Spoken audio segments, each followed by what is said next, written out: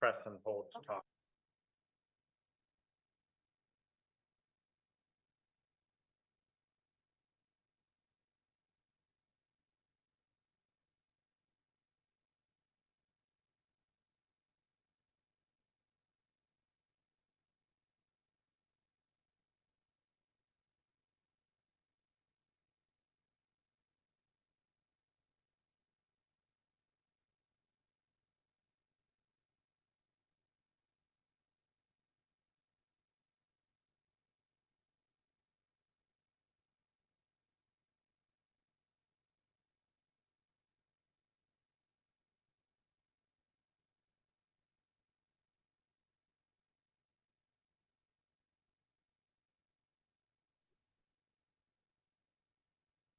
Lynn, it's 6 o'clock. Let me know when you'd like me to begin recording, please.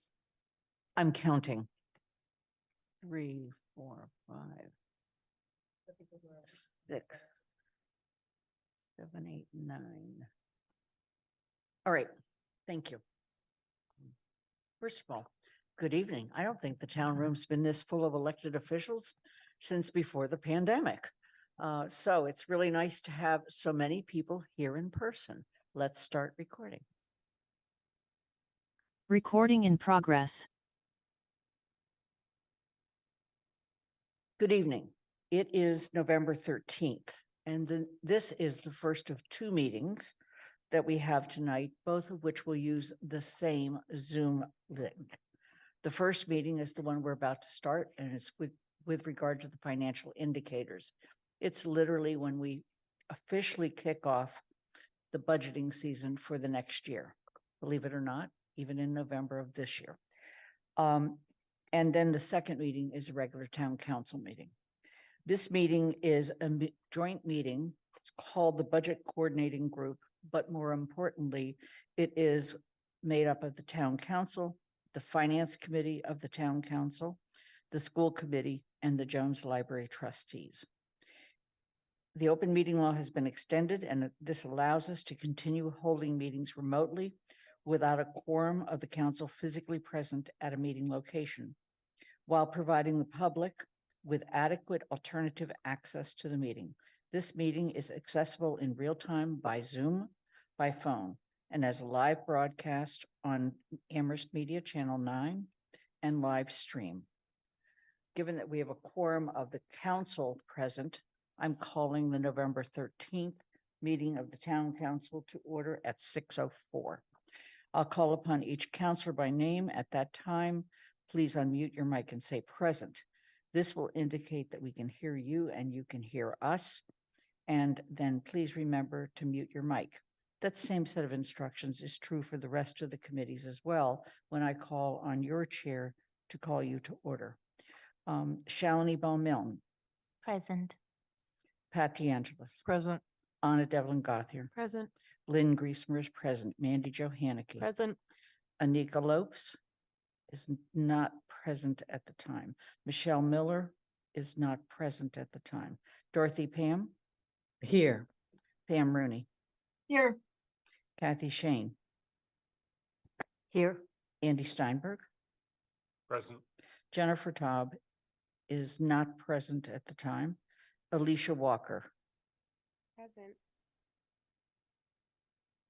I'm expecting Alicia, but I don't. Oh, I'm sorry. You Alicia. said present. Thank you. Oh, I know. I have to flip my screen. There's so many of us on screen. Good evening, Alicia. Thank you. At this time, I'm calling upon the following to convene their respective bodies. School Committee, Chair Irv Rhodes. Is Irv here yet? I don't believe Irv is here. Okay. Jennifer, then you're Vice Chair, I believe. I am, and we don't have a quorum present, Okay. I don't think. So we'll wait until later. Thank you. Thank you. Austin Surratt, Jones Library Trustees. Thank you, Lynn. Calling this meeting of the Jones Library Trustees to order. I'll ask the members of the trustees when I call your name to indicate your presence. Lee Edwards, unmute. Right. Present. Thank you, Lee. Bob Pam. Here. Farah,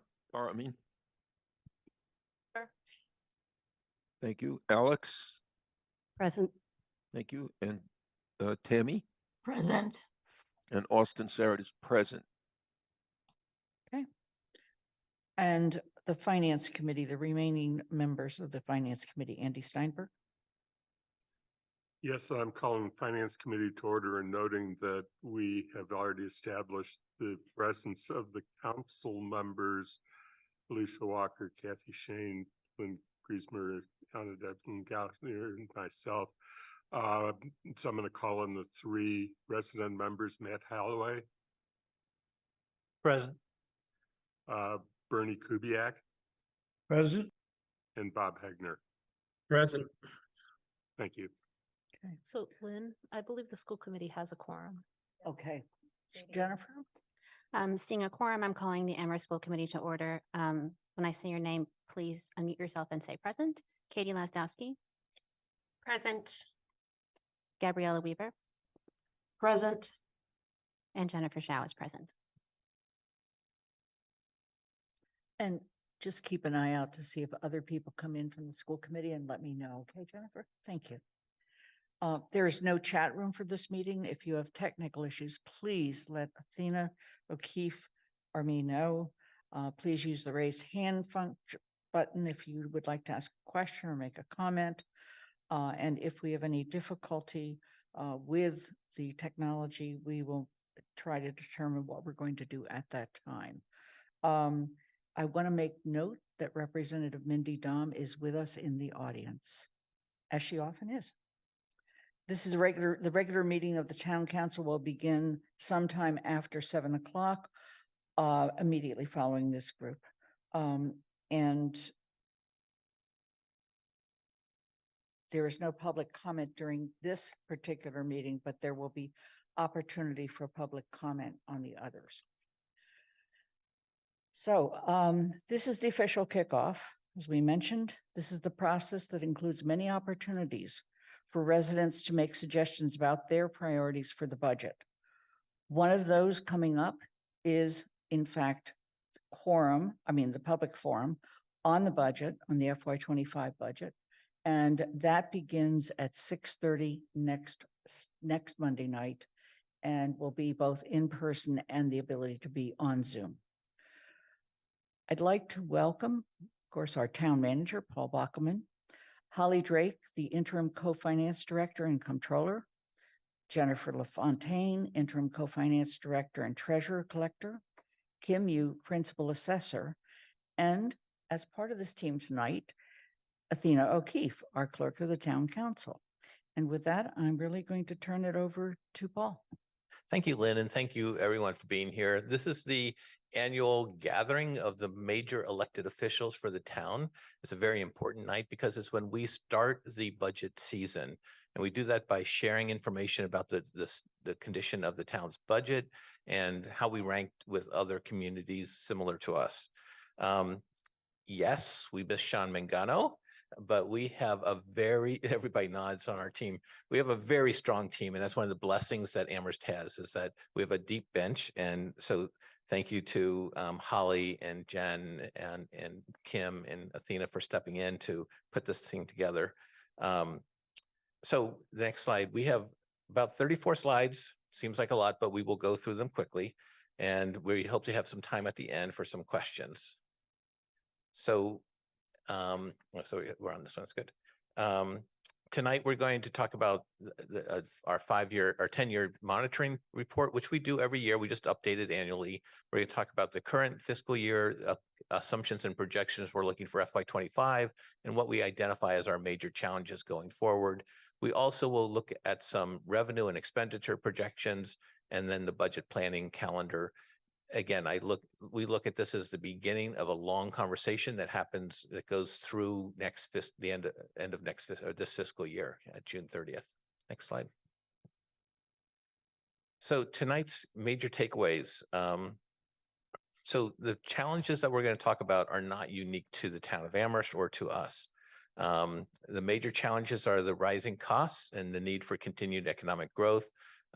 We need to continue making progress on our 4 major capital projects, which we have been identified for a very long time. We're hypersensitive to the impact of increases in taxes on our property tax owners.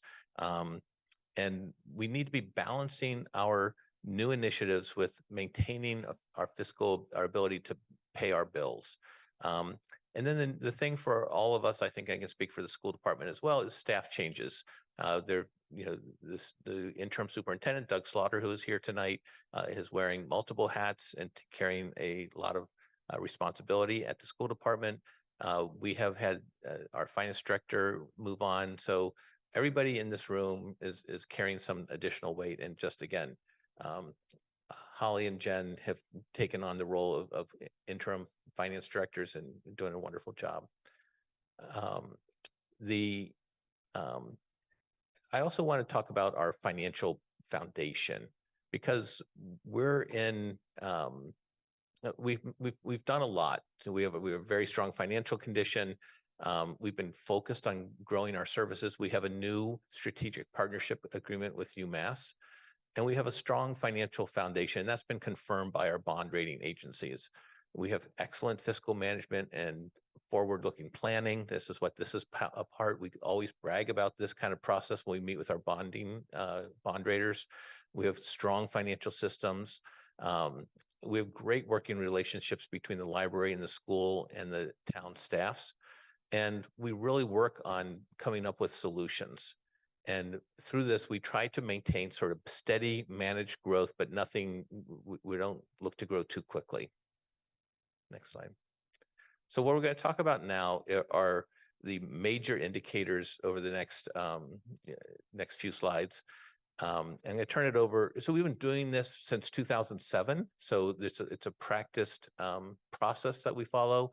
We update it so there's consistency from year to year. And we've refined it somewhat based on feedback from people. So we're always eager to hear from you in terms of how we can make it better. So I'm going to turn it over to Holly. Point of order before we begin. I'm so sorry. Could I get some help with Bob's tablet? It's projecting sound. There's like an echo effect. Thank you. I also want to mention that these slides will be added to the packet and made available online. They're in there now. They're there now. Thank you. Okay, Holly. Sure. So as Paul said, this presentation started about 15 years ago, and it is the kickoff of our budget process. It does a 10-year look back on some key financial points and trends, both within our town and statewide, to see where we fall. So this first slide here is the sources of revenue for our general fund budget.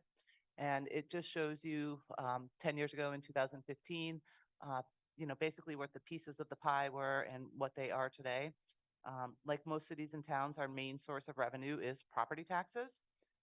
The charts are very similar, but they do show that we're having a slightly larger reliance on property taxes and a little bit less on state aid and local receipts.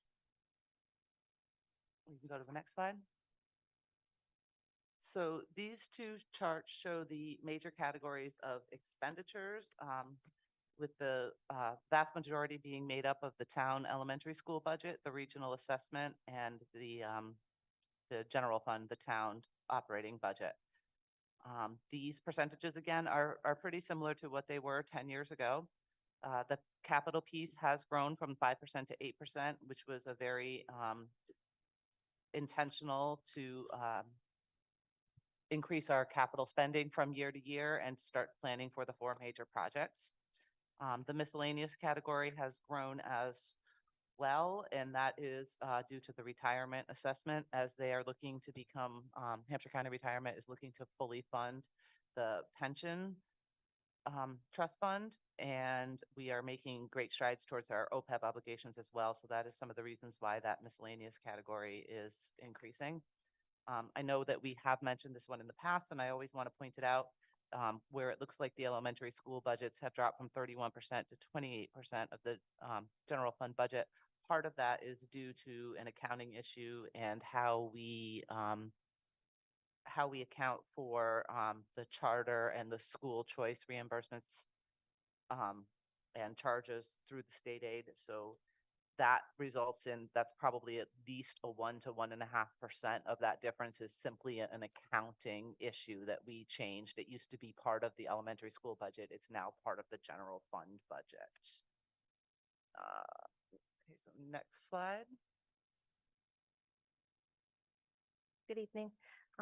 This slide shows property tax revenue and it's the primary source of both operating and capital spending. It includes new growth that has been averaging somewhere around $720,000 annually over the last 10 years.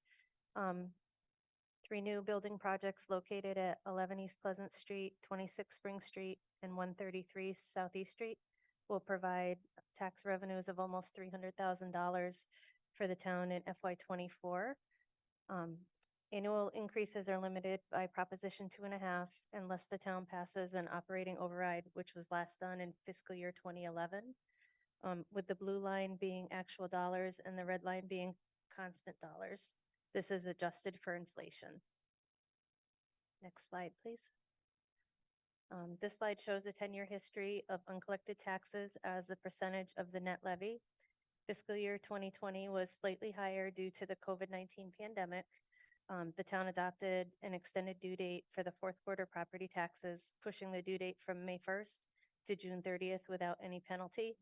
And this also pushed the demand bills into July to the next fiscal year. The percent of uncollected taxes at the end of July was back under 2%, which is more in line with what we expect to see after that. Overall, this slide shows our collection rate to be very favorable to the bond rating agencies, as we have remained well below the 5% or above warning indicator. In addition to this low percentage of uncollected property taxes, we've also collected around $168,000 in tax title money in FY23. And a tax title is a lien placed on property to enforce the collection of property taxes and is removed when the property tax account is paid in full. Next slide. Okay, so this shows our state aid, which is one piece of that original pie of our revenues in both constant dollars and in actual dollars and in constant dollars, which would be adjusted for inflation by taking the CPI and running that out over a 10-year period. We do not have the CPI information from the DOR for FY23, so this stops at 2022. But if you look at this chart, it looks like our state aid dollars are increasing, and they are increasing. But when you adjust them for inflation, we are actually seeing, when adjusting for inflation, lower state aid in 2022 than we had in 2014 when adjusted for inflation. We will not have a look at the state's numbers until January. So we're being pretty cautious right now with our first draft of FY25 revenues until we have a little better understanding of what state aid numbers will look like. Next slide. So the next slide also just shows the state aid as a percentage of our operating revenues. So state aid peaked for us in 2008, where we took in almost $17 million of state aid, and it was approximately 28% of our operating revenues back then. There have been increases, but oftentimes what happens with those increases is that when our state aid goes up, so do our offsets. And the next chart will show that. I'll hold that thought for 1 second. The next chart will show that a little bit better. But right now, we're still about 1 percentage point lower than we were 10 years ago. 10 years ago in 2014, it was 20.5% of the operating budget. This year, it's just, for 2023, it was 19.4% of the operating budget. So it just goes to show you that we're really relying a lot more on our property tax base than we are on state aid. Go to the next slide. So this one here is the state aid history, and you'll see that the cherry sheet receipts are in red. The charges are in green, and then the net state aid is the purple line floating up there at the top. So this shows the amount that we actually have for spending. You know, again, most of the time, an increase in state aid also comes with increase in the assessments. So that purple line is basically our spending power there. And again, we'll be just waiting on the first round of governor's numbers to the governor's budget numbers to see where we're going to fall for our first estimates for FY25. Next slide. Okay, so this shows our economic growth. That our economic growth revenues include meals tax, hotel, motel, motor vehicle excise tax, building permit fees, and our new growth. As you can see on this chart, in 2023, the percentages were down from 2022. We presume that this is caused by inflation and higher interest rates, which contributes to fewer new vehicles purchased, which is directly ties to the amount of revenue that comes in with that's generated with the excise tax. Also, in regards to the building permits in 2022, there was a few large scale permits that were pulled. And this year we had fewer large scale projects, but we did have an overall increase of the number of actual permits. I just wanted to point out there as well, part of the drop that you're seeing there is in FY23, we had some very large transfers in and out of stabilization funds. And so that artificially increased our total operating budget. So when the total operating budget is bigger, that percentage is going to look a little bit smaller. If we were to back out those large revenue and expenditures simply related to the transfers of free cash, this number would be about 4.8%. So it would be right in line with last year's. But again, because of all of the transfers in and out of the stabilization funds, it made our budget look bigger than it really was, if that makes sense. So the next slide. So this chart compares our three major general fund revenues by showing each one, again, adjusted for inflation as well as in actual dollars. So the red line at the top is the property taxes, and it is our biggest revenue source. It increases annually by the amounts allowed by Proposition 2.5, as well as the addition of new growth. It shows that property taxes are increasing, but when you look at them adjusted for inflation, they are not increasing nearly as much as we would think they are. The middle is state aid. Again, the green lines, our second biggest revenue source. Again, although this is slowly increasing, and it is keeping a little better pace with inflation, we're still well below that peak back in 2008. The last revenue shown here are our local receipts, the purple lines. They have remained relatively flat and again, are keeping better pace with inflation.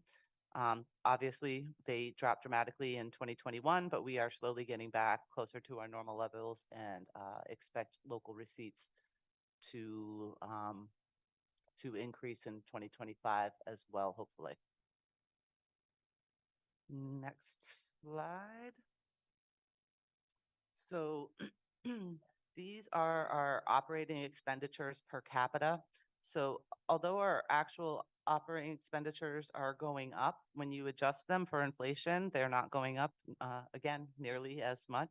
Inflation is hitting everybody, including our revenues, our expenditures, and all of our budgets. So in 2022, we are actually 3.1% lower than we were in 2014 if you adjust these numbers for inflation. This is a major challenge for our population numbers and our budgets. And one of the things that has always sort of been mentioned here is that we have a very unique population here in Amherst, and that with the number of on-campus residents and off-campus residents who don't actually pay property taxes, but they are using town services. They use the roads, they use the sidewalks, the parks, the commons, public safety, et cetera, but they're not contributing as much to the revenues of the town. That has been a challenge in Amherst, just in terms of trying to figure creative ways to increase our tax bases. And you can go to the next slide. This one here compares our operating expenditures per capita to our peer communities. We began comparing Amherst to communities with similar demographics back when we started this presentation about 15 years ago. And then, most of these communities were out east, and so people wanted some more local communities. So we had added the local communities. So now we typically show both sets of these numbers when we're comparing ourselves to the other communities. By calculating this data per capita and comparing ourselves to other communities, it makes it a little easier to interpret the data in this presentation. The colors coded up here show the bond ratings, with the purple being AAA, blue being AA. The tan color is just a single A, and the town of Amherst is a AA+. We are shown in green on all of these charts for us to stand out a little bit. And then the statewide average is also shown on these charts, and they are the red. Our spending per capita is roughly half of the statewide average currently. Amherst operating expenditures per capita are still below all of our peer communities and the similar communities as well. Next slide. So this next slide depicts the budgeted municipal staffing levels for the town's general fund only. This does not include enterprise funds, and it does not include the schools. Information on school staffing levels can be found on their website. We have further information on our enterprise funds, but we've never included it in this. This presentation is mostly about the general fund. This chart shows that over the past 10 years, we've added approximately 15 FTEs or full-time equivalents. There were the 8 CREST responders that showed up here in FY23, as well as the 4 firefighters, which are currently shown down in the bottom in the green section that is grant funded.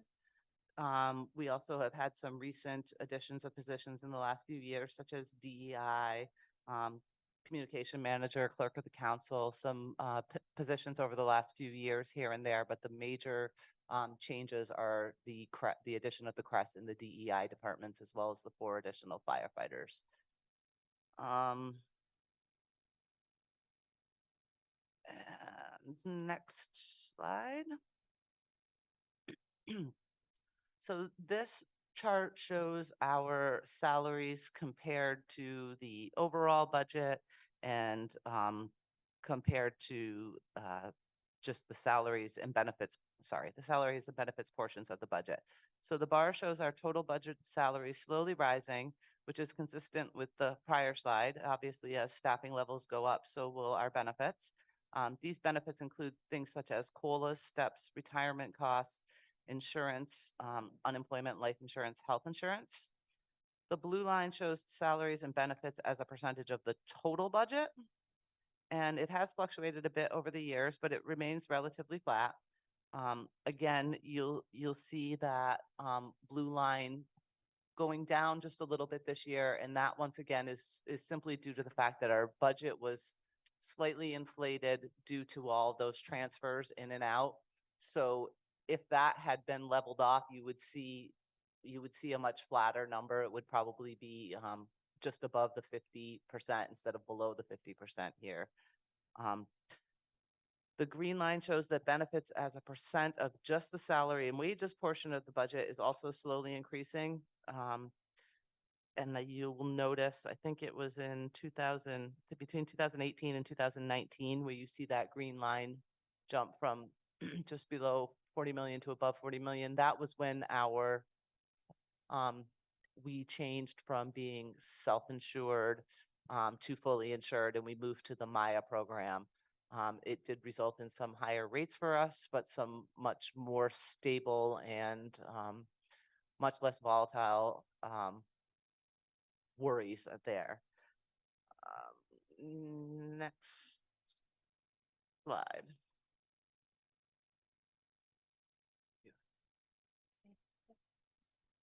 Okay, so this slide shows our debt service.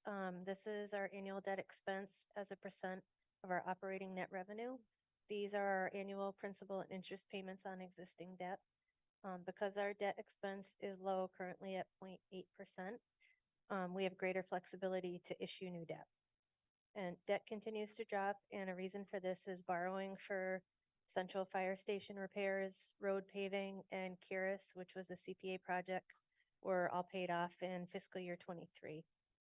New debt will start hitting in the next couple of years for debt authorizations approved through the capital improvement plan, and debt service is part of the capital budget. Next slide. So this slide shows us compared to other communities throughout Massachusetts above and compares us to our neighboring communities below for debt service as a percentage of the operating budget. This will look different in the next few years as more debt is taken on with a few of the big projects underway. Our credit rating is strong due to a low percentage of debt relative to the general fund revenue and also to good fiscal management. Next slide. Amherst's long-term debt load has remained relatively low and has actually decreased in recent years, as shown in this slide. This percentage includes both long-term and short-term outstanding debt.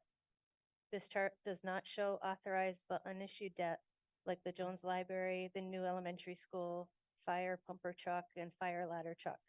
Once these items are borrowed for, our outstanding debt will reflect an increase in percentage. Next slide. This is a comparison to other communities in Massachusetts above and below a comparison to our neighboring communities, showing what our outstanding debt is as a percentage of assessed value for fiscal year 21. The state data lags a few years, so this was the most recent information we could provide. These charts are long-term outstanding debt only. Currently, Amherst is the lowest, but again, this will change as we take on more debt in the next few years. And again, we maintain a strong AA+ credit rating as a result of this low percentage of debt relative to our general fund revenue. Next slide. The town continues to make progress on its long-term liabilities. Our pension, which is the blue or purple line there, is at 78.6 funded, with a fully funded date estimated to be in 2033. And the change in percentage from 2020 to 2022, that increase is due to favorable market performance. We've been working on some different scenarios for the OPEB funding plan and continue to make annual payments, but the most significant change will be in 2033 once our pension liability is met and we can redirect funds to it. Next slide. I just wanted to mention on that last slide that the OPEB and the actuary studies are only done once every 2 years. So 2022 is the most recent data that we have. They'll do an interim update in between and update some of the numbers, but they don't update everything again until 2024.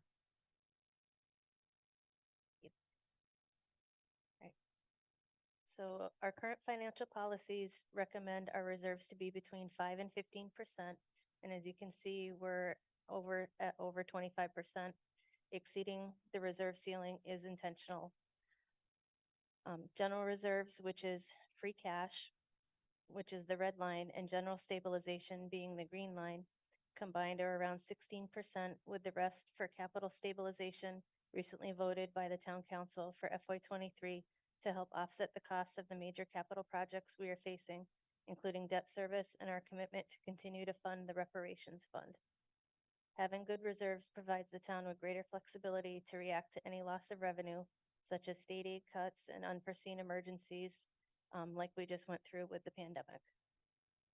So I just wanted to mention here as well that we were not able to do a 2024 number because we've not brought those financial orders to the town council yet on what may or may not be used from free cash. So I certainly have some estimates. We can discuss those things both with the finance committee and with the town council later, but those orders will be coming later on tonight. So 2024 numbers, we struggled with whether to put them up there or not put them up there, but at this point they were all just sort of going to be estimates. So there'll be a lot of discussion around that, I'm sure, but we typically are a year behind on this slide anyways, because you never know when your free cash is going to be certified and how much of it is going to be used.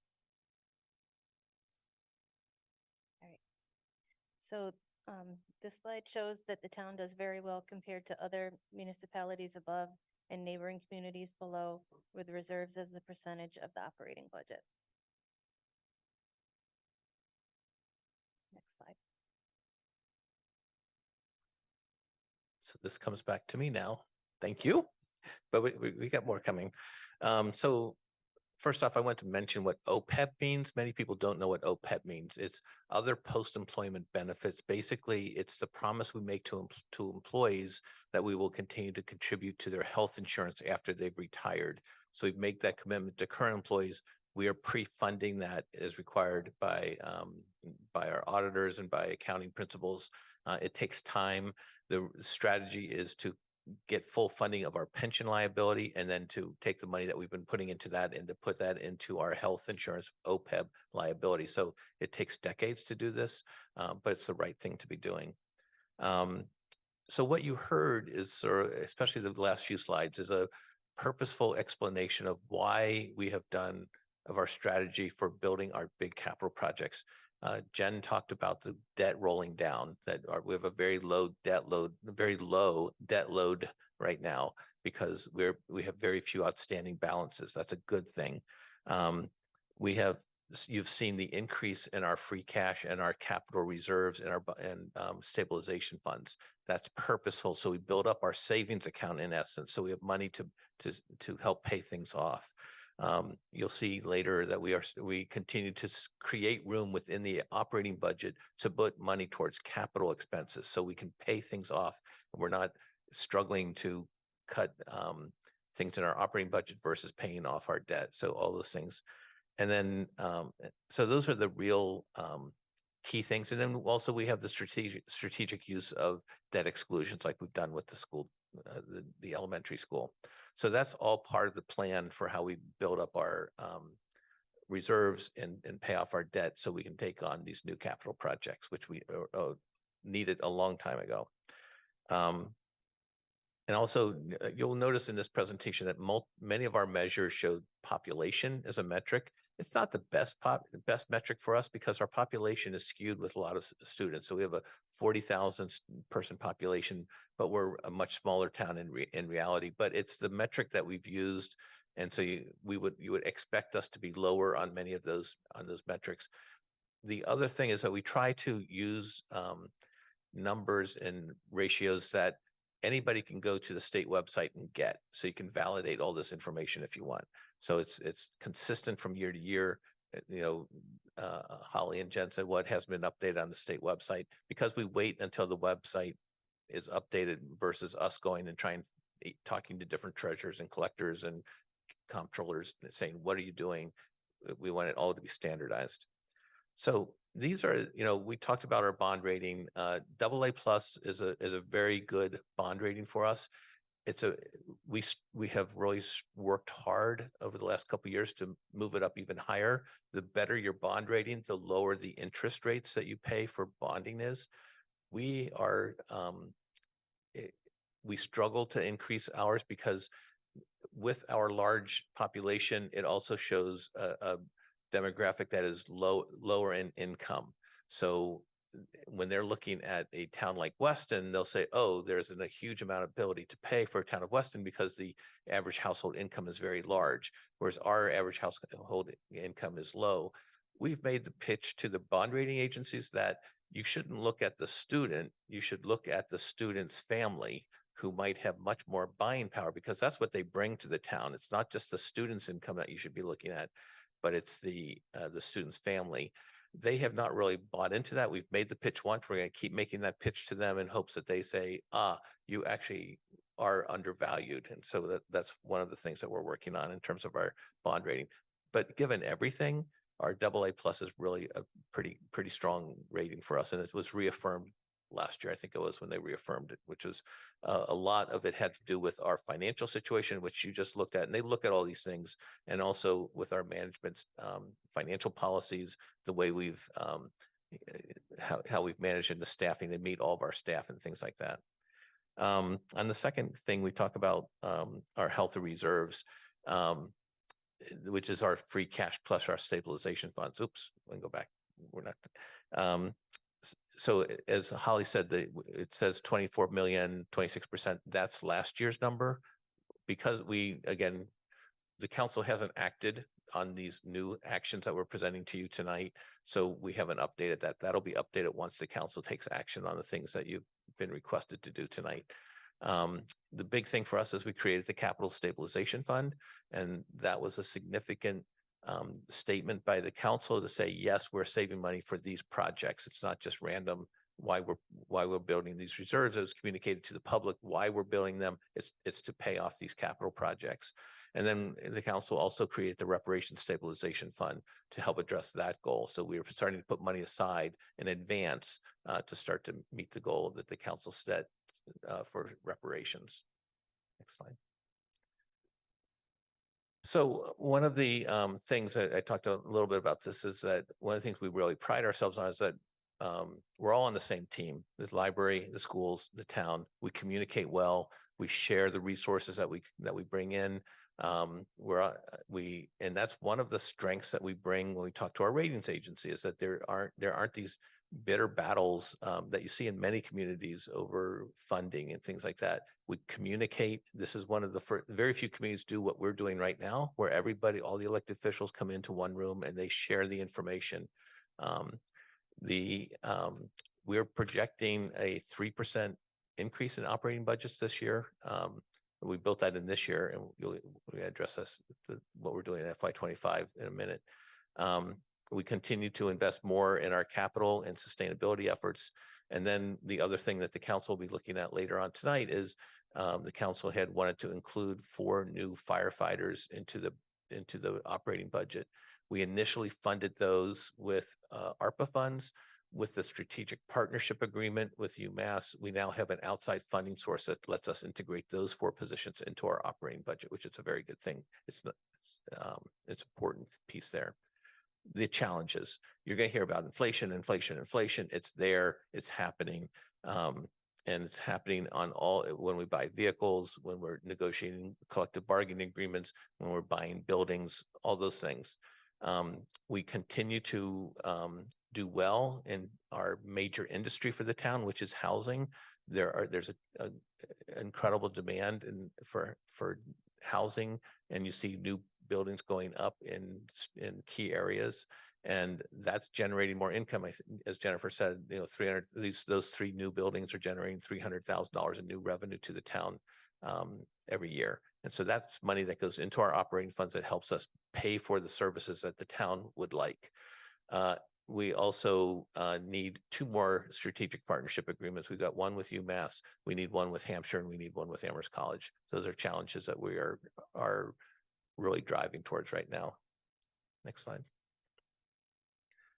So as we move into our FY25 assumptions, these are the revenue projections that we're looking at.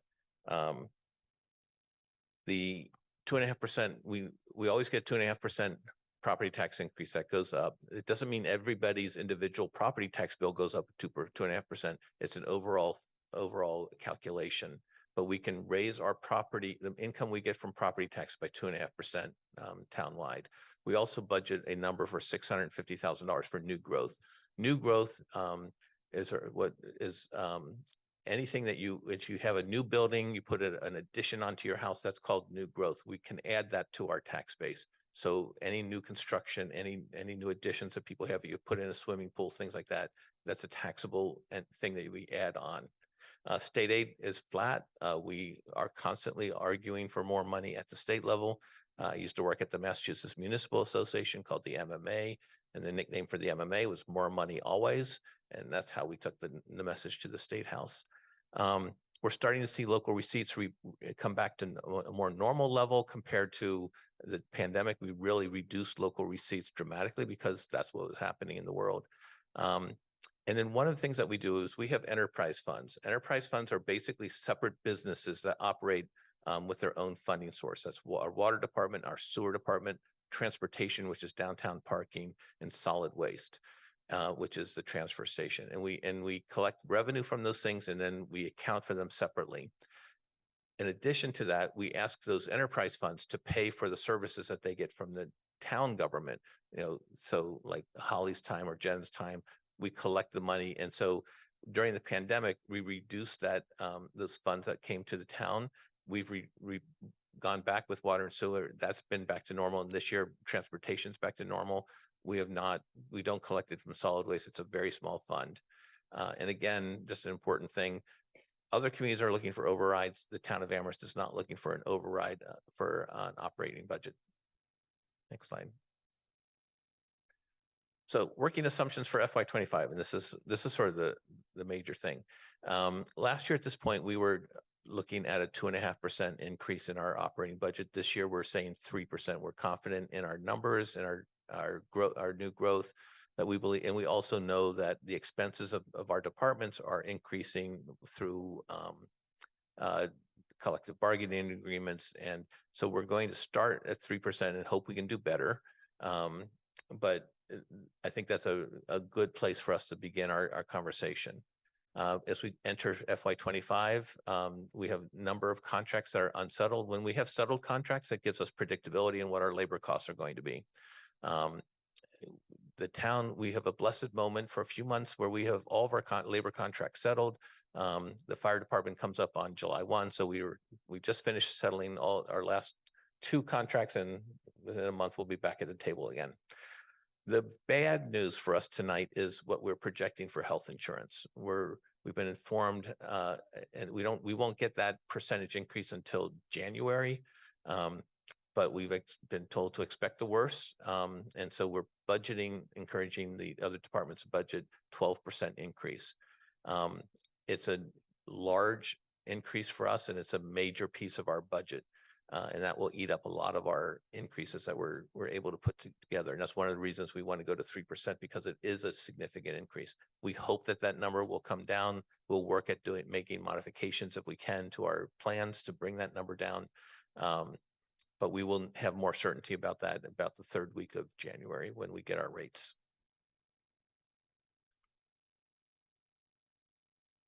Okay, so I think we talked a little bit about our retirement assessments. We're looking at that going up 7% to meet our commitment to the Hampshire County retirement system.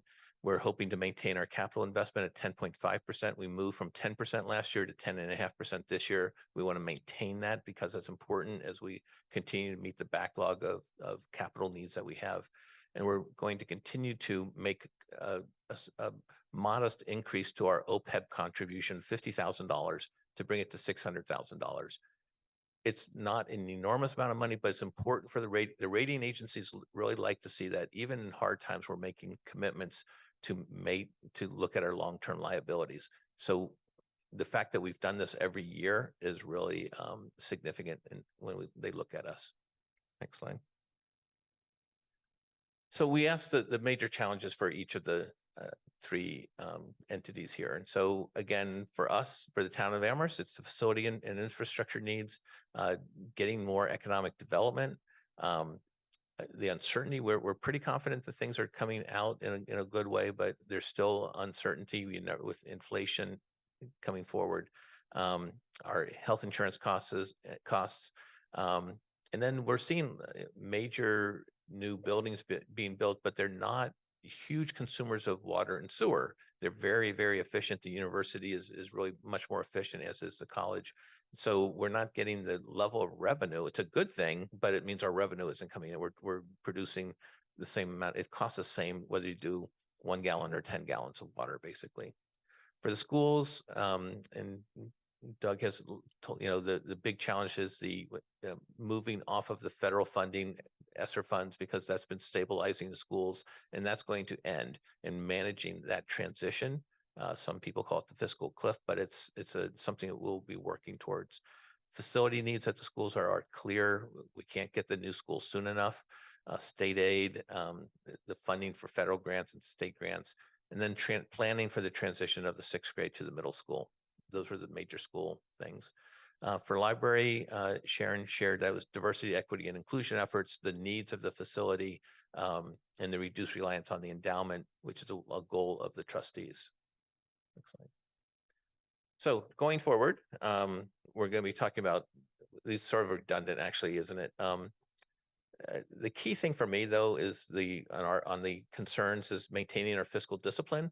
And what that means is trying to manage our head count. You know, we call it position control.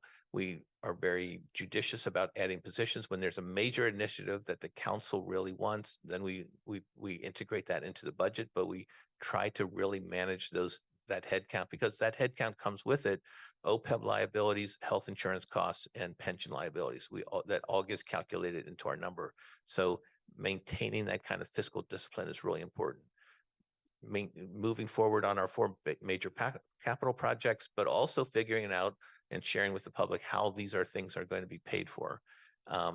We know right away, I mean, hear it every day, the needs of our departments outweigh the resources that we have. And there isn't, it's just it doesn't move. It's the way it is. And then we also clearly, everything looks through the lens of the impact on our taxpayers, because taxes are high in the town of Amherst, but you get a lot of services by working for the town. So the other slide is just how we try to get more things, more money into our system. Development is important. Getting grants is important. Getting money from our nonprofit partners is important. Using reserves at key times is important. And then as we make changes on sustainability efforts, we start to have savings in our operating costs, and that's a good thing for all of us. Next slide. So this is a spreadsheet that no one can really see probably, but it'll be in the packet. You can study it.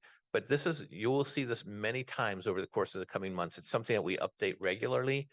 Do you want to go through it, Holly, or just sort of identify it that it exists?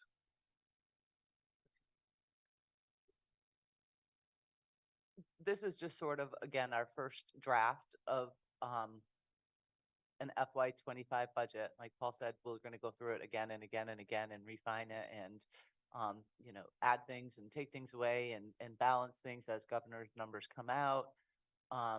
So the first page shows basically the sources of revenues. And then the second page is the expenditures. And when all is said and done, we'll be looking for a balanced budget. Right now, there is a shortfall, there is a deficit, but what we are hoping is that with increases in state aid and hopefully being able to increase some local receipts, that we won't have a problem, filling that gap in and getting it to a balanced budget. Again, this is just draft 1. There's still a lot of information that will need to be gathered and analyzed, and state aid numbers coming from the state in January as our first guess will give us a little clearer direction on where we're headed. So this snapshot tells us with the assumptions we just shared with you, we plant that onto the spreadsheet. It shows us a $281,000 deficit that we would have to make up before the council could approve a budget, or I can deliver a budget that has to be balanced. So this is the first stab at it. And we will be looking at all these numbers as we go forward and checking them and reality testing them. And then Athena's going to walk us through where we are in the process and where we're going. So quickly, like Paul said, tonight is the kind of kickoff of the budget season. We are going to, the finance committee for the town council is going to turn around with this information and begin developing the budget guidelines for the coming year. We plan to have a council vote on the budget guidelines before the end of the year on December 18. The budget public forum is coming up at the next council meeting on the 20th. Like I said, the budget guidelines adopt on December 18 for the town council. And then in the new year, in the spring, the Community Preservation Act Committee will be finalizing their recommendations for CPA projects and presenting those to the council. And then later in the spring, the regional school budget will come to the council and be referred to finance committee, and then on through the year with the manager's presentation of the budget and so on. That concludes our presentation. Thank you. Before we go to questions, I'd like to note that Nika Lopes, can you hear us? Yes, I can hear you. Thank you. And the minute should show that Anika joined us somewhere around 6:40 or so. Nobody particularly knows. Thank you.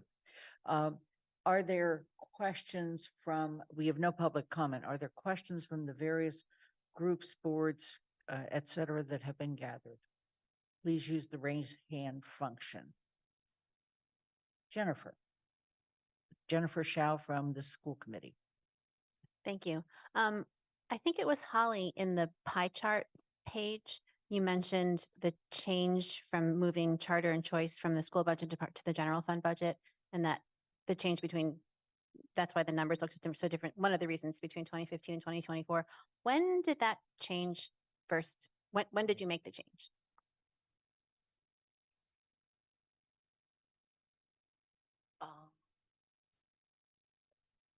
Last year. No. I'm looking to Doug and I'm looking to Andy. I'm gonna have to double check on that. It was, I want to say it was about 3 or 4 years ago. I don't think it was last year. 2 at most? Okay. Okay. Well, I'll check on that one for you. Thank you. Bernie Kubiak, who's a member of the finance committee. Thank you, Lynn. Paul mentioned that fiscal discipline is an important factor, but he limited his comment to headcount. And I would argue that fiscal discipline goes far beyond headcount. I think as we move forward, we have to be very careful about new initiatives, spending. People may have to trim back on their wish lists. We're in good shape, but we're certainly not out of the woods. And there have been mistakes made in the past. We shouldn't have to expect to pay for those mistakes. Keep in mind, we have 2 critical needs in terms of capital projects that have not been addressed: the fire department and the Department of Public Works. Both those departments affect public safety. And we need to be careful, because every dollar we spend somewhere else is a dollar we take away from those 2 very essential projects. And that would be my message. And that, so that fiscal discipline, when you look at discipline, means asking yourself, do we really need to do this? I know it's a favorite project, or a favorite idea, but do we really need to do this? And keep in mind those 2 very critical capital issues. Thanks. Thank you. Town Councilor Anna Devlin Gothier. Anna. Thank you all so much. So my question, I think, is, I'm going to just kind of put it out to all of you and see who wants to respond. I'm really intrigued by the slide that had the per capita operating budget and compared to relative towns. And I'm curious about, I know that we always are presented with that slide like it's a good thing. And I understand why we're presented with that slide like it's a good thing. But for me, that slide is actually really worrying. And because I worry that we aren't, that we're burning out people if it's on people, that we are understaffed, right? If it's, again, salary takes up a big chunk of this. And so I'm curious if you have a more broken down analysis in comparison to the state or other towns in terms of where we are underspending comparatively and where we're if we're overspending anywhere. So I'm curious about this in terms of capital spending, but also if we're able to break it down, looking at areas of the way our budget gets broken down. And I know that that's not a perfect formula because everybody does their government slightly differently. But if there is a way to kind of look a little bit more detailed versus just operating, I'd really like to see that. And it relates to my second question, which is about the compensation study, which I believe Paul is currently in process. And I'd like to kind of pair those things together. And if this is ever something that can come back to us to see, I'd like to see that kind of wrapped up in that as well, if possible. Sure, I can take that. So you're right that when we try to do comparisons across towns, every town does things differently. That's why we try to tag it to what the Department of Revenue requests in terms of reporting, but it's not perfect. Our library has its own endowment fund. Other communities don't have that. And we may have different things under public safety that other communities don't count as public safety. So it's not you have to really dig into and say head to head, tell us what you're looking at. And that takes time and money for someone to do that. In terms of the classification compensation study, that is in process. I know they're truing up all the information in terms of what it looks like for our non-union employees. Non-union employees have not had a look at their positions for a very long time. So that's what this is all that's what that's about. Thank you. And I think to kind of relate why I am thinking about staff burnout, right? We've seen a lot of turnover recently, and we know it's more expensive to hire people than to retain them. And so, thinking about how we can make sure that we're building budgets and planning in a way that helps us to retain the staff we have. And so I think that the studies you're doing will be helpful for that. Thanks. Before I go on, I just want to note that for any of you that are here for the regular town council meeting, we are still in the financial indicators meeting. The regular town council meeting will pick up after that with a hearing that is scheduled at 7:15, which will be as soon as we can get to it. Okay. Mandy Johanneke, counselor. Thank you. One observation and two questions. The observation goes back to the state aid. Over the course of a decade, it has decreased on an actual dollar basis. And that is not anything the three of you can do anything about. I know that, but we have Mindy in the audience here. And so I would like Mindy to take a hard look at that number compared to other numbers and think about why we have such a budget crunch in this town and in other towns and in schools throughout the municipalities in this state. And part of it is the fact that our state aid in 2007 covered nearly 30% of our budget, and now it only covers less than 20. And even just a decade ago on actual dollars, it was 14 million, and now it's 13.5 million. That's a problem. So that's my observation. And that's a lot of the root of maybe many of our budget crunches. Two questions. The first one is the 3% increase that is projected in financial indicators across the board. What is your rough estimate of how much of that increase every year, percentage-wise or dollar-wise, goes to contracted salary increases for our employees? I know salaries, one of the charts showed salaries are about 50% of costs, but I'm curious as to the increase each year, how much really goes to, is just by contract keeping up with salaries and our contractual obligations with salary and COLA increases. And the second question is, I noticed there's been a lot of quote, towns don't profit, but a lot of large revenue profit every year in the last couple of fiscal years. I think 20, when you go to that last slide, that bottom line, or that's not the last slide, slide 33, the surplus was 4.9 million in 2021, 4.6 million in 2022, 6.1 million in 2023. Has there ever been an analysis done over the last 5 years as to what is causing or why we have those surpluses, and whether that is a result of us underestimating revenues or us overestimating expenditures such that those surpluses could be potentially allocated towards additional expenditures within the budget for more people or other programs? Mm-hmm.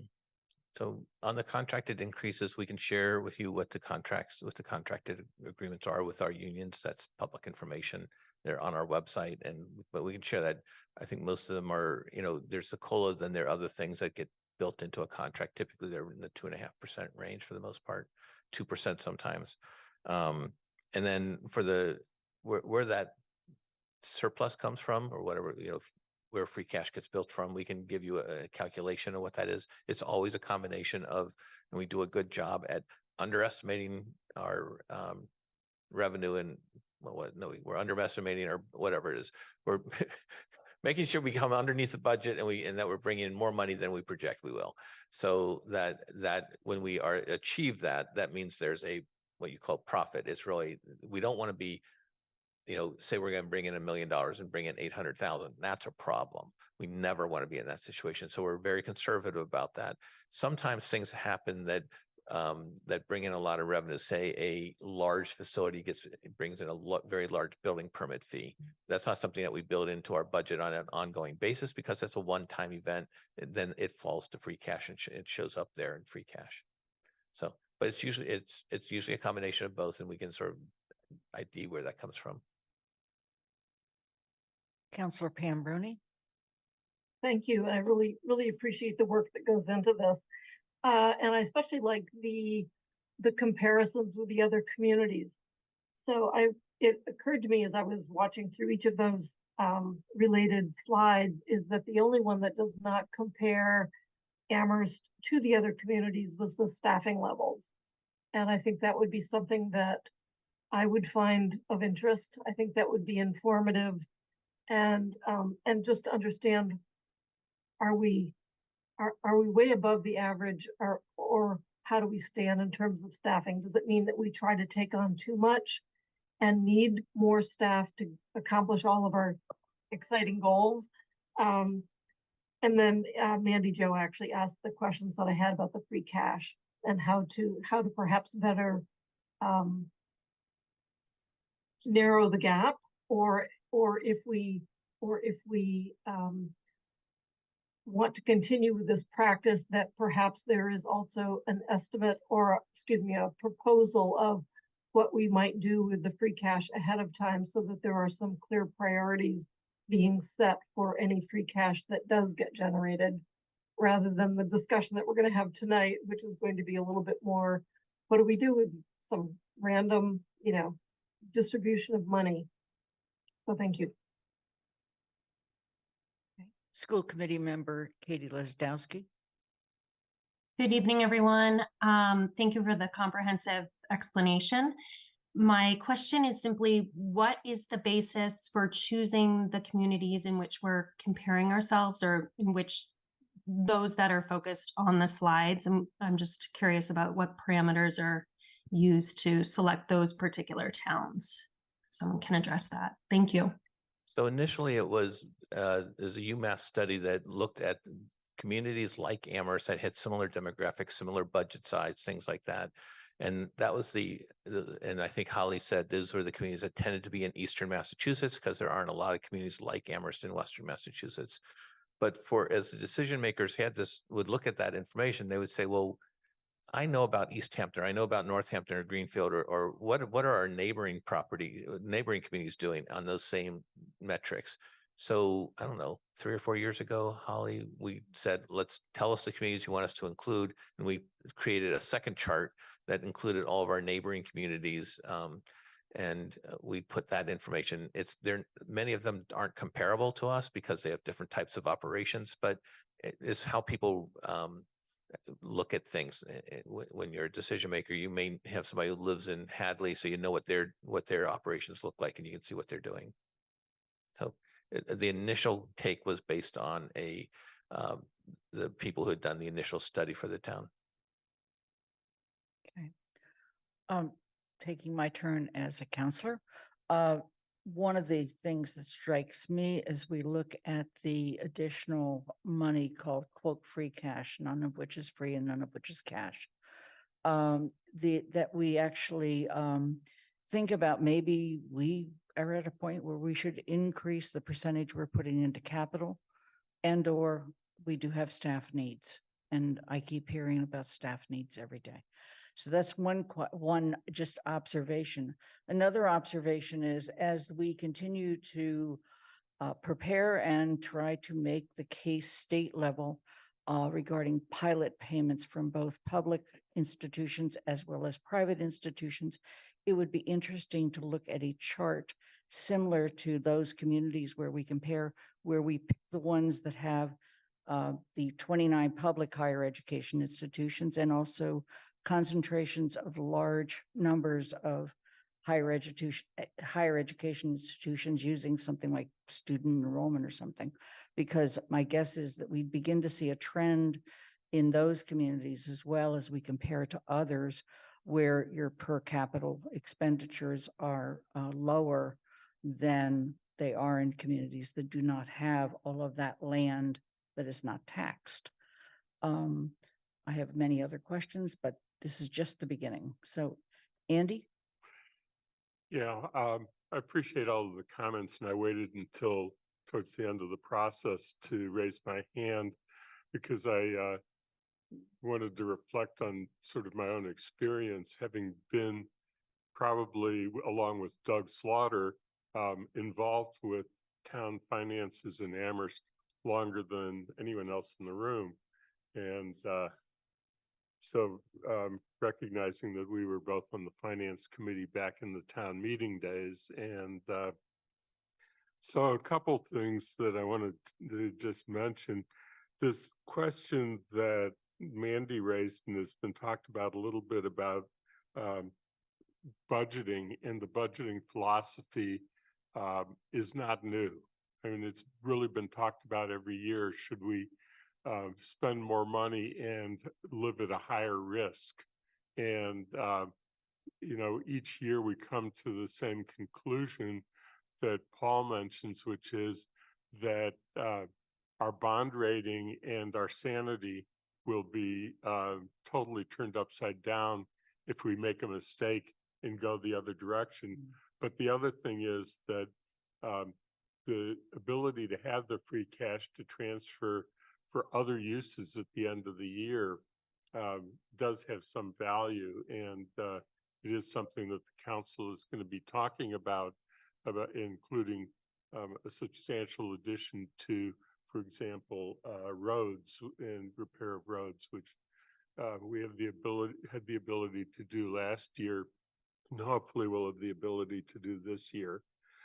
Other things that I thought about was this question of the increase in state aid, which never matches inflation, and therefore when you get to the actual dollars has negative slope. And I think that that is really something that has always concerned all of us. I think that we look at state aid, we have to remember that the importance of state aid really started in 1980 when the voters passed Proposition 2.5, as it is known, and it limited increases to an amount that in the best of times just matches inflation, and that we counted on state aid to make up the difference and to keep towns financially healthy.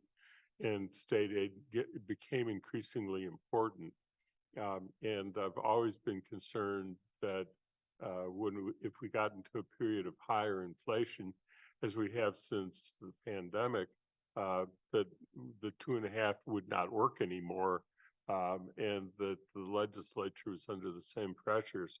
So again, there's an historical context to that. The last two things that I just wanted to mention is that there's a lot of information available about all cities and towns, in comparison of all cities and towns, that people can find to work with themselves by looking at the state website for under Department of Revenue, Division of Local Services. And they put out just a tremendous number of different charts that you can look at, as does the Department of Elementary and Secondary Education for schools, because a number of people regularly look at that one for how many dollars are spent per district, in each district per student.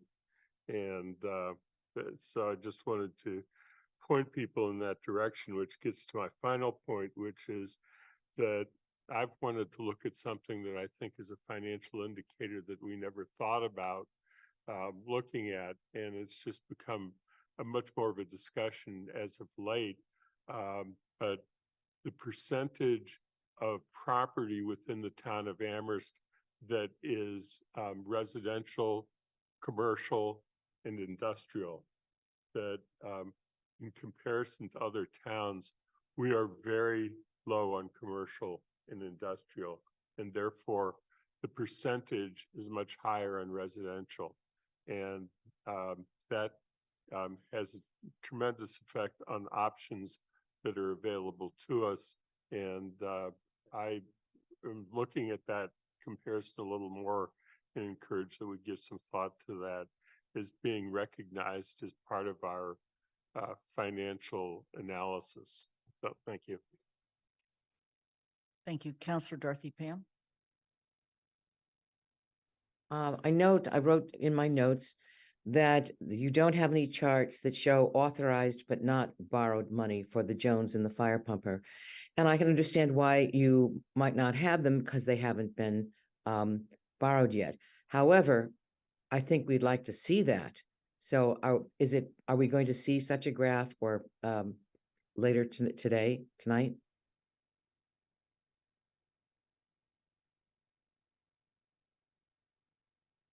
We don't have anything prepared for that. We certainly know what the numbers are and how much authorized and unissued debt we have, which I believe right now is about $164 million, which is a really big number, but all of that debt will not necessarily be issued. Some of those projects, like the Jones Library, the full amount of the project has to be authorized, but that doesn't mean that's exactly what we're going to spend. So that number is not really a great metric because it doesn't necessarily mean that we're running out the door and borrowing $164 million next year. That could be over time. Those numbers could change. Those projects could come in lower, higher, God forbid, or whatnot. So we don't have anything prepared for that, but we certainly can break that down for you. We have it in all sorts of reports.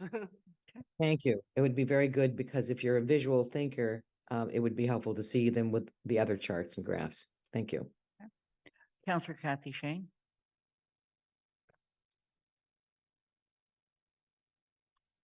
I may be the last person, so I will really try to be brief. I just want to expand a little bit on a couple points that first Mandy, then Andy made.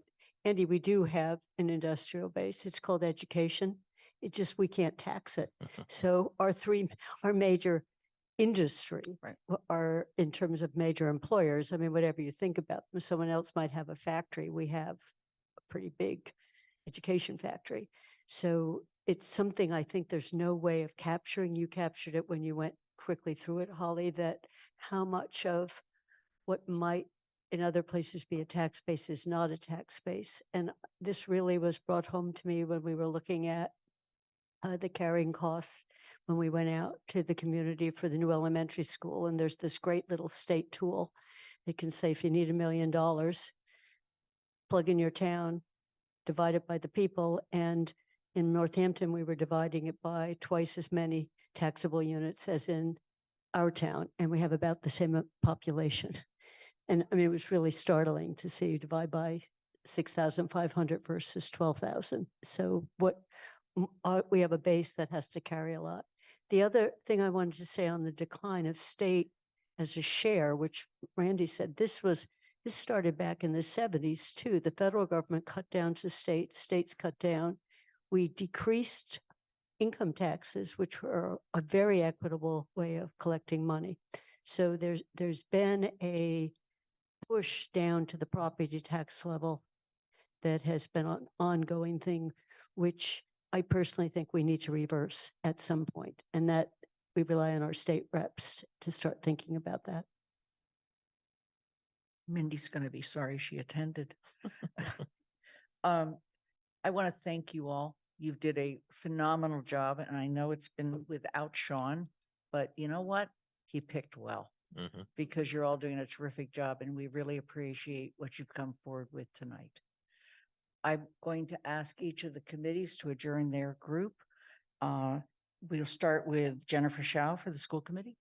Amherst School Committee is now adjourned. Austin Surratt for the Jones Library Trustees. Jones Library Trustees meeting is adjourned. Andy Steinberg, Finance Committee. Finance Committee is adjourned. And before I adjourn the town council meeting, if any of you that are staying here for the next part of the meeting, the regular meeting of the town council, please move to the audience. And if you're part of presenting at some point, we'll ask you to come up as well. Okay, the town council meeting is adjourned, but we will immediately. I'm sorry, the special meeting of the town council is adjourned, and we will immediately move into the regular town council meeting, although we have a moment to shift.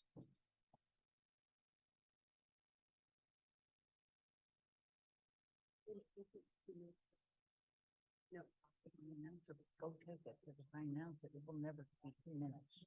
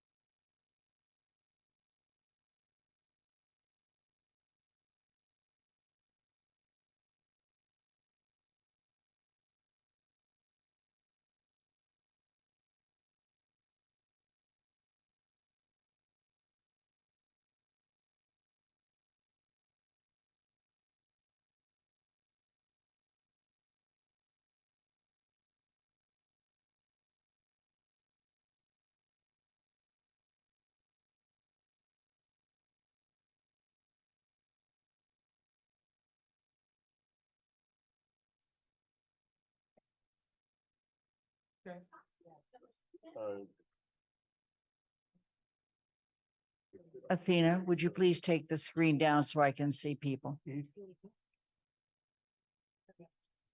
is hard to explain. It's,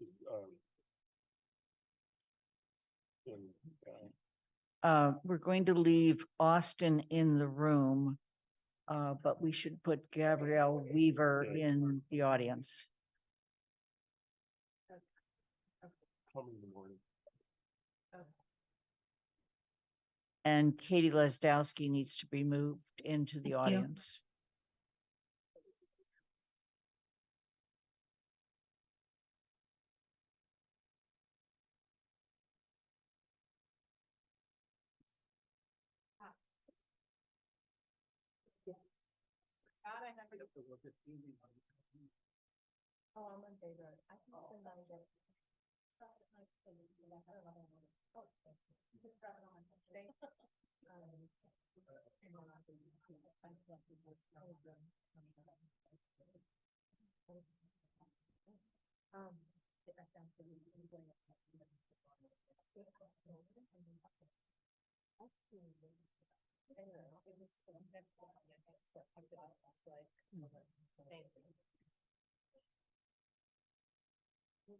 Okay, we're going to proceed with our meeting.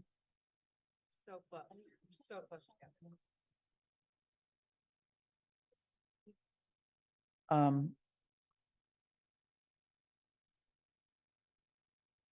So good evening. It is still November 13th, and this is the second meeting of 2 meetings tonight. This is a regular meeting of the town council, and we will begin by just saying the open meeting law allows us to do this in a hybrid mode. I will be making sure that all members of the council can hear us and we can hear them. This meeting is also available by Zoom, by phone, and as a live broadcast on Amherst Media Channel 9. So given that we have a quorum of the council present, I'm calling the regular meeting of the town council to order at 7:24. I'm going to call on councilors again to make sure you can hear us and we can hear them. Shalini Bowman. Present. Pat DeAngelis. Present. Anna Devlin Gothier. Present. Lynn Griesmer's present. Mandy Johanicky. Present. Anika Lopes. Present. Michelle Miller is absent. Dorothy Pam. Here. Pam Rooney. Here. Kathy Shane. Here. Andy Steinberg. Present. Jennifer Taub is absent. And Alicia Walker. Here. Thank you. I want to note for the public that there are 3 public comment periods during this meeting. The first is related to a hearing on tax rates for the coming year. And so we will only accept public comment regarding that at that time. The second is general public comment. And that's for anybody who would like to say anything to the council within the time limit we allow. And the third is particularly related to the proposed Jones Library increase in bond authorizing. So with that, we are going to begin with the announcement. Yes, I'm sorry. If you would like to speak at any point during the public comment periods, any of the three, please, and you're in the room, please make sure you see Athena. I will be asking for hands of people on Zoom later. Okay. On the agenda for this evening, we've listed various meetings. I just want to note that next Monday night, the town council will actually convene at 5 o'clock. It's a very boring period because basically we spend about an hour and a half reading the town manager evaluations and the draft.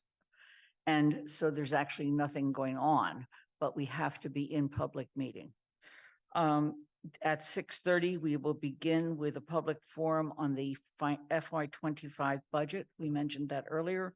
And at 7 o'clock, we will be also having another public forum on the supplemental budget and the bond authorization regarding the library. The regular town council meeting will resume after the 7 o'clock public forum. We have two other council meetings scheduled through the end of this term, December 4th and December 18th. All of our committees are extremely busy, and I particularly want to make note that each of them is trying to finish up whatever they need to get done before the end of this term and also prepare their carryover memos. The Finance Committee in particular is meeting twice this week, once on November 14th at 1 o'clock and once on November 17th at 1 o'clock. With that, we're going to move into the hearing. It was scheduled for 7:15. And I'm going to declare that the hearing is now officially open. I'm going to ask Kim Yu, our principal assessor, to please come forward and make a presentation. And I want to make note that Nick Grabbe, who is a member of our Board of Assessors, is with us in the audience. Two other people are on that committee with Nick, and they are Richard Morse and Ken Hargraves. So we will have public comment after the presentation, and then councilor comments, and then close the hearing. Kim, welcome back again. Thank you. Good evening, everyone. Can everybody hear me okay? Yes. A little closer. Okay. Is that better? That's much better. Okay. All right. So we can go right into the next slide. And what we're going to talk about tonight these are what we're going to vote on. So we're going to vote whether we have a single or a split tax rate. We're going to vote on an open space discount, a small commercial exemption, and the residential exemption. We can go to the next slide, please. This is just a little history of why we're doing this tonight. So in 1978, the state decided that municipalities needed to classify their classes in residential, commercial, industrial, and personal property. So the DOR has all of our rules and regulations that we set, and then we bring it to you for approval. Next slide, please. This was something that I went over last year, but I just want to briefly touch on these again. So this is just a quick definition of each of our classes. So the residential class is anything that you can live in, basically. This also includes accessory land buildings such as garages, sheds. This would include things such as tennis courts, pools, so on and so forth.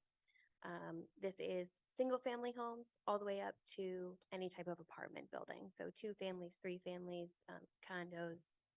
As for commercial, this would be anything such as office buildings, stores, banks. This does include vacant land as well.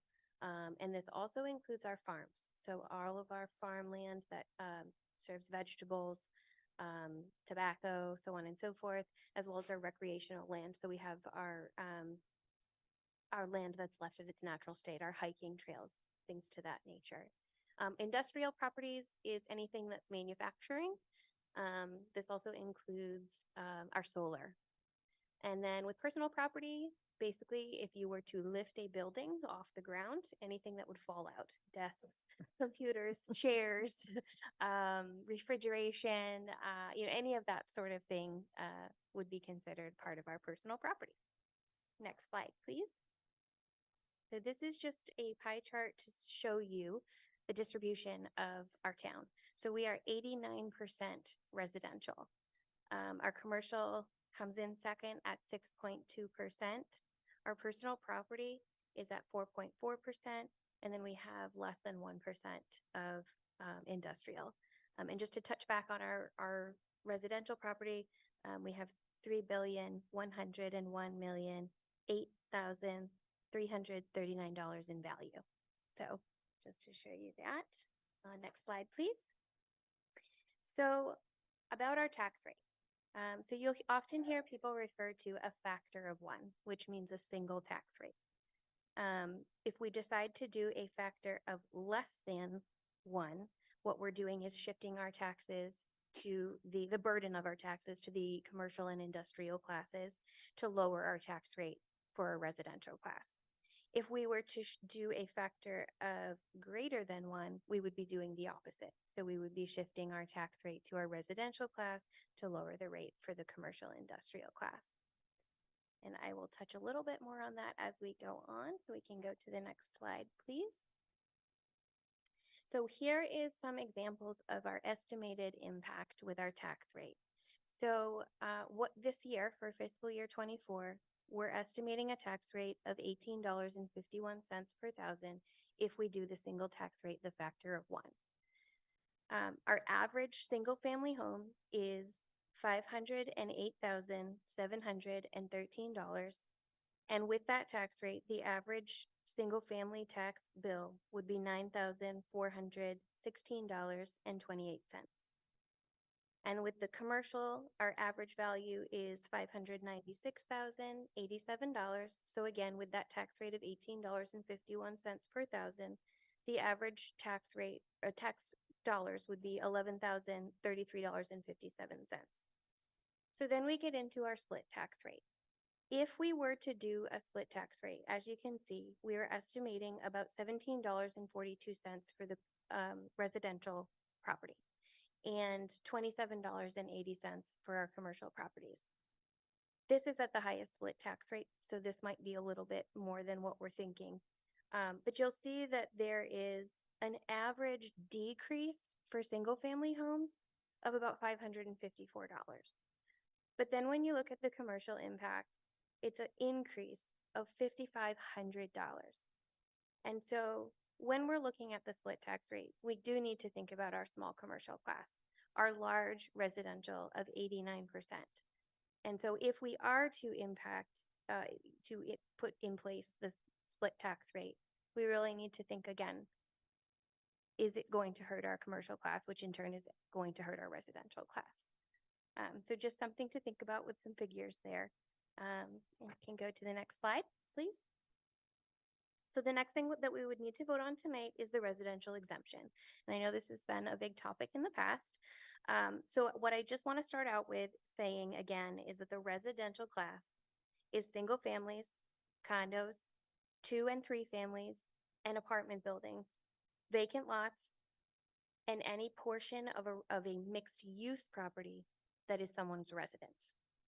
So the residential exemption would be a shift in valuation for those homes or apartments, not apartments, those condos that are owner occupied. We can shift up to 35% of the valuation. And that would be a vote that you all would make based on whatever decision you have. And basically what we're doing again is we're going to be shifting the tax off of those homeowners who are owner occupied. This is going to take some work, so I would recommend that if this is something that we are interested in, that we address it much earlier in the year. If you can actually please go to the next slide. There are a lot of things that we would have to go through. So an owner occupied qualified property is a single family home, a condo, a 2 and 3 family, and part of the mixed use properties. What we have to keep in mind again is if we want to help our elderly stay in their homes, they would not qualify for this exemption if they have a trust or if they've turned their home over to their children or other family members so that they don't lose it in a situation of going into a nursing home. Clearly, the second homes and rentals would not be included as well, and then the apartment buildings and nursing homes and large assisted living facilities. But really important to keep in mind with apartment buildings, we're not necessarily hurting those who can't helping those who can't afford homes if they don't qualify for this. So their tax could potentially increase. And again, with the properties that are owner occupied, however, in a trust or owned by someone's children, we're not helping them. We can go to the next slide, please. This just shows an estimated owner occupied status for the information that we currently have in the computer system. When we get a deed through the Registry of Deeds, we often will look for a Homestead Act to find out if the home is going to be owner occupied. Another method that we use as well is if someone comes in to change their address, their mailing address, then we can sort of tell if they're living there or not. I do say this is an estimate because sometimes people don't do that if they're on direct pay or things to that nature. So there might be some places where we could use the staff to update. But again, this is owner occupied homes is about 67% of our residential property versus the non-owner occupied about 33%. Next slide, please. So just a quick summary, basically we would redistribute the tax so that those who do qualify would have a lesser amount. As going through this slide, I laughed because I don't know if you all remember, but I called it a misdemeanor last year. But the exemption is sort of a misnomer. It's sort of, it just shifts. It doesn't actually give anyone, or it doesn't give us all a break. It just shifts who is taking the burden for the taxes.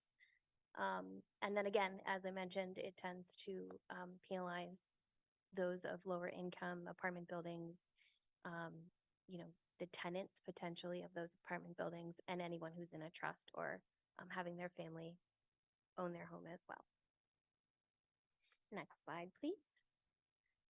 So if we were to, jumping back to the split tax rate, if we were to adopt a split tax rate tonight, a small commercial exemption is something that we could also adopt. Any business that would be less than 10 people would qualify for this exemption. But I also want to bring to your attention again, most of our businesses probably have less than 10 people. So if we were to do the split tax rate and to adopt this, it wouldn't really do us any good because we would be taxing those businesses that are larger, which are probably very few at that higher tax rate, which in turn could potentially push them out and cause us to have more vacancies. And that's not something that we want to do. So, but the intention of this is to give those smaller businesses a break when you do have the split tax rate. Next slide, please. So in quick summary, we basically would just like to recommend that we keep the single tax rate of factor of 1 at the $18 and I believe 51 cents.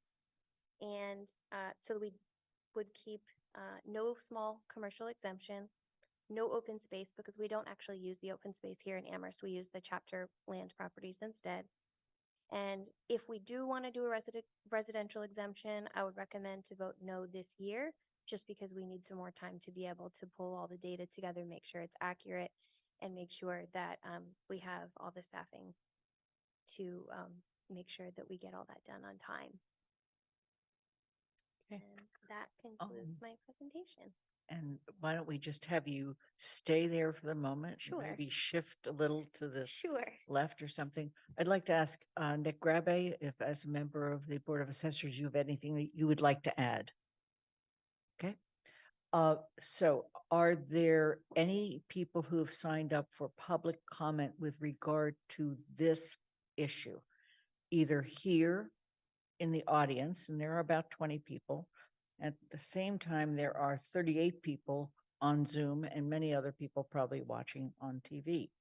Is there anybody in the audience who would like to make comment at this time with regard to the tax rate?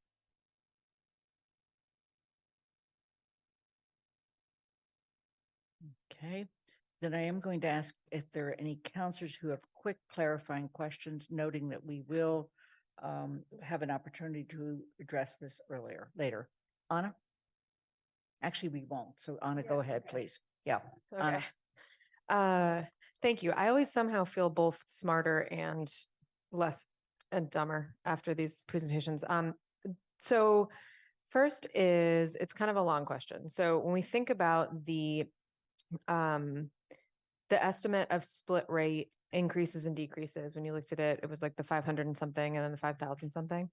Does that also vary by property value? So hypothetically, owners of higher valued properties would save more versus owners of lower value properties in terms of that for the residential? Does that, you said that on average, and I was thinking about when we were faced with the average when we were talking about the elementary school and it varied.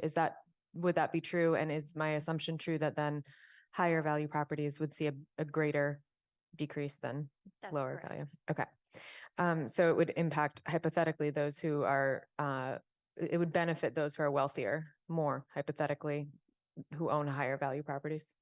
Is that could. correct? Fair. Okay. So, and then is it also correct that affordable apartment complexes would be excluded from that? Excluded. From the residential exemption? Correct. Okay. So I think one of the things that I'm struggling with is it seems clear to me that the residential exemption, well, if you look at it just on the face value, it seems like a smart idea for a town like Amherst. It doesn't actually benefit our residents. Do you have a valuation of non-owner occupied properties? In the pie chart, you have the valuation of residential. Do you have that broken out into the valuation of non-owner occupied and owner occupied based on your best estimates? I don't have it with me, but I can easily get that and get that for you tomorrow. Yeah, I think it would be interesting because as we think about possible ways to make larger changes, if we don't, I'm not gonna support adopting the residential exemption. I agree that doesn't make sense. But if there are ways that we need to advocate on a larger level for other changes in tax classification, I think it would be really helpful to know kind of what we're looking at in terms of the valuation of that property in town, and as much kind of specificity as possible with that would be appreciated, because it does sound like the only way that we're going to be able to shift that didn't make sense, to make that shift and to kind of classify income earning residential properties as commercial is at a state level.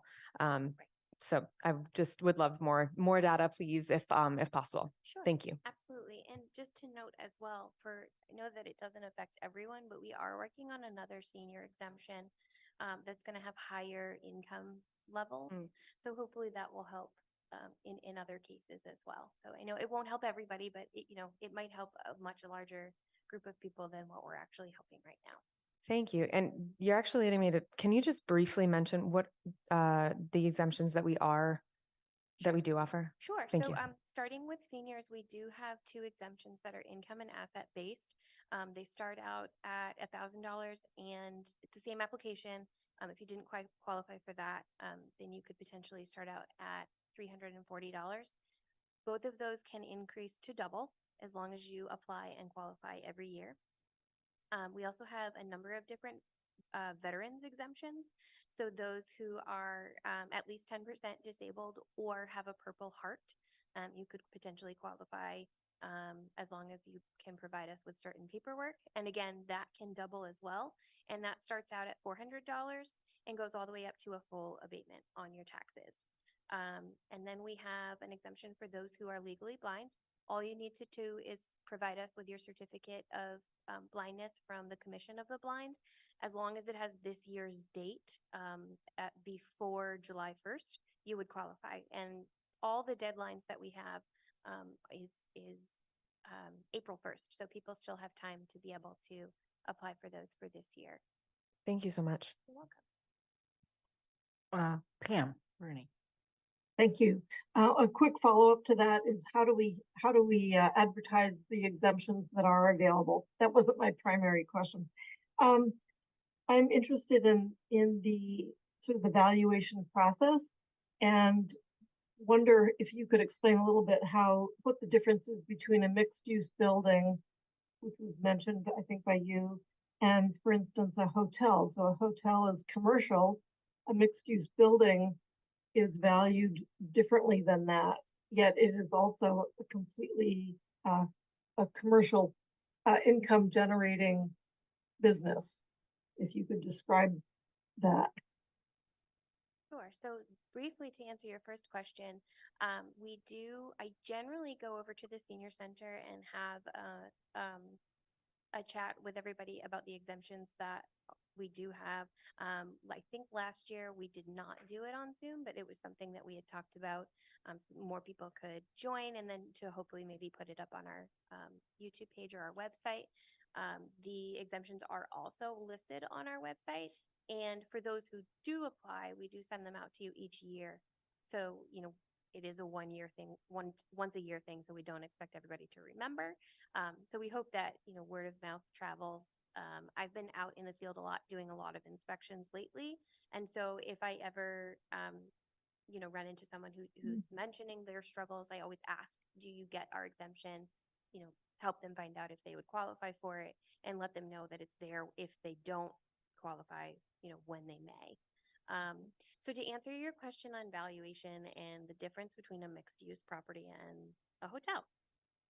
So mixed use property is any type of property that has multiple uses. So we can look at our chapter land and we can say, okay, well, there's a farm and there's someone's residence. So that would be considered a mixed use. Specifically to a building like downtown where there may be a restaurant or a store in the bottom and residence in the top. Those particular buildings, generally when I do the valuation, we use the income and expense method. The reason for that is because there is income coming in from at least the bottom units. If not, downtown, it seems like there's multiple units, residential units involved. So likely there's income there. But if you had a building that had one residential unit, but a whole bunch of commercial units, that could potentially be lopsided with the income and expense. The owner may live in the building. So we do use the income and expense method on those properties. Whereas a hotel, we still use the income and expense methods. It is listed as commercial, but the intent of the hotel is for profit and not to technically house someone, but to have a place for them to stay for a short period of time. So the DOR has classified specifically hotels as non-residential but commercial for that very reason. Okay. Dorothy? All right, let me turn this on right here. Okay. Yeah. I noted that the average value was in the 500,000s. And I think that's quite a bit higher than it was. And we're basing our tax on that. How long ago, what was the value about 3 years ago? And how likely is that value going to stay at that high? Because that, to me, is a big jump. I don't have the valuation from 3 years ago, but I can certainly get that again for you. The way the market has been trending and the amount of money that people are willing to purchase homes for, I would expect this value to keep rising at the moment. We have seen sales slow down, but with that being said, they're still very, very high. So what I mean by that is, we may have a handful of sales this week versus, 20 or 30 sales, but they're still at the same high value that we've been seeing over the past couple of years. Everybody was sort of expecting values to come down with all the rates increasing. People not maybe spending as much money on homes, but it doesn't seem like that's happening. It seems like people maybe not buying as much, but the ones who are still spending that amount of money. So unfortunately, I do expect to see that value to continue to increase for a while. there's been a crash before. I do expect at some point things will start to slow down and start to come down again, but I can't really predict at this point when that might happen. But again, I would be happy to get you the average single family value for the past 3 years, and I can email that Right. tomorrow. One quick thing, is this rise consistent with our neighboring towns such as Hadley and Northampton and, or has it been higher in Amherst? It's been pretty consistent across the state of Massachusetts. You will see certain towns have a little bit of a higher hike than others, but for the most part, it's really, it's almost been, statewide, even farther than that. And across the US, we've seen a huge spike in homes. So, I don't want to say, Amherst is higher than anyone else because it might be higher than maybe Hadley, for example, but Northampton might be right in line with us or Right. vice versa or something to that nature. So Thank you very much. Okay, Kathy?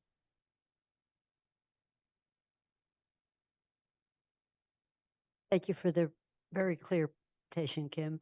On the exemptions that people can get, I'm wondering if we can work with the town to get something simple that we as district counselors, when we do a district meeting, as it's near tax time, can remind people that these are available. And so I know you can find it, but people don't always know where to look to find. So we could be emissaries for you was one thought on that. And then the last is, my understanding is the value, if our property values are going up because the market's going up, our tax rate is often going down because we can't collect more than a certain increase. So it doesn't necessarily, people were worried if my house is valued more, my tax is going to go up proportionate to it's now 30% higher, but we're still facing that lid. That's correct? yes, so it's like a seesaw. When your values go up, your tax rate should go down, and vice versa. If your values go down, your tax rate should go up. Another way that people tend to confuse me slightly when they look at it is your home is your asset. And so you want your asset to be valued high, which in turn would then, lower your tax rate as well. So if you look at it that way versus, oh, I don't want my value to be high because I don't want my taxes to be high. You do want your value to be high because it's your asset. So, and just like you said, it is a seesaw. So if your value is high, your tax rate should come down. So the only other comment I want to make, because you didn't show over the last few years, you and others have shown us some of these valuations on if we did the exemption. And one of the points that was raised is the higher valued properties didn't necessarily reflect people with low incomes.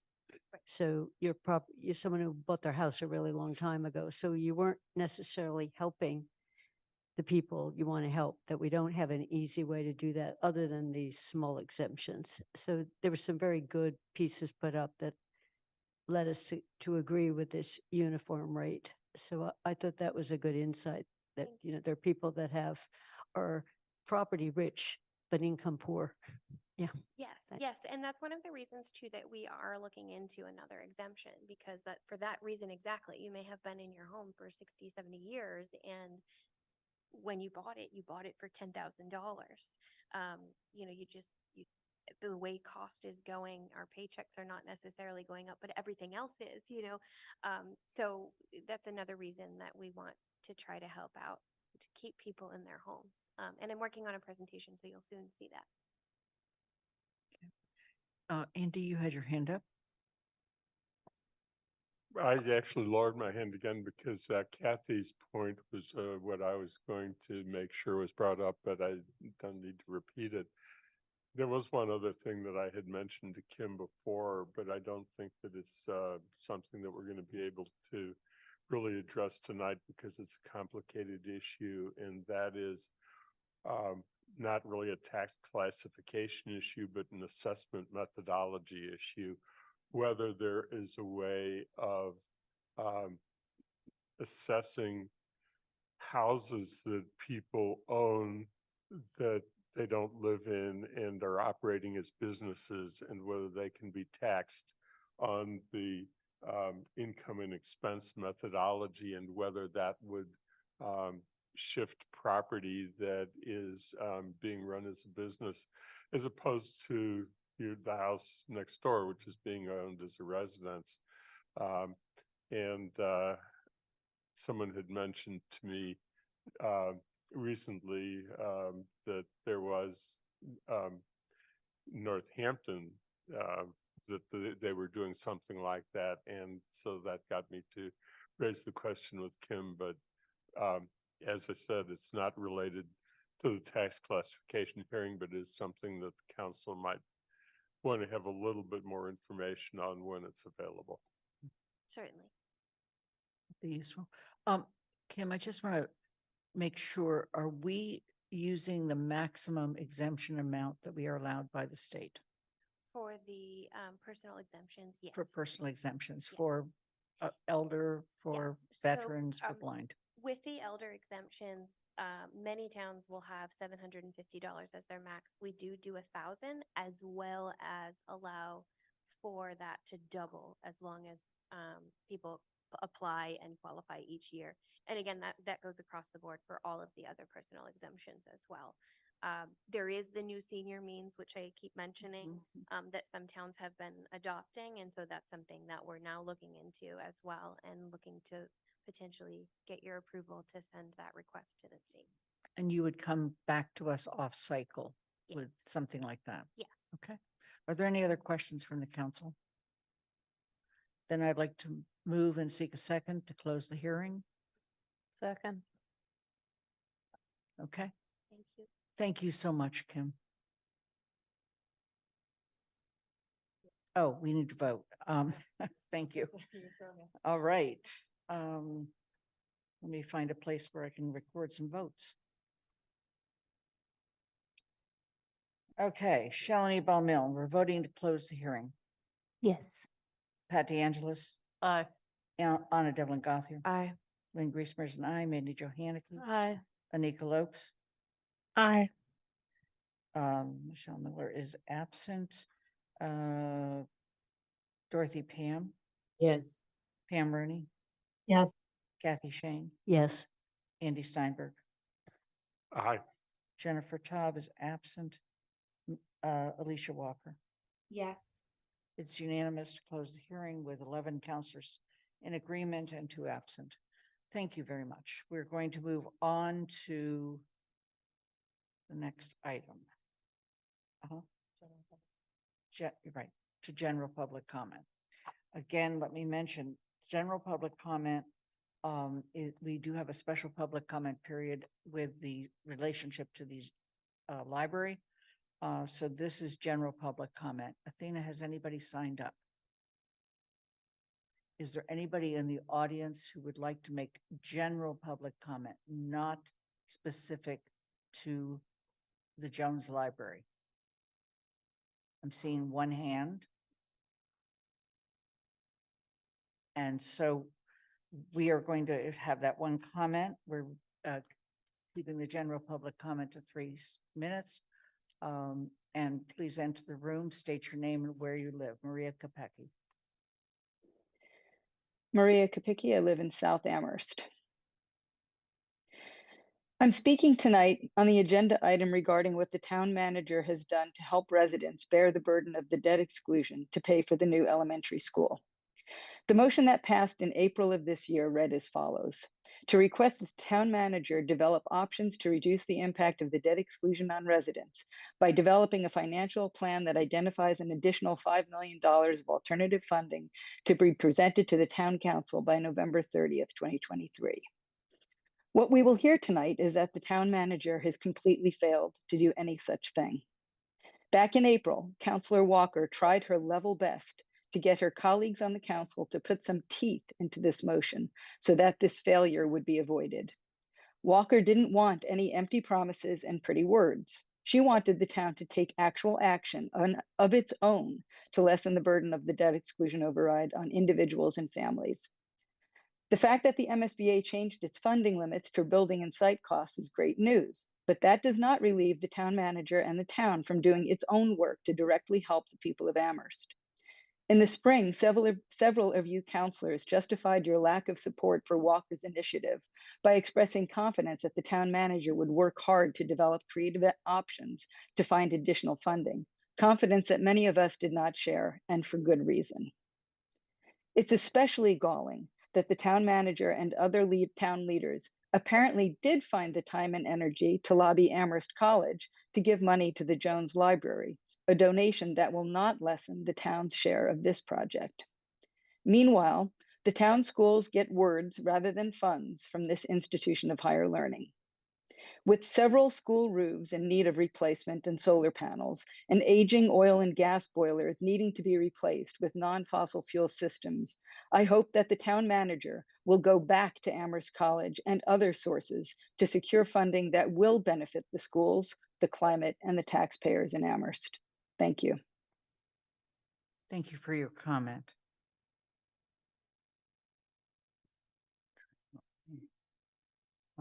That concludes general public comment. We are going to move on to the consent agenda. The items were selected because they were considered to be routine, and it was reasonable to expect they would pass with no controversy. To remove an item, please raise your hand as a counselor. And after I go through the items, I'm going to also elaborate on one or two of the items as I go through. The following items, to move the following items into printed motions thereunder and approve those items as a single unit. Adoption of South Asian Festival Lights 2023 proclamation. Adoption of Human Rights Day proclamation 2023. 6C, adoption of proclamation in support of Small Business Saturday and card days and more. 8A, adoption of residential factor of 1 equal tax rate and no open space discount for FY24. 8A, to adopt a residential, I'm sorry, thank you, to not adopt a residential exemption for FY24. 8A, to not adopt a small commercial exemption for FY24. 8C, 1A to F, referral of supplemental budget appropriations to the Finance Committee. Please note we will have conversations about these. This is just to vote referral. 8G, dissolution of the African Heritage Reparation Commission. That's it is a change on the wording up there, but I also want to take this time to express our sincere appreciation for their work as it is stated in the motion.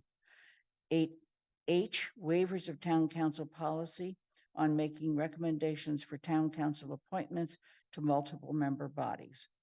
Are there any that people would like to remove?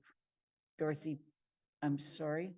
Yeah, I guess I am confused by the dissolution of the African Heritage Reparations Commission because the work has not been completed. Wouldn't you dissolve it after the work has been done? I mean, if you would like to pull it from the agenda, we can do that and have that discussion. Okay. From consent, okay?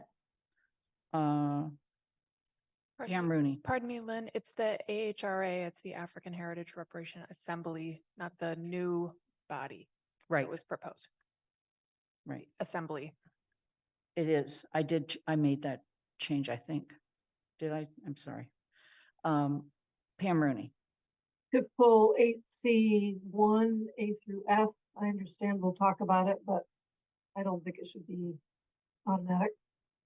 Which one is that? 8C, 1, A through F. It's the only 8C number item. It's the 8C, which is the referrals for all of this to the Finance Committee. We're going to be talking about those. Do you want to vote on them separately to refer? Yeah. Okay. Kathy. We're dwindling down your list. The collection of 8As, I think we should be voting on the residential factor of 1, not just putting it in consent. Okay. So it's a triple line on that Right. one. None of those require a second. So as we go through the consent agenda, we are dropping 8A, adoption of residential factor of 1 equal tax rate and no open space discount for FY 24. 8A to not adopt residential exemptions for FY 24. 8A to not adopt a small commercial exemption for FY 24. 8C, 1A to F, referral of supplemental budget appropriations to Finance Committee. And 8G, dissolution of the African Heritage Reparations Assembly. I also want to note that the approval of the minutes has been dropped from the motion I made. Is there a second now for the motion? Second, Haneke. Thank you. We will now vote. I'm going to start with Pat DeAngelis. Aye. Anna Devlin Gothier. Aye. Lynn Griesmer is an aye. Mandy Johanicky. Aye. Anika Lopes. Aye. Michelle Miller is absent. Dorothy Pam. Yes. Pam Rooney. Yes. Kathy Shane. Yes. Andy Steinberg. Aye. Jennifer Taub is absent. Alicia Walker. Yes. Shalini Bowman Yes. passes unanimously with 2 counselors absent. We are going to then quickly move to just a few comments regarding the resolutions. And I'm going to call first on Shalini to read the last paragraph of the South Asian Festival of Lights. Thank you. As many of you know, Diwali and its many different forms is celebrated by many South Asians, and very happy to share that we are going to be in the second or actually third year bringing together the community, and you're all invited on November 19th, which I will be sharing in the proclamation. So all of those of you who celebrated Diwali in its different forms, wishing you all again a very happy Diwali. So now, therefore, the Amherst Town Council recognizes the religious, historical, and cultural significance of Diwali, the Festival of Lights, and its message of tolerance, compassion, and of the victory of good over evil, which resonates with American spirit. And be it further proclaimed, we, the Amherst Town Council, express our deepest respect and best wishes for South Asians and all Americans in our community who celebrated the festival of Diwali on November 12th, and invite all residents to join us on November 19th, 2023 at Crocker Farm Elementary School to continue the celebration at the South Asian Festival of Lights, sponsored by the Amherst DEI Department, Human Rights Commission, and Amherst Recreation Department. I also that was the end of the proclamation, but I also want to acknowledge the Amherst Chamber of Commerce and the Business Improvement District for financially supporting this wonderful event. Thank you. Thank you. Mandy Johanicky, Human Rights Day Proclamation. Yeah, so this is the Human Rights Day Proclamation for 2023. It is co-sponsored by Councilors Rooney, Taub, Griesmer, Haneke, and DeAngelis, and the Human Rights Commission. Now, therefore, the Amherst Town Council hereby proclaims December 10th, 2023 Human Rights Day, encourages our community to embrace every opportunity to reflect and embody the values of the Universal Declaration of Human Rights in their work for the community, and urges Amherst residents to celebrate this day with a communal reading of the Universal Declaration of Human Rights at the Bangs Community Center on December 10th, 2023 at 4 p.m. Please join us. And I just want to note that is a new location. You will not find it on the town common. It will be inside and much warmer for the reading. So please join us at the Bangs Center on the 10th. And Pat DeAngelis, proclamation in support of Small Business Saturday and card days and more. Mike.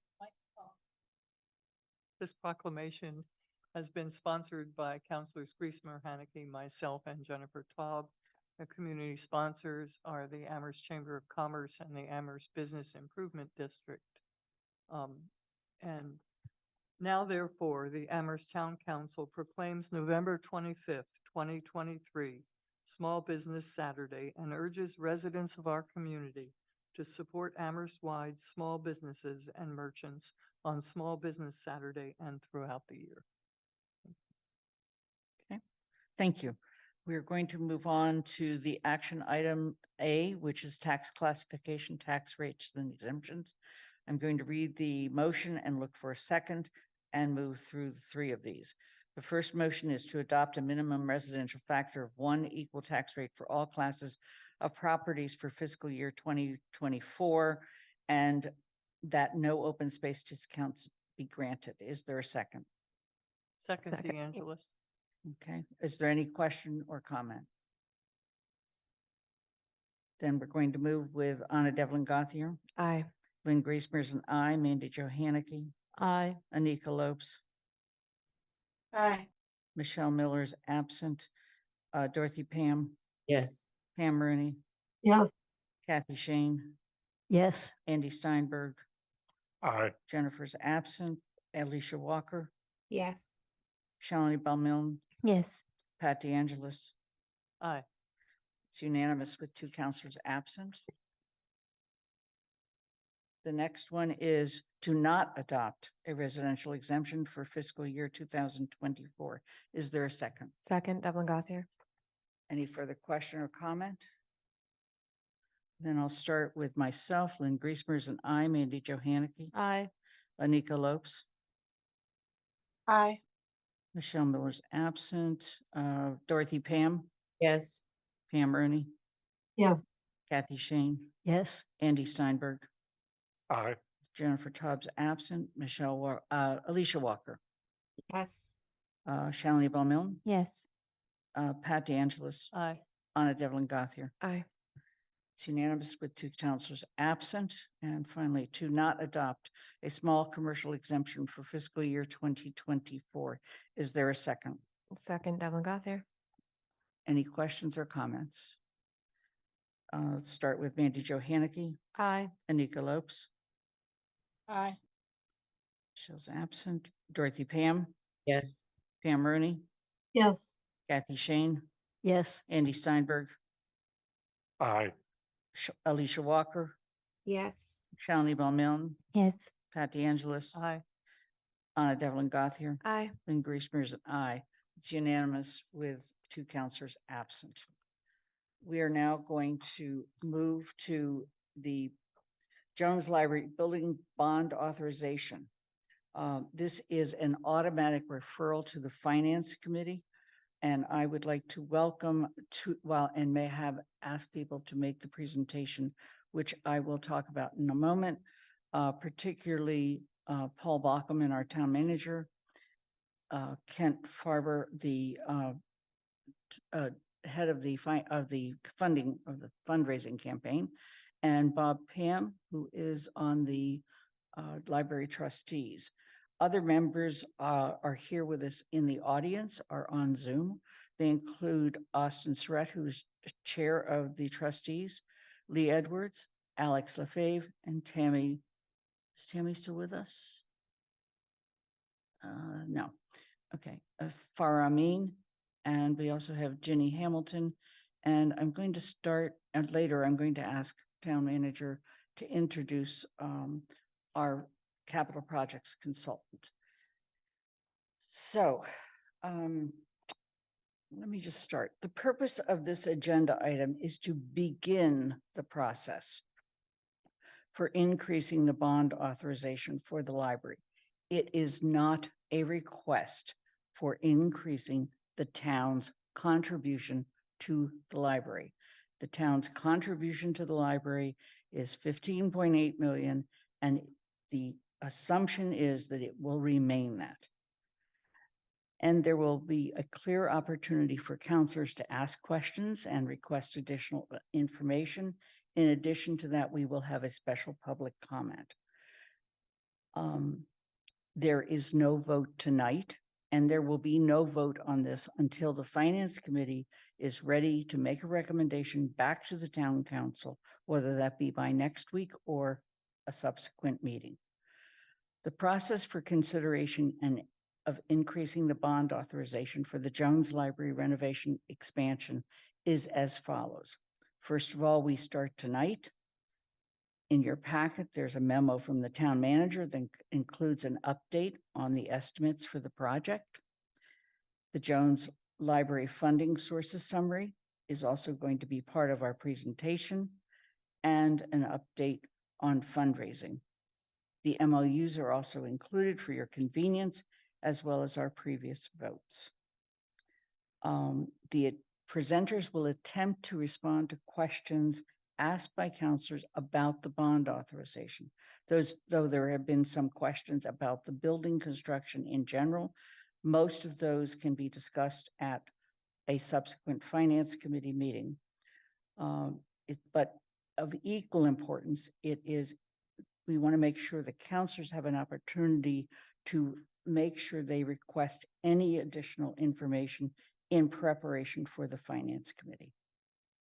Because this is a bond authorization, it is automatically referred that committee to the Finance Committee. That committee is meeting on November 14th, tomorrow at 1, and again on Friday at 1, and there are subsequent meetings after the Thanksgiving holidays. Therefore, while it is possible this will return to the Town Council for a vote on Monday, November 20th, after the required public forum, it is also up to the Finance Committee whether or not they're ready to make a recommendation to the council. Your packet tonight has various items in it. I'm not going to go over those since I've mentioned most of those. But I do want to mention one in particular. The town manager has provided an updated cost estimate for repair of the present structure. This is not an estimate for renovation. Please note that these estimates do not include the added cost of the impact of the statewide energy code changes that took effect in July of 2023, nor do they include the expanded asbestos abatement. Both would add further to the escalation repair costs. An estimation of the cash flow for the project is being prepared, but not ready for this evening. It will be ready for the Finance Committee by Friday, November 17th. And that will allow us to begin identifying when the town actually has to borrow for the project, which has not happened thus far. I just want to mention that several bodies have been involved in support for this project over the years, going back all the way to 2014, when the town meeting authorized the launch of the extensive planning process. Then in 2017, when the town meeting approved the submission of the grant proposal to Mass Board of Library Commissioners. In 2019, the town council engaged in a variety of listening sessions, and this was one of those items in those listening sessions. In 2019 to 20, Community Preservation Act, subsequently approved by the town council, approved funding of $1 million. In 2020 to 21, the Amherst Town Council process results in a 10 to 2 to 1 vote to approve project funding. In 2021, the townwide referendum confirmed 65% of public support for the project. And in 2021, the Jones Library Building Committee began work, including extensive public outreach efforts. Since its formation, the Building Committee has been working diligently and deliberately through the process, doing its due diligence and ongoing value engineering, and will do more. This is similar to the Elementary School Building Committee, which is ably chaired by Town Councilor Kathy Shane. Our job is to receive their updates on financing and to vote an increase in the bond authorization. If you would like to get into more details about the actual building, please make sure you attend as many of those meetings as you can, except for those details, particularly as it relates to cost. I also want to just stress the importance of this project to the town. It is where we will house the Civil War tablets. It is a building that will in fact meet the sustainability requirements now set by the state. It functions in many ways as one of our community centers. It's an economic driver for visitors downtown, and something near and dear to my heart, it is often the other place where where people who go to the Survival Center have a place to go, especially during winter. So with that, we're going to turn this over to Paul, and you have a memo that you prepared for the council. I have. Thank you, Lynn. So first, I would like to recognize and introduce you to Bob Parent. Bob is our special capital projects coordinator who joined the town a few months ago. We brought him on to help with the school building project and with this library project and with some other capital projects. Bob brings a high level of technical expertise and a critical eye to the work. He works closely with our facilities people and building commissioner, and he's actively involved in the details of the school and library project. Bob brings a wealth of experience to the town, including serving as the city engineer for the city of Holyoke, superintendent of public works for the town of East Long Meadow, and even served as acting town administrator for a time. And he's been an engineer with Ty and Bond for 15 years, which is a private engineering firm, and a lot of other experience. So he's a registered professional engineer and knows how government works. And so we're very fortunate to have him give us some hours every week to work on these projects, and he's really made a big difference. So I'm going to explain why we are requesting this additional appropriation and authorization to borrow from the council and how we got here. So if you recall, the original estimate for the Jones Library and expansion and renovation was $36,279,700. I'm not going to get into every detail. I'm going to say 36.2 million just to make it easy for everybody. That was in April of 21. And with that cost, the town's local share that the council approved was $15,751,000. The MBLC grant, which is the Massachusetts Board of Library Commissioners, was $13,871,000. And there was a $1 million commitment approved by the Council for the Community Preservation Act. And the rest was on the Jones Library Inc. Contribution. So this, along with this commitment from the town, along with the MBLC grant, through 5 payments based upon milestones in the project, left a remaining balance, which the trustees were going to address through fundraising. The Mass Board of Library Commissioners requires that the recipient of a grant bond for the entire cost of the project. Therefore, at its meeting in April of 21, the council appropriated $35,279,000 for the expansion and renovation of the Jones Library, and did all the other things, authorized the treasurer to borrow the money, things like that. And with the amount authorized to be borrowed is to be reduced by the extent of any grants received from the MBLC and any other sources that we get. So with these two town council actions, the ability to the $15 million and the 1 million CPA, the town was able to provide the full cost of the cost of the building. To support this motion, the trustees of the Jones Library entered into a memorandum of agreement with the town that stated that the library would be responsible for and shall pay for the full library share of the total project cost. That was our security. Based on the updated cost estimates received in October of 2022, the trustees and the town manager enter into an amendment to the memorandum of agreement that recognized the impact of COVID-19 pandemic on construction cost and established a total project cost range of 43.5 to 49.8 million. Both of those agreements are in the town council's packet tonight. In short, the memorandum of agreement and amendment maintained the town's commitment of 15.8 million, with the guarantee to meet the remainder through a grant since increased by the MBLC from with CPA money and library trustees commitment. So, as predicted, as we anticipated, the cost of the Jones Library project has increased due to the impact of COVID and other building costs. Recent cost estimates, including 2 cost estimates that were received on November 8th, were reconciled and confirmed the need to adjust the appropriation and total borrowing authorization. So I've included a chart in my memo. I'm not going to get into that, but Bob can talk about, he's gotten into the details of this.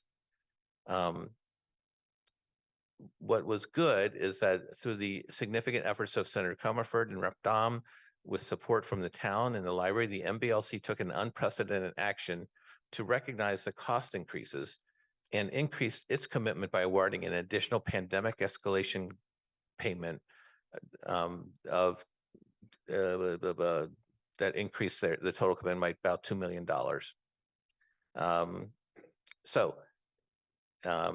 There's a chart that shows exactly how much it increased. So I want to go into exactly the numbers. So where we are is 15.8 million is coming from the town. That has not changed. 1 million is coming from the CPA. That is not changed. 15.6 is coming from the MBLC. That is $1.7 million more than they had authorized previously the last time the council looked at this. And 13.8 million is coming from the Jones Library. And the Jones Library folks will talk about how they're meeting this commitment. So if we want to talk about why prices are going up and what information we have now, if it's okay with the president, I'd like to ask Bob Parent to weigh in on this, if you will, Bob. Certainly. Thank you, Paul. And thanks for summarizing my background. The point I want to make is that I've been working with and for municipalities for 40 years on capital projects, 30 years as a consulting engineer, and then the last 10 years as a municipal employee, working on projects just like this. This is what I like to do. I don't think I'll ever stop doing. We'll see. Someday maybe I will, but again, this is what I do. This is what I like to do. I like to get things done. I like to see projects through the end to make certain that they get done on schedule and on budget. And that's really what I've done my entire career. Relative to cost estimating on this project, it's been a very rigorous project, and I'm 2 months into this project, so there's a lot of history that comes well before me. But I first even became aware of the project in the middle of September, and then have jumped into it head first since that time. The cost estimating process that Paul referenced involves 2 independent cost estimating firms, and that's all they do. There's one firm that's retained by the designer, by Feingold Alexander, and then there's one firm that's retained directly by the town, and they independently develop their cost estimates. We sit down and then we reconcile the numbers. In some cases they agree, in some cases they don't agree. What has happened as the project gets closer and closer to the finish, and this is very typical, is that you see the differences in cost estimates get smaller and smaller and smaller. Because a big part of cost estimating, particularly at the beginning of the projects, is what you don't know. And you're trying to put an estimate on things that you don't know. And as you get closer towards completion, you know more and more and more about things that at the beginning of the project you didn't know very much about. So you had to make assumptions. Those assumptions get much fewer as you get to the end of the project. And that's, I believe, what we're seeing right now, is we're seeing the 2 cost estimates coming in very close to each other. They're effectively the same number. We've invested a lot of effort in trying to reduce uncertainties to the greatest extent that we can. And the additional asbestos work that has been identified is the result of additional testing that was done over the last couple of months to make certain we identified all the possible problem areas during construction, so we know about them now.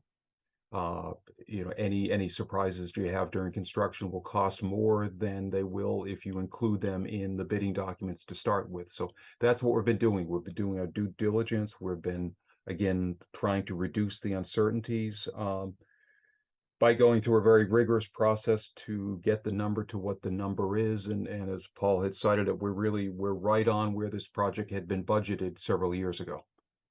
So would like it to be less costly, but we're not surprised that the cost estimate is what the cost estimate is at this point. So I think that touches on the few things I wanted to mention. If there's anything else that I didn't cover that you'd like me to cover, Paul, certainly let me know. There may be questions, Bob, so thank you. Okay.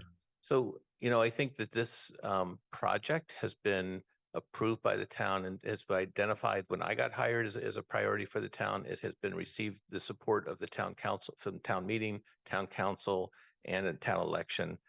We have invested a lot of time and energy into getting this project to this point in time. It's an investment in our community and in our future. Coming out of the pandemic, we knew there were going to be challenges, and we're hitting them. But amazingly, the town has maintained its commitment to maintain the funding that it has. It's the fiscal discipline that we talked about earlier. We've maintained that, and the additional funds are being actively sought by the fundraisers. Since we have repeatedly supported this project, our job now is to fulfill the vision that was brought to the town council, to the town meeting, and to the voters. I recommend that you vote to authorize the full borrowing amount. And again, there's no additional funds going into this project from the original town council vote. Okay. And I'm going to ask one or two clarifications, Paul, and then I'm sure other people may have some as well. Have we already received any payments from MBLC? Yes, we've received the first payment, and MBLC grant program works differently than MSBA. MSBA, that's the School Building Authority. That's a reimbursement program. The MBLC gives us money, and then we invest that money, we hold on to it, and then we can pay out of that account. So even though as Holly mentioned, we have authorized but not borrowed funds, there's a lot of funds like that we have, because we have to show the funding agency typically that we're willing to borrow the money if we need to. But normally we manage it so we borrow as little money as we possibly can. We never roll this into a final borrowing number until the end of the project, so we know what the exact number is. We use a device called bands, which are bond anticipation notes, which is short-term borrowing, so we can manage our cash flow, which is what we're working on right now. So you'll see when we have to borrow. We're very judicious about when we borrow, so we're borrowing just in time to meet the needs of the project. Okay. And some of that will become more clear with the cash flow that we see on Friday. With that, I'm going to, I guess, Kent, you're next.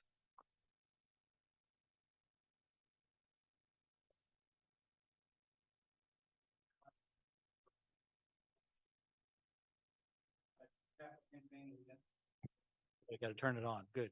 Okay, I'm Kent Ferber. I'm the co-chair of the Jones Library Capital Campaign being conducted by the Friends of the Jones Library on behalf of the trustees.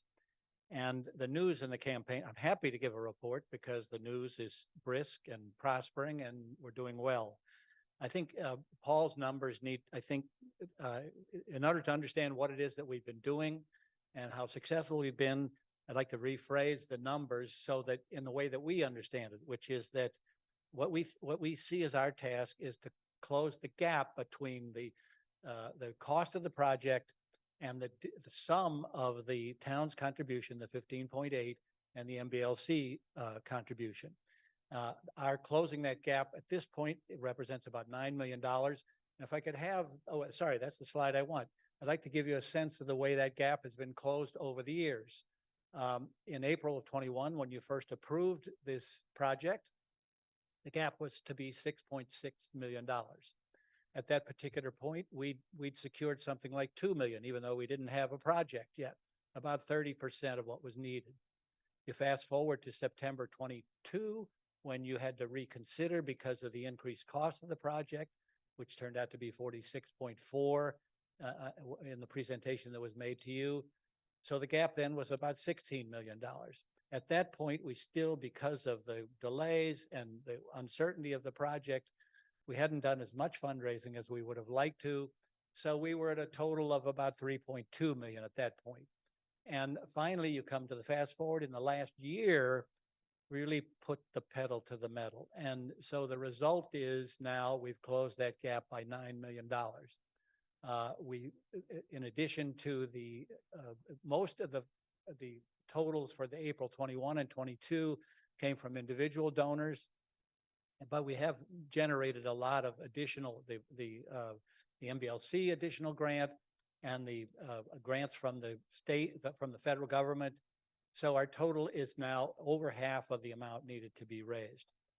Where we're getting that number is if you could have the next slide, please. Okay, so again, just to recap, the local share of the town is going to be 15.8. We do have the preservation grant of $1 million. Mass Board of Library Commissioners' original grant was 13.8. They've now, because of our work, and we appreciate the help of the town, Pat And Mindy Dom and yeah, and Joe obviously Comerford. Mindy and Joe were tremendously, were basically made that possible. But we started the process and we worked through it with them. Then Representative McGovern was able to insert a $1.1 million earmark in the omnibus spending bill last December.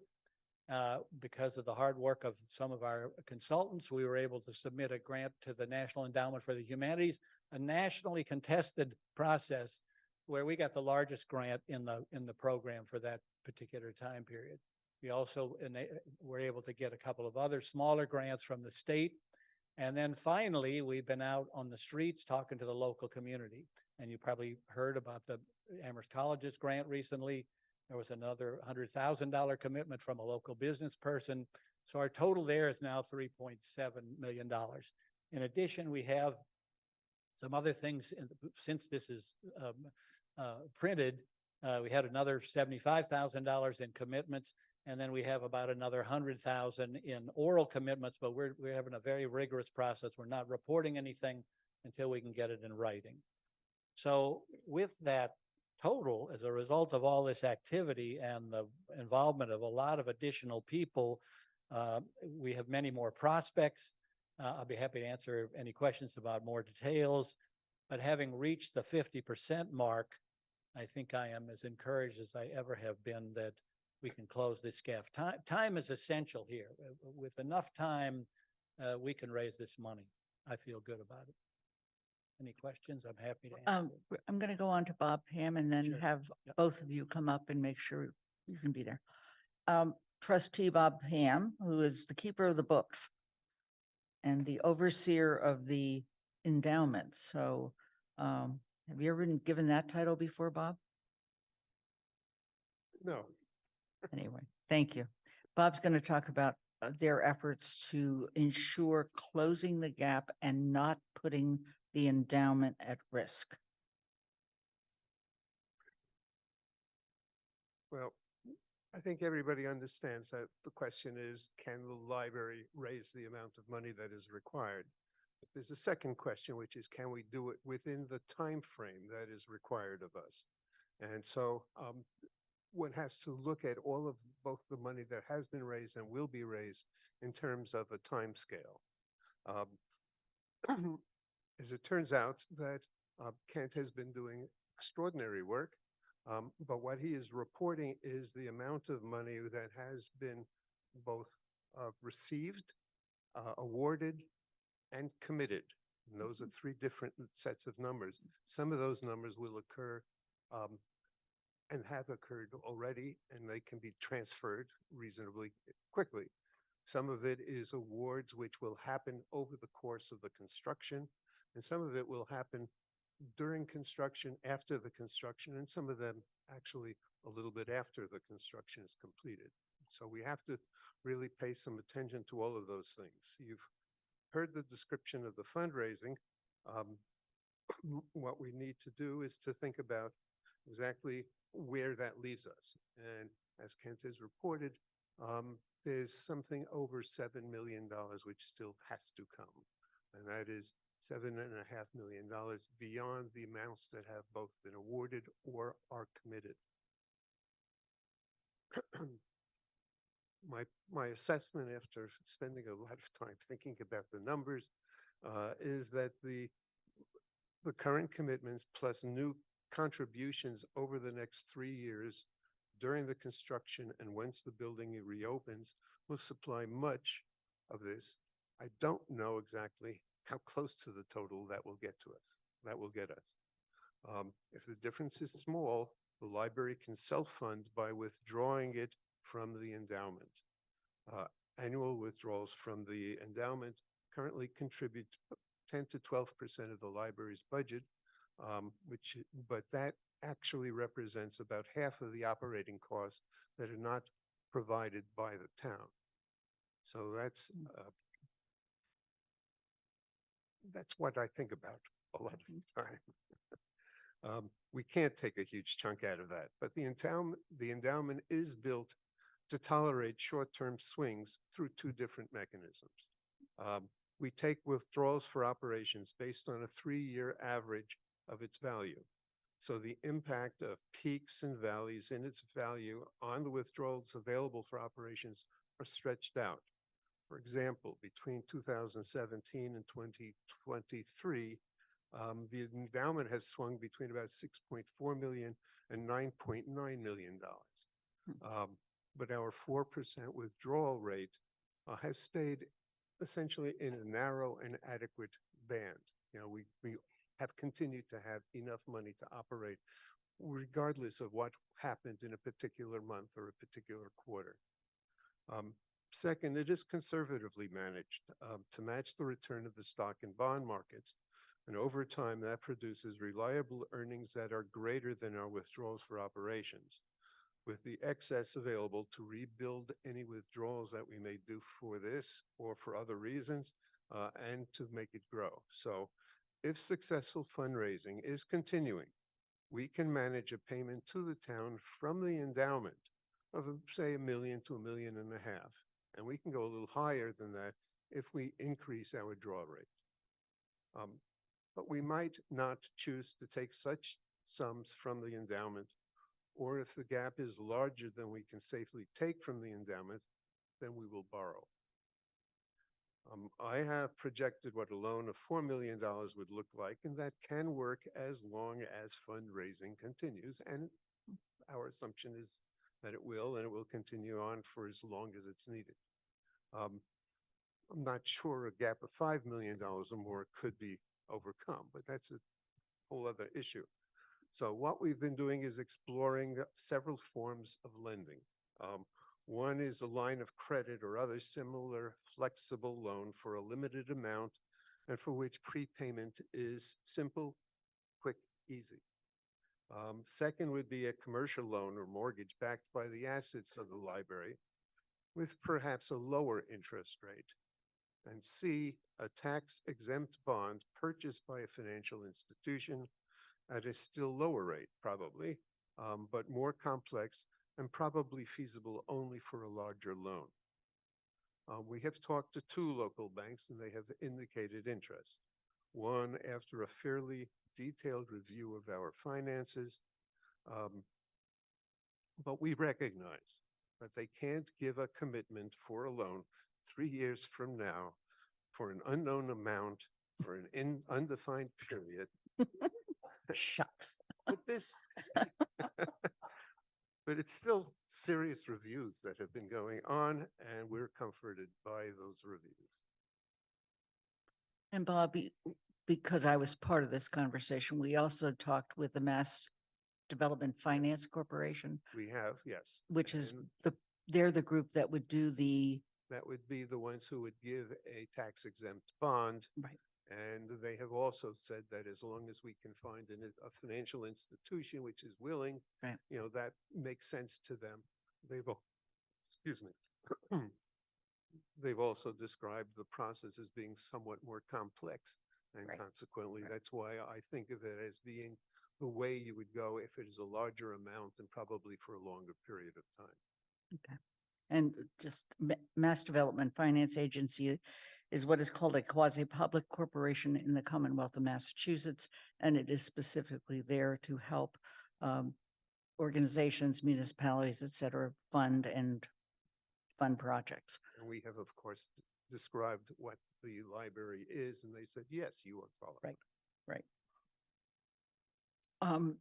Thank you. We're going to now move to questions and particularly about clarifications from counselors, but also recognize that we never promised to answer all the questions tonight.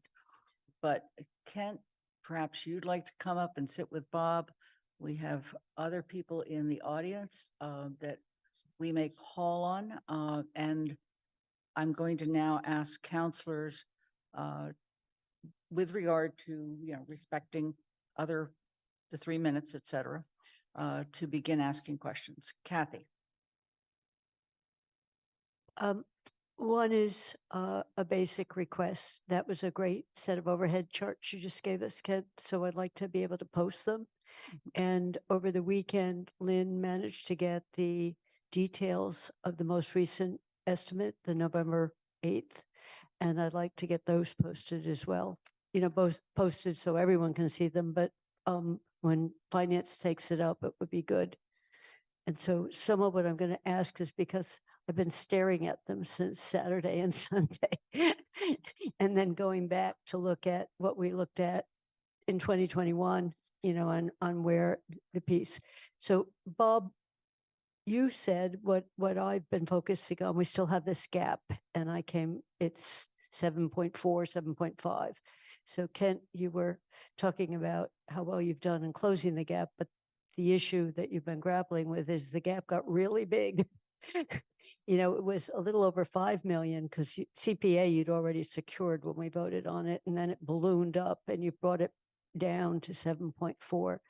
So one of the questions I have, and I know Paul is trying to get us this information, is if we assume all is well and somehow the rest of the 7.4 appears.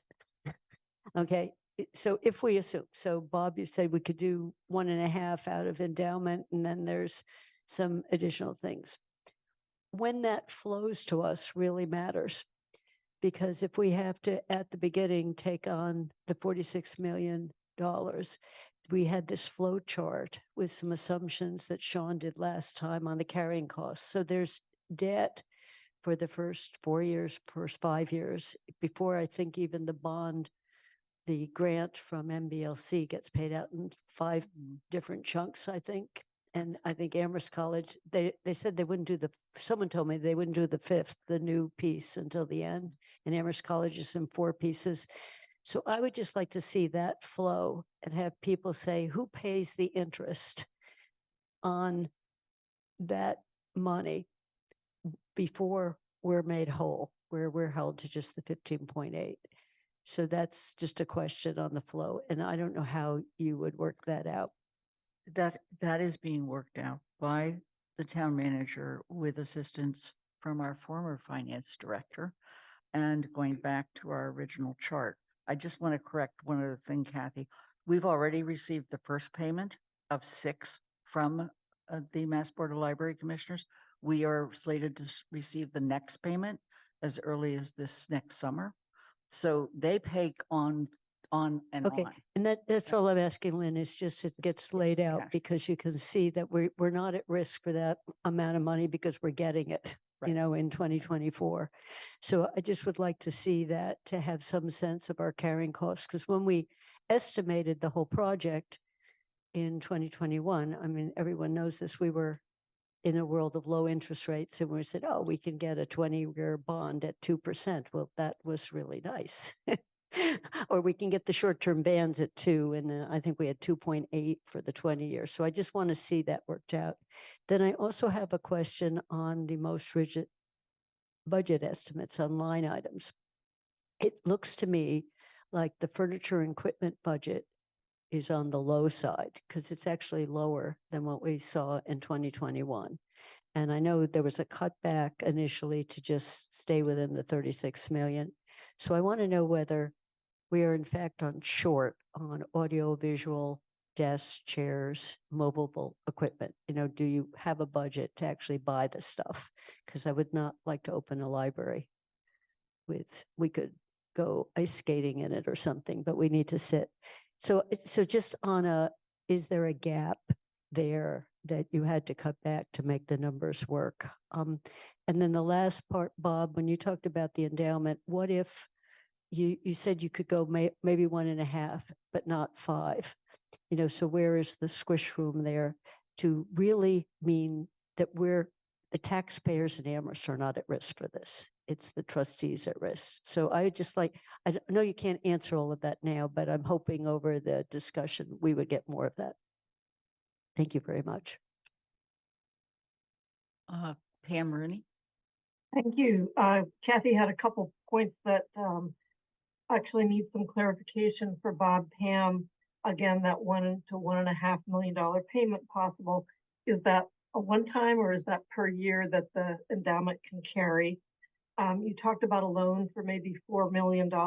Is that the only amount, because we're really talking about a $7.4 million need? Another question is, does that current cost estimate include our specialized code energy requirements? And if not, does it still meet our energy goals for the town? Does it also include the transition costs that we're looking at to move the books out and clear the space for construction? When the finance committee talks about this, I think well, first of all, everyone has said the town is not going to contribute more than 15.8 plus the 1 million of CPAC money. But in fact, we really are going to be contributing more to the project because the interest rate has increased since the first council made that commitment. So I just want to be clear that the town has in fact contributed more. When the finance committee starts to talk about this, I think, as Kathy said, all the different line items and the payment process and timing is important, but we also need to see what the effect of that additional interest is, the difference between the very low and now the 4 and 5% that's being projected. Where does that money come from to pay that debt? If we are looking at the short-term ban, is that being paid out of our capital reserves? Is it being paid out of our ordinary 10.5% capital budget? I would ask that the finance committee use that wonderful financial model that Sean showed everybody with all of these expectations and changes of number. I am very concerned that the additional money and the additional interest rate or borrow has to come out of the capital budget. And I think it will consume a great deal of even our current budget. So that is a real concern because I do not want to see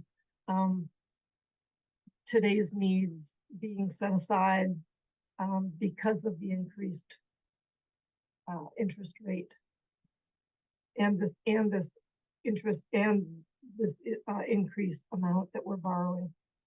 Thank you.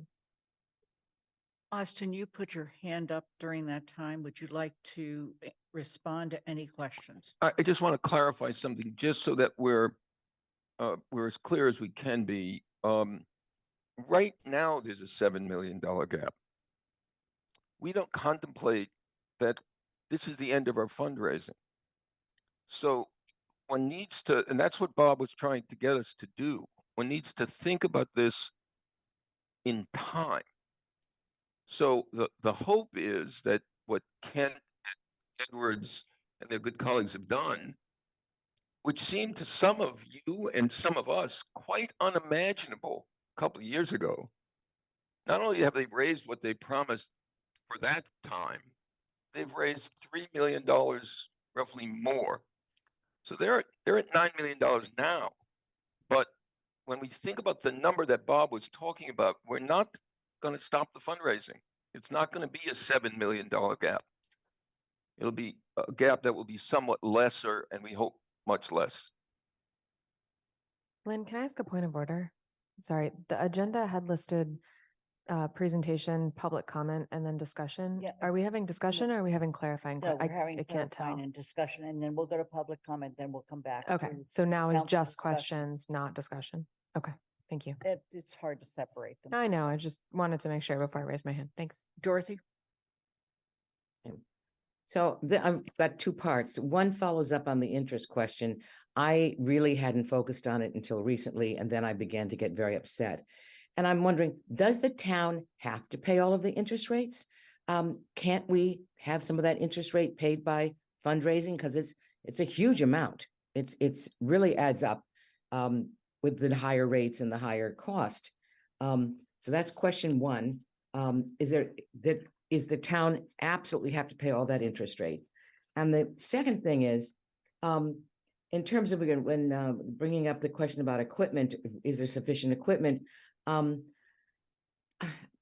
heard recently that the library still intends to get the $400,000 book sorter, but that it can't fit in the back room, which we had been originally shown, but that they were going to have to remove the director's historical library, which is to the right of the main entrance in the front of the library. And it seemed to me, one, that we don't want to destroy that office. Number two, that maybe that would be one way to save some money. So that, we're looking at ways to go forward and to do the things you have to do, but not to do the things that you don't have to do. So those are my comment questions, really, to Austin, I guess. Okay. At this point, since we've had some initial counselor comments, we're going to move to public comment. So I'm going to ask you two to step to the side. And if you are in the Zoom audience and you would like to make public comment at this time, please raise your hand. And how many people in the audience have signed up? You have to please sign up with Athena to make public comment if you are in the room.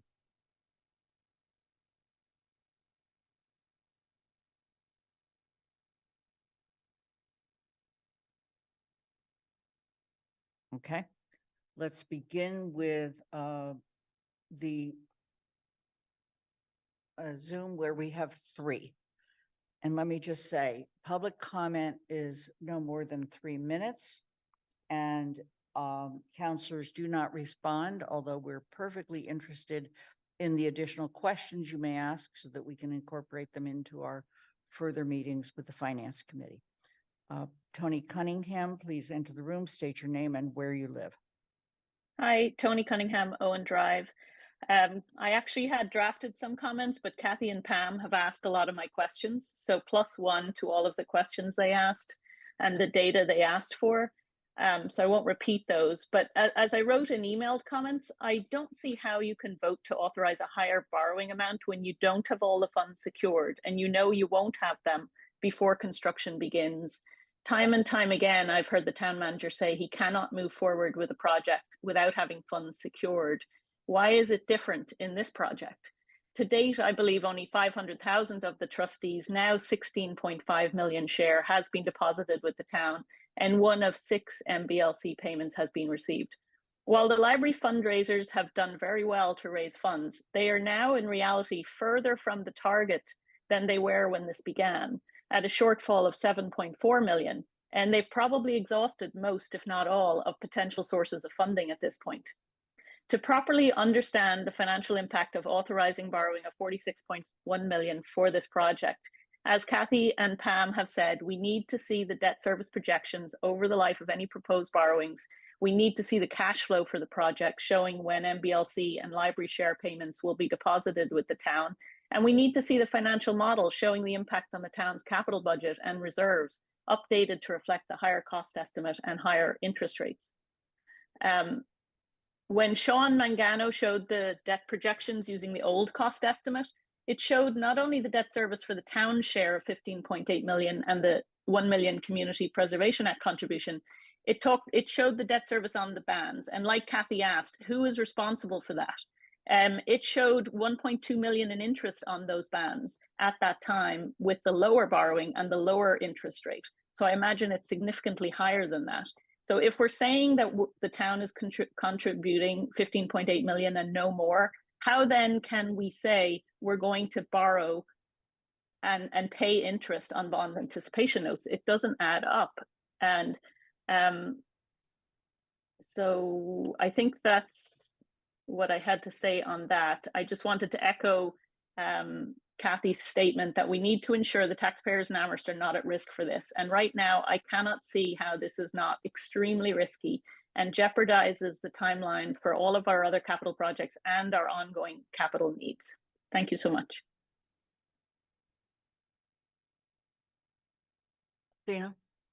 Jeff Lee, please push the button on the microphone so the green light lights up. and then state your name and address before you make your comment. Thank you. Thanks. I'm Jeff Lee from District 5. This vote for a supplemental borrowing authorization strikes me as rushed and without providing adequate information to really make a good decision. I know you said there's more coming, but it would be good to have it now. I just discovered some new documents in the packet before I came over that I'm trying to digest, but I also found, frankly, that President Griesmer's and Town Manager Bockelman's description of the library project sounded more like an infomercial for the project rather than a balanced look at the pros and cons. One of the big cons has been brought up by several of the commenters and counselors. If we're borrowing $9.9 million more dollars, there are interest payments that go along with that. So I find it very disingenuous for you to claim that we're only paying $15.8 million when we're paying interest payments. Could be even an additional couple $1 million or more. So also a new document I found in the packet related to the repairs. The library has frequently argued that repairs are going to cost more than expanding the library by 15,000 square feet. I ask, where is the capital campaign in making these repairs? They've never offered any contribution to the repairs, only to the new project. Someone mentioned the book sorter, which I find a waste of money and a destroyer of the historic character of the library. I noticed in the budget that was put in the packet today that there was no mention of the book sorter under the audio visual line item where it had been located in the past. Audio visual line item is $440,000. The book sorter was supposed to cost around $400,000.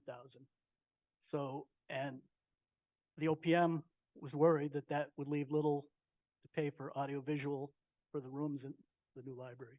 So that's a question I have. What's going on with the book sorter? And lastly, in regards to the financial indicators statement presentation, I appreciate that Amherst has a bond rating of AA+. It's worth noting that Hadley has a AAA bond rating, and at least last I checked, and the ratings agency point to their low tax rate as a reason they've gotten that good bond rating. So I guess that's my comments for now. Thank you for listening. Thank you for joining us. Ken Rosenthal, please enter the room, state your name and where you live. I'm Ken Rosenthal. I live on Sunset Avenue.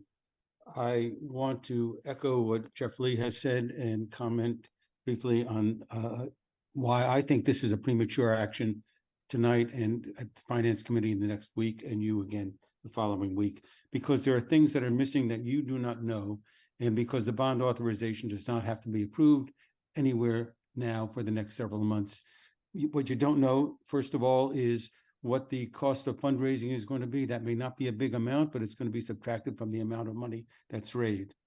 What you do not know is an estimate for the cost of borrowing at various stages, and you're going to have to work that out when you know more carefully about what you have already raised and what has to be raised in the future, but that's a number that can be estimated.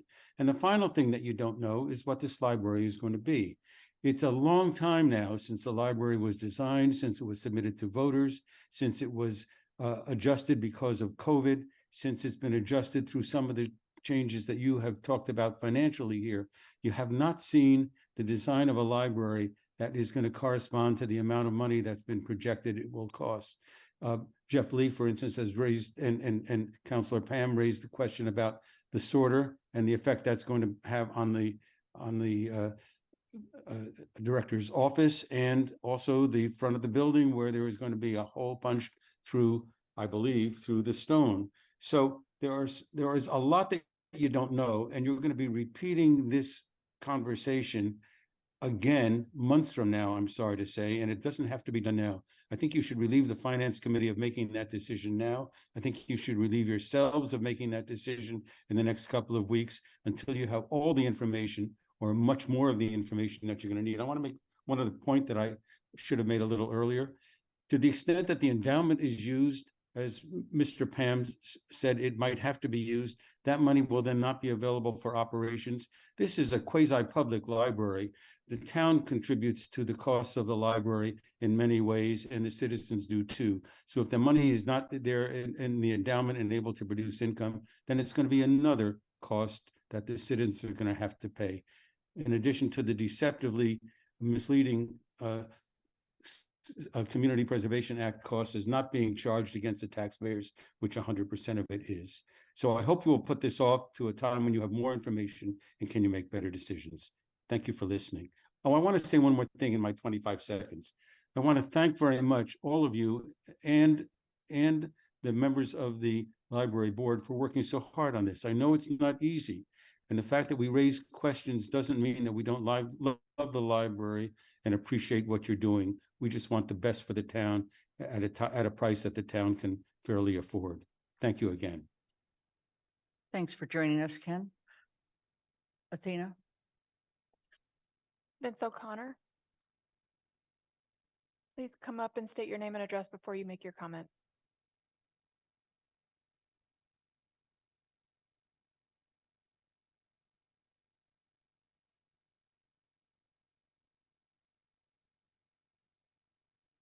Vincent O'Connor, 175 Summer Street.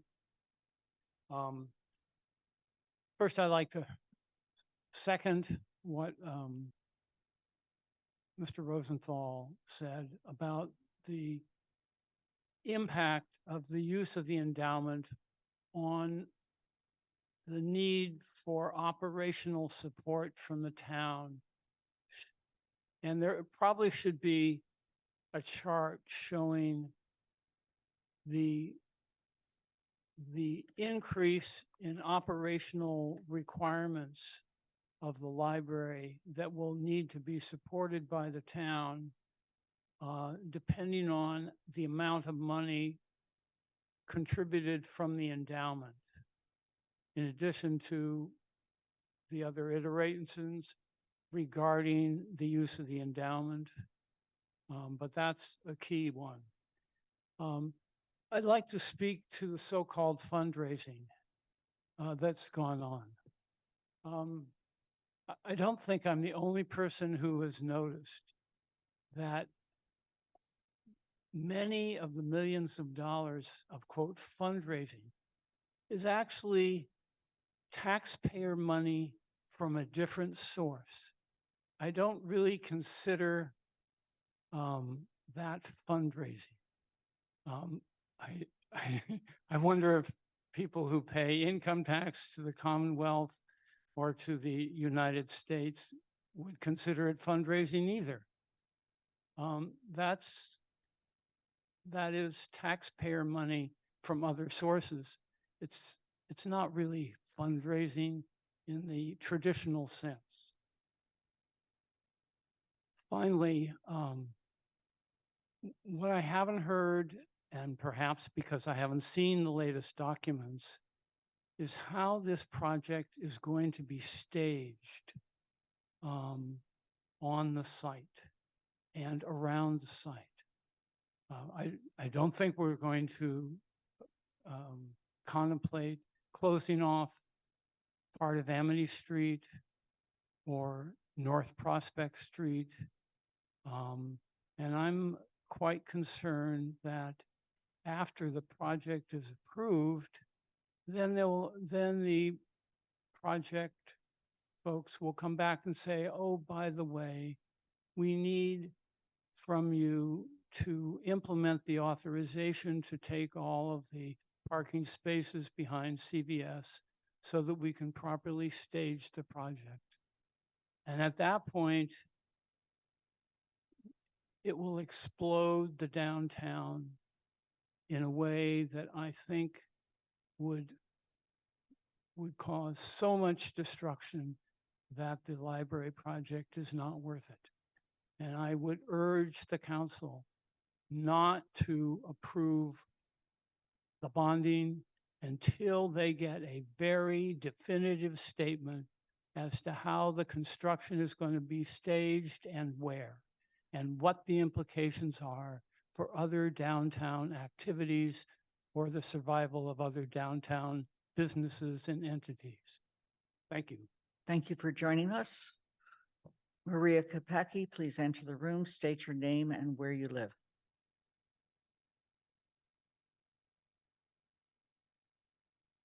Thank you, Maria Kopicki, South Amherst. A lot of the previous speakers have said many of the things that I'm happy to have had said here, and I hope that you heed this.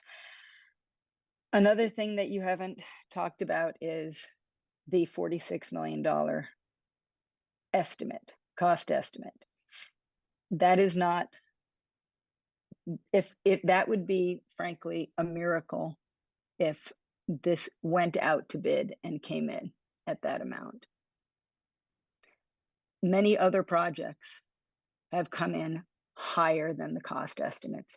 The numbers that we're seeing here they're wishful thinking. The 46 is a wishful low.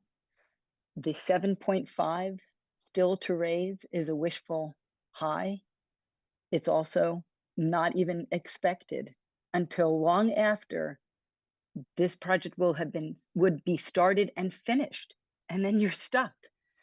That 7.5 million is $1.5 million worse, further away than you were 6 years ago. This is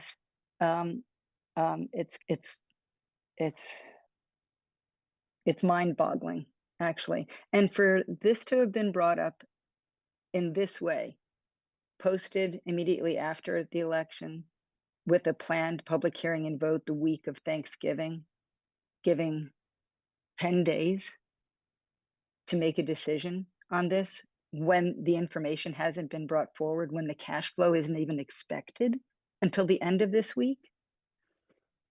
Yeah, I do not support this. I agree with the previous speakers. Thank you. Thank you for joining us. Kelly Irwin, please enter the room, state your name and where you live. Kelly Irwin, Applewood Lane, South Amherst. I would just like to say I'm very much in support of this project. I am one of the people, just a regular citizen in town, who's devoting a great deal of time to raising the funds and to continue to support the operations of the library. I'd like to invite everyone on the council and who's spoken previously, who's concerned about the funding, to join with us to help us raise the money to create the community jewel that we need in the center of our downtown. And I would like to mention that the Business Improvement District at Chamber of Commerce and the businesses downtown are extremely excited about this new development. None of them are complaining that this is going to hurt their businesses. We have already been talking about this for maybe 8 years since we first started talking about it. And the longer we go, the more expensive it will be. And instead of saying no, let's all say yes. And let's say yes together. And let's do something positive, exciting for the town, and move on to the other important capital projects and work together on those as well. Thank you. Thank you for joining us. That concludes public comment. We're going back to councilor questions and comments, keeping in mind that part of what we want to do is gather questions and requests for additional information.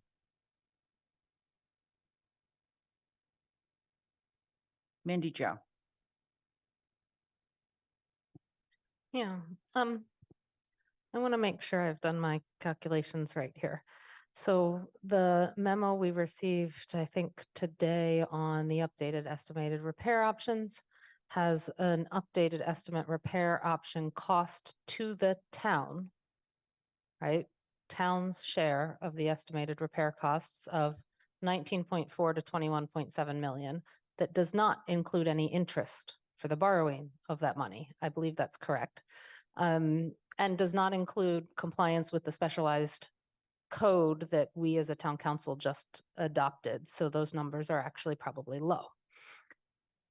what we're being asked to do here in a week or whenever the finance committee finishes its review is to authorize an increase in the borrowing amount, but where the town's cost, excluding the interest, but the 19.4 to 21.7 on repair just excludes interest on the borrowing for 19 to 21 plus million of 15.75 million, which is $4 to $6 million lower from what I look at. And right now, the gap between that 15.75, well, the everything that's been raised and committed and the total project costs for the borrowing that we're being asked to revote is approximately 7 million, of which 2 million is historic tax credits that are there. And so if the historic tax credits are assumed to be gotten, and we'd be down to about 5 million in additional to raise. But that means if they stopped fundraising today and the town decided to make up that difference, and I'm not saying the town would, but if the town did instead of the endowment, the town share would be 20.8 million, which is smack dab in the middle of the repair.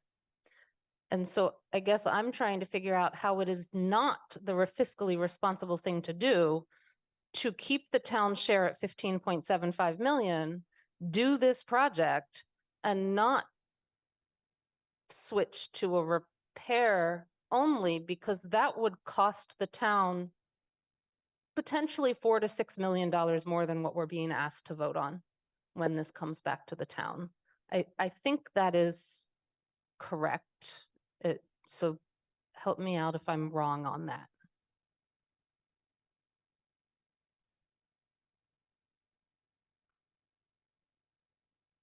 I don't think there's anything wrong with your math.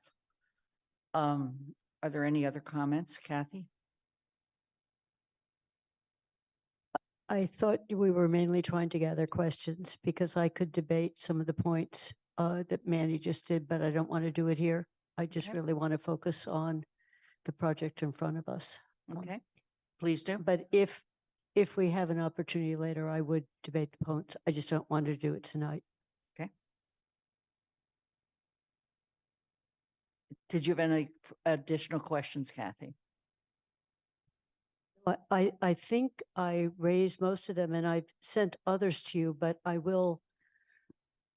And I have shared those. Well, I've shared more. I shared them up to a point, but not in the last 24 hours. You know, I can make sure that they're succinct. You know, Bob, what you said is the draw on the endowment. It would be good to know where the endowment is right now, the total amount. And that was one I asked you earlier, Lynn, and I can look at any budget to see what we've been pulling on it, but I'd just like to know where it is. Mm-hmm. So it's just putting all the little pieces. These are big pieces in line. Thank you. And I will collect the various questions, Kathy, that you've sent and make sure that the people know those before the meetings. I want people to think about this before I call on the next two people. Among counselors, we still have time to post a Friday meeting of the Finance Committee, if the chair agrees, as a committee of the whole. And if the chair agrees, we should then discuss that tonight. Alicia. Thank you, Lynn. So I think like what we're being asked to do right now is just refer this to the Finance Committee. So that seems like sort of a small ask, but I think that for the Finance Committee to be looking at this really in depth tomorrow, that we are missing some information in terms of making like a well-informed decision. And I think a few other counselors may have already asked for something similar.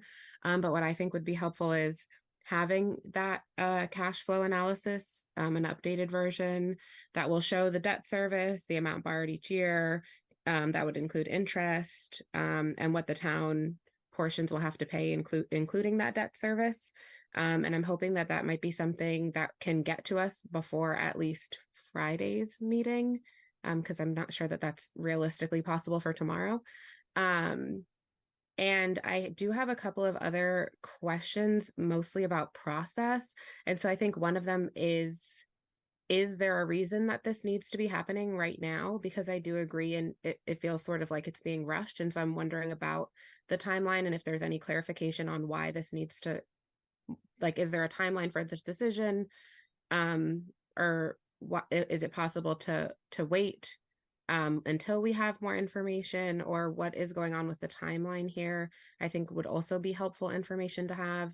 And then what happens if the trustees are unable to reach their fundraising mark within also that sort of buffer zone that was talked about in terms of using the endowment? And I can't remember exactly, but maybe I think they said it was like 5 million or so. And so what happens if that does happen, would the town then be required to cover the gap amount if we do sign this sort of authorization to increase the debt, the borrowing of the debt? Or would there still be time to say at that point that it didn't happen? So I'm asking about like what level of commitment this document binds us.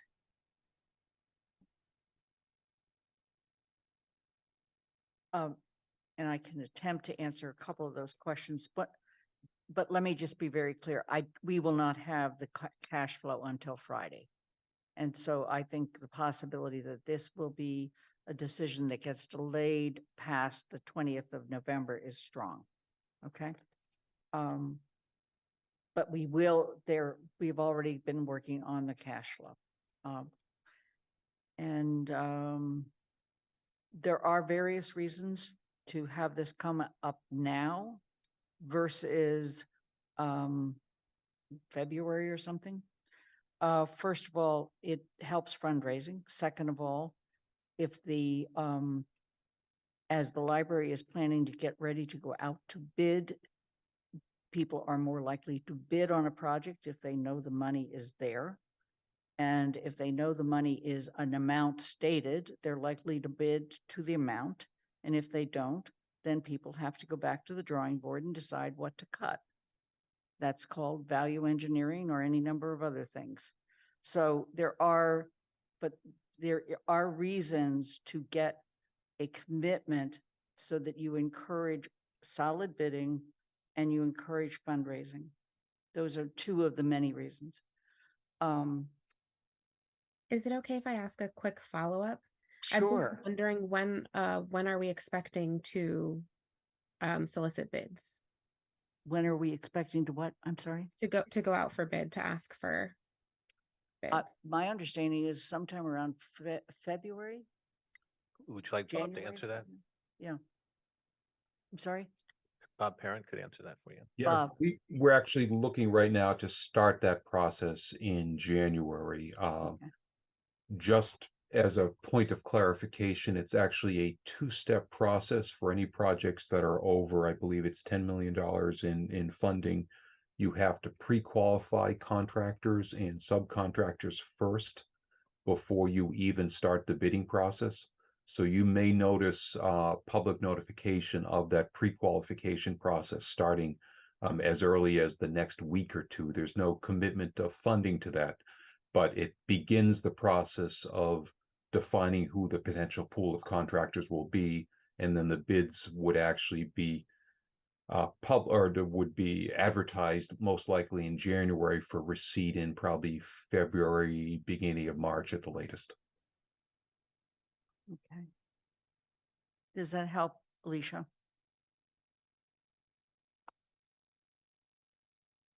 Yes, and then I wasn't sure if I was going to be waiting for the answers to the other questions, or if you had some of those now also.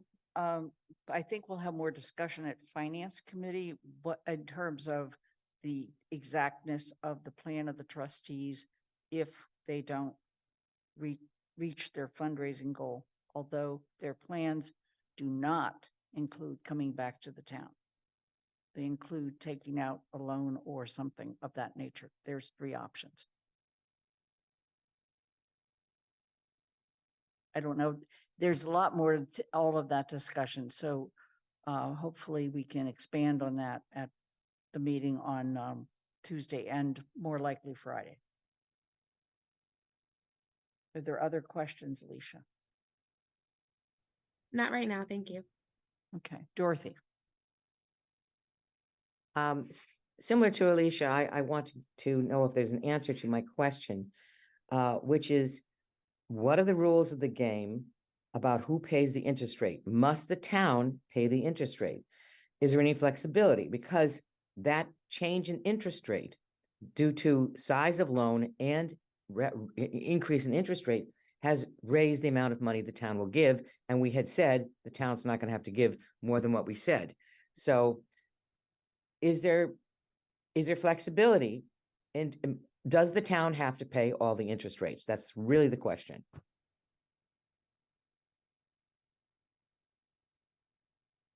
Dorothy, we'll put the question down and address it during finance, okay? Okay, thank you. Andy. Yeah, I just wanted to point out that there's been a lot of questions about interest rate. We approve bonds all the time in this council for all sorts of things, fire trucks, buildings, whatever. And this is not a question that we ask. We say we're authorizing borrowing of the amount of money necessary to buy the fire truck. And we don't go farther than that.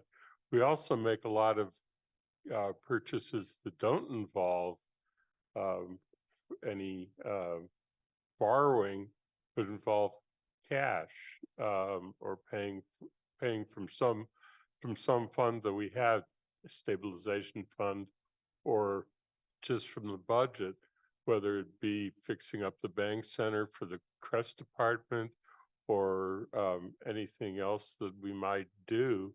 We don't talk about what is the lost interest of not having that money. We just put the money into the roads because we feel that it's an important thing to do. So I do think that the council needs to consider what is the consistency of our process here.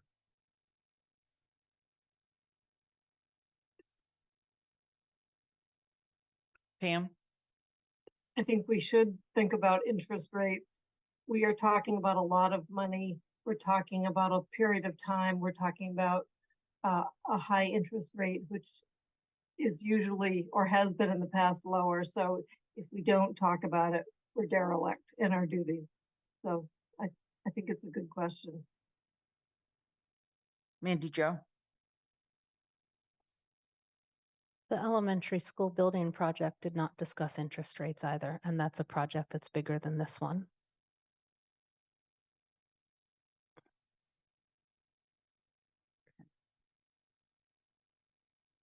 Kathy? Sorry, the issue isn't the exact interest rate. It's a question of, are we going out for 15.8 bond and paying interest on that, which we always thought we were? Are we going out for a $23 million bond and paying interest? It's the gap question, Andy. It's not interest. So we're just trying to get a sense of what our financial risk is. We always saw 3 years ago, we saw there was interest on 15 million or 15.5 million. And the assumption was we wouldn't have that burden coming back to us for the rest of the 36 million because of the trustees raising the rest of it. So I think we're focused on this gap issue, which we'll know more about on Friday. Are there any other questions or comments on this issue? Seeing none, then I'm going to suggest that we take a break of 10 minutes and come back for the rest of the meeting. Thank you.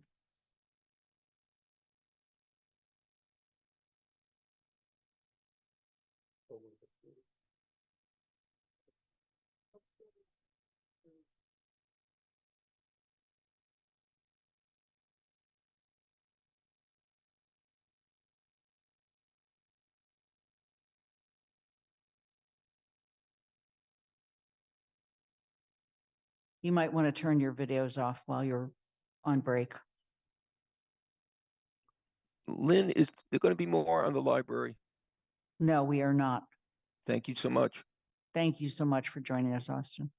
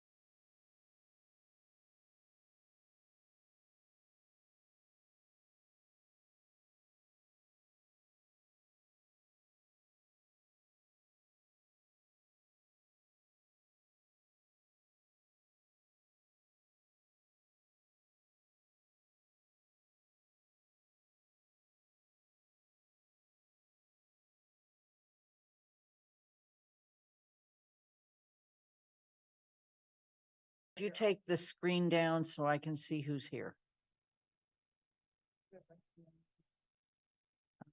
Please turn your video on when you return. Hi, Dorothy, you're back. Andy Joe, I know you're here. Alicia, are you here? Yes, I am. Thank you, Lynn. Great. I don't think we noted that Anika has left. Yeah, I was gonna make a note of that. Yeah. Okay, thank you. All right.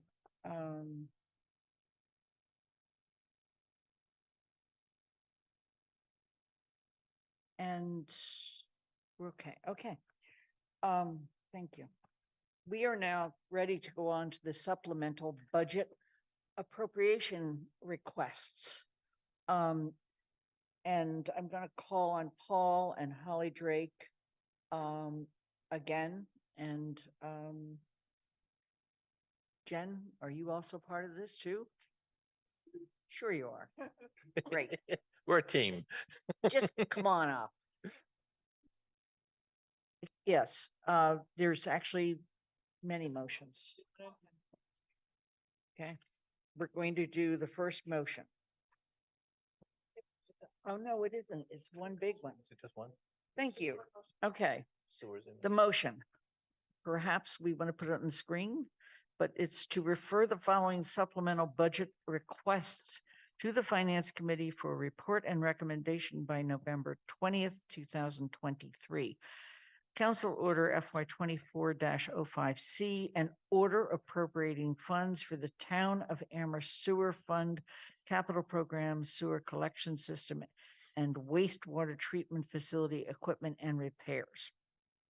Council Order FY 24-12A, an order appropriating from free cash to the stabilization funds. Council Order FY 2405B-05B, an order appropriating funds for a portion of the Town of Amherst Capital Program road and sidewalk repairs. Council Order FY 24-04B, an order appropriating a supplemental increase to the Town of Amherst operating budget for fiscal year 2024 to incorporate 4 firefighter positions previously funded by ARPA. Council Order FY 24-16A, an order appropriating from free cash to the Cannabis Impact Special Revenue Fund. And Council Order FY 24-16B, an order appropriating from free cash to the Opioid Settlement Special Reserve Funds. Revenue Fund. Is there a second? Second. Okay. Paul and Holly and Jenna. So I'll give you a quick overview. So Okay. these are actions or requests for action that the council takes or the town meeting needs to take every fall after we get free cash certified, we come to you with certain orders to balance out the accounts and meet the financial guidelines that the their financial policies that the town council has. So the first one is to transfer funds to maintain our general stabilization fund at the amount that we say we want to have. The second is to fund the reparation stabilization fund as we had previously proposed last year. The third is to put the remainder into the capital stabilization fund. There's also capital requests for $1 million for roads, which we had done last year. Pardon me? Yeah, okay.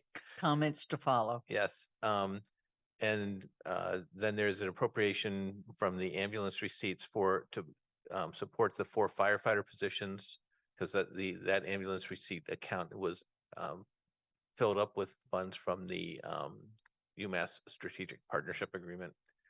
And then there's the other commitments of creating revolving funds for cannabis money that comes in and also for opioid settlement money. And this is just, as the memo describes, just mostly an accounting way of managing and keeping track of those funds. So I know these will be discussed at the Finance Committee. And then there's another one for the sewer capital funds, which Guilford I didn't ask him to be here tonight, but he'll be here at your meeting, at the Finance Committee meeting tomorrow to take funds from the sewer funds version of free cash to replenish his accounts because they had some unexpected costs that went along with that. I just want to clarify under Council Order FY 24-12A, that's three different funds that we're transferring to. We're transferring some money to reparations. We're transferring money to the capital stabilization and some other money to just the other stabilization. General fund. stabilization. Okay, yes. I just don't have the order in front of me, and I just wanted to clarify that that's what that covered. Holly Are or there- Jen, is there anything else you want to add to that summary? No, that's good. Okay. Yeah, Okay. like I said, a lot of it is just sort of housekeeping. The way that the DOR works is these things are general fund revenue. They have to fall to free cash. And then in order for us to keep track of them and appropriate them and set them aside, we have to do all this fancy footwork to keep track of it. And we want to thank you for being the people that keep track of all that fancy footwork because we don't want to. So thank you so much. Are there questions from the council? Oh, yeah, somebody wanted to pull this from consent. I think it was Pam Rooney. Correct. So I think the explanation from Paul of what the various pieces are going toward is helpful. I know that we have talked about reparations fund, cannabis impact fees, opioid settlement. And I understand that those, we'd like to see pretty consistent and anticipated. The money going for, so given that this is a large amount this year and due to everyone's hard work, we ended up with a free cash balance of over $9 million, which is incredible. I think we've had quite a discussion tonight about, where will the money come from to help support the projects that we're seeing coming down the road. And if we were to put more money into the capital stabilization fund, for instance, that becomes our bank account for helping make some of that happen. So it feels in some way that much of this money is already committed, but it also feels like we ought to have a bit more discussion before the end of the year when the free cash amount is certified and we know for sure what we have, kind of where we want to put it before it arrives in our lap. Thank you. Okay. Okay. Are there, Paul? Yeah, so free cash has been certified. That's why we know that information. That's why we're bringing the orders to you now. So this is the action that I think you're referencing, Pam. So free cash was certified. We're now recommending to the council that you take the actions that are in alignment with the policies of the council. Does that make sense? And so Pam, I guess the question would be, are there any of these different financial orders that you would like to see changed that would change the balance going to end into any one effort or fund? I think that's the discussion that the finance committee needs to have. Okay. But if But you I have any think- other thoughts as a counselor, the finance committee wants to hear them. Okay. I think of all the myriad of capital projects that were brought to JCPC and, just, one department versus the other looking for, a piece of equipment or something like that. This is such a large amount that,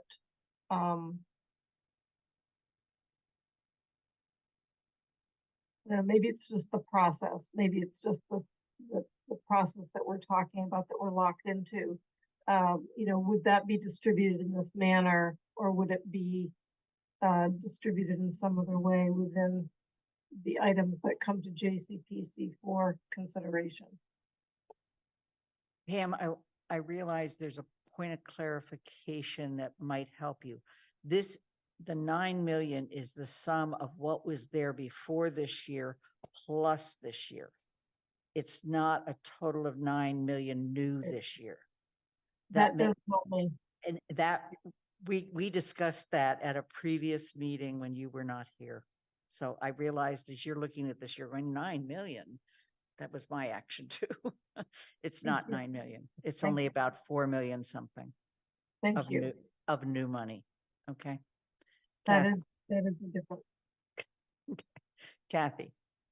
So I think, some of that discussion then actually happened in finance. So Pam would have missed it unless she decided to listen in. But one of the dilemmas we ran into, maybe it was a week ago, whenever we last met, is that we actually made a motion, Alicia made a motion to move the cannabis money into the reparations fund. And we said, well, can we make that motion until the town manager has to first suggest that this would happen, and then we say, okay, we can't tell him what to, we have this who makes what. So now is actually the time, if this allocation doesn't make sense for finance to be raising it.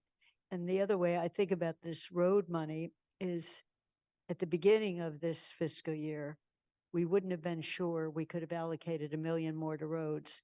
We already allocated 10.5% in capital through JCPC, and we took a big chunk of that for roads, but we were having to play it off on others.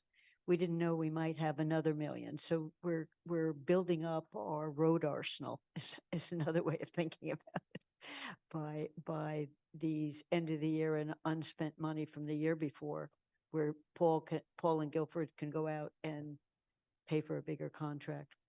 So it's kind of nice to get it at the end of the year, which isn't the end of the year, because you go out in the spring for these projects. It's a good timing to have the money be available. Okay. Are there other questions or comments from the council? Okay. Seeing none, then we're going to move to a vote. I believe I am with Dorothy Pam. Yes. Pam Rooney. Yes. Kathy Shane. Yes. Andy Steinberg. Yes. Jennifer Thomas absent. Alicia Walker. Yes. Shalini Baumilne. Yes. Patty Angelis. Aye. Anna Devlin Gothier. Aye. Lynn Griesmer is an aye. Mindy Johanicky. Aye. Anika Lopes is absent. And Michelle Miller is absent. So it's unanimous with 3 counselors absent. The next one is the proposed to establish a safety zone in accordance with Mass General Law, Chapter 90, 18B on paragraph 18B on Henry Street between Market Hill and Pine Street and other traffic calming measures. I'm going to ask Kathy to speak to this, and then we'll put it in motion. Thank you, Lynn. As I think most people remember, we were visited several council meetings ago by the people from the Cushman School to talk about the speedway that their childcare center is on, and ask if we couldn't do something to mediate. And that led to a discovery and action by the council that a town can adopt a safety zone, and childcare centers are explicitly mentioned as one of the areas that you can have a safety zone for. There has been some work done, and Mandy raised a question about this proposal to do something. There has been work done to study the speed and cars. There's been some traffic studies. So when we had met with Paul and the people from the center, he said there'd been quite a bit of work done on that. So we didn't necessarily need to wait for a full survey. There still will need to be some decisions on what we're recommending. And it's a combination of three actions. One is in a safety zone, you can lower the speed limit to 20 miles per hour. And you have to do it at a minimum of a quarter of a mile. So where does that quarter of a mile start and stop? You can do it for longer. And they've provided us with a map with a suggestion of where it would be. Speed limits don't necessarily lower speed, and you can come look at my road, which is posted as 45 miles an hour on Montague Road, and it's a 60, 80 mile. But so the recommendation, actually, even by DOT, the state, is other kinds of mediation, such as speed bumps. And so we've put that in as a second piece of this. And it's either one or two, and it would be right on the road just by the school to slow cars down. And then the third is there's an intersection where there is a stop sign, but cars go pretty fast past that intersection, and cars turning in, there are periodically accidents there, and stop signs would stop the speed as well. So we've proposed and had offered a motion as this package of three, and this came directly from them as a suggestion, and Lynn and I both thought it made sense. There are DPW folks don't necessarily like the idea of the stop signs. They're not great fans of speed bumps. So there's still some work to do on what exactly would be done here, but this conceptually is a package. And there are maps attached to this that would show you where all of this is located. And it will be a benefit both for the children's center, but also the people who live on this road. It's a very narrow road with no sidewalks and with two-way streets. And large trucks use it as a cutoff, as do cars. So it's a good place to do this. Now, this will be our first safety zone. So this does not necessarily mean this is the policy. We'll go out and put speed bumps all over town. We would still have to say where else we have a speeding problem or a cutoff problem. It happens that the safety zone fits this place because of the children's center. And we adopted that MGL provision on October 2nd. So we've already done the get it ready to move. So we're bringing this before you with a motion to do these three pieces, asking the town manager to do that and with a report back to us on a plan. So it's not necessarily on exactly where this would go, but to report back by the end of the year, if possible, with a plan to proceed. Anna. All right, I'm about to be the bad guy, and I'm just owning that now. So I have so many concerns, Kathy and Lynn. I'm actually kind of struggling with where to start. When we accepted the provision about safety zones, it was really clear, and it's outlined in the memo that Paul wrote to us, and we accepted it, that the next step was to establish a process to create the criteria for these safety zones. I know that MGL gives some specifications of what that might include. I'm frustrated that the memo didn't include the speed analysis study, which is part of MGL. MGL says you need an engineering study that includes a speed distribution. And so I don't think it's responsible for us to start setting safety zones as a council without this going to TSO. I don't think that it's responsible for us as a council to start to do this without considering the precedent that we're setting. Do I think that Cushman Scott should have a safety zone and should have these things? Yes. Do I also think this needs to go through TSO or through and with recommendations from TAC? Yes. I don't think that it's responsible for us to just start carte blanche applying safety zones without criteria. When that was the step we said was in the process, that was the step we communicated to the people petitioning us to create those safety zones. That's been clear from the start. So I'm really concerned about the precedent of this council just deciding to put speed bumps and stop signs in when we have not done that for any other traffic, to my recollection. We have not done that without referral to a committee and without the recommendation or input from our Transportation Advisory Committee. So I also don't agree with what I don't remember if it was Lynn or Kathy said, that you're asking for a report back from Paul in this motion. The motion is very clear that this is that these are to be put in. Not that we're asking just for a recommendation from Paul. So I don't think that the motion is doing what you're saying it's going to do, which is just to get that input. So I think to sum it up, and Athena didn't start the timer on me, which was kind of her maybe, but I think I would like to see a revised motion that is sending this to TSO or with input from TAC, and or if that's not what the sponsors would like to do, a motion saying that they would like a recommendation from Paul on this. And I'd like to see the engineering study before we approve this setting a safety zone. I think we're jumping ahead several steps. I'd like to just respond really quickly. It's not an engineering study, it's a speed study. And it is part of it. When you read the fact that this is a child care center qualifies it for making the 20 mile an hour. So we could have brought just 20 miles per hour, and then you'd figure out where the quarter mile is. So yes, this was an effort to expedite a response to a group that's been asking for 30 years for action, and rather than putting it through a council process. But I think we have an alternative motion, Lynn, on the sheet that rather than moving to motion to do this, the motion would be to refer this to TSO and go through a series of steps.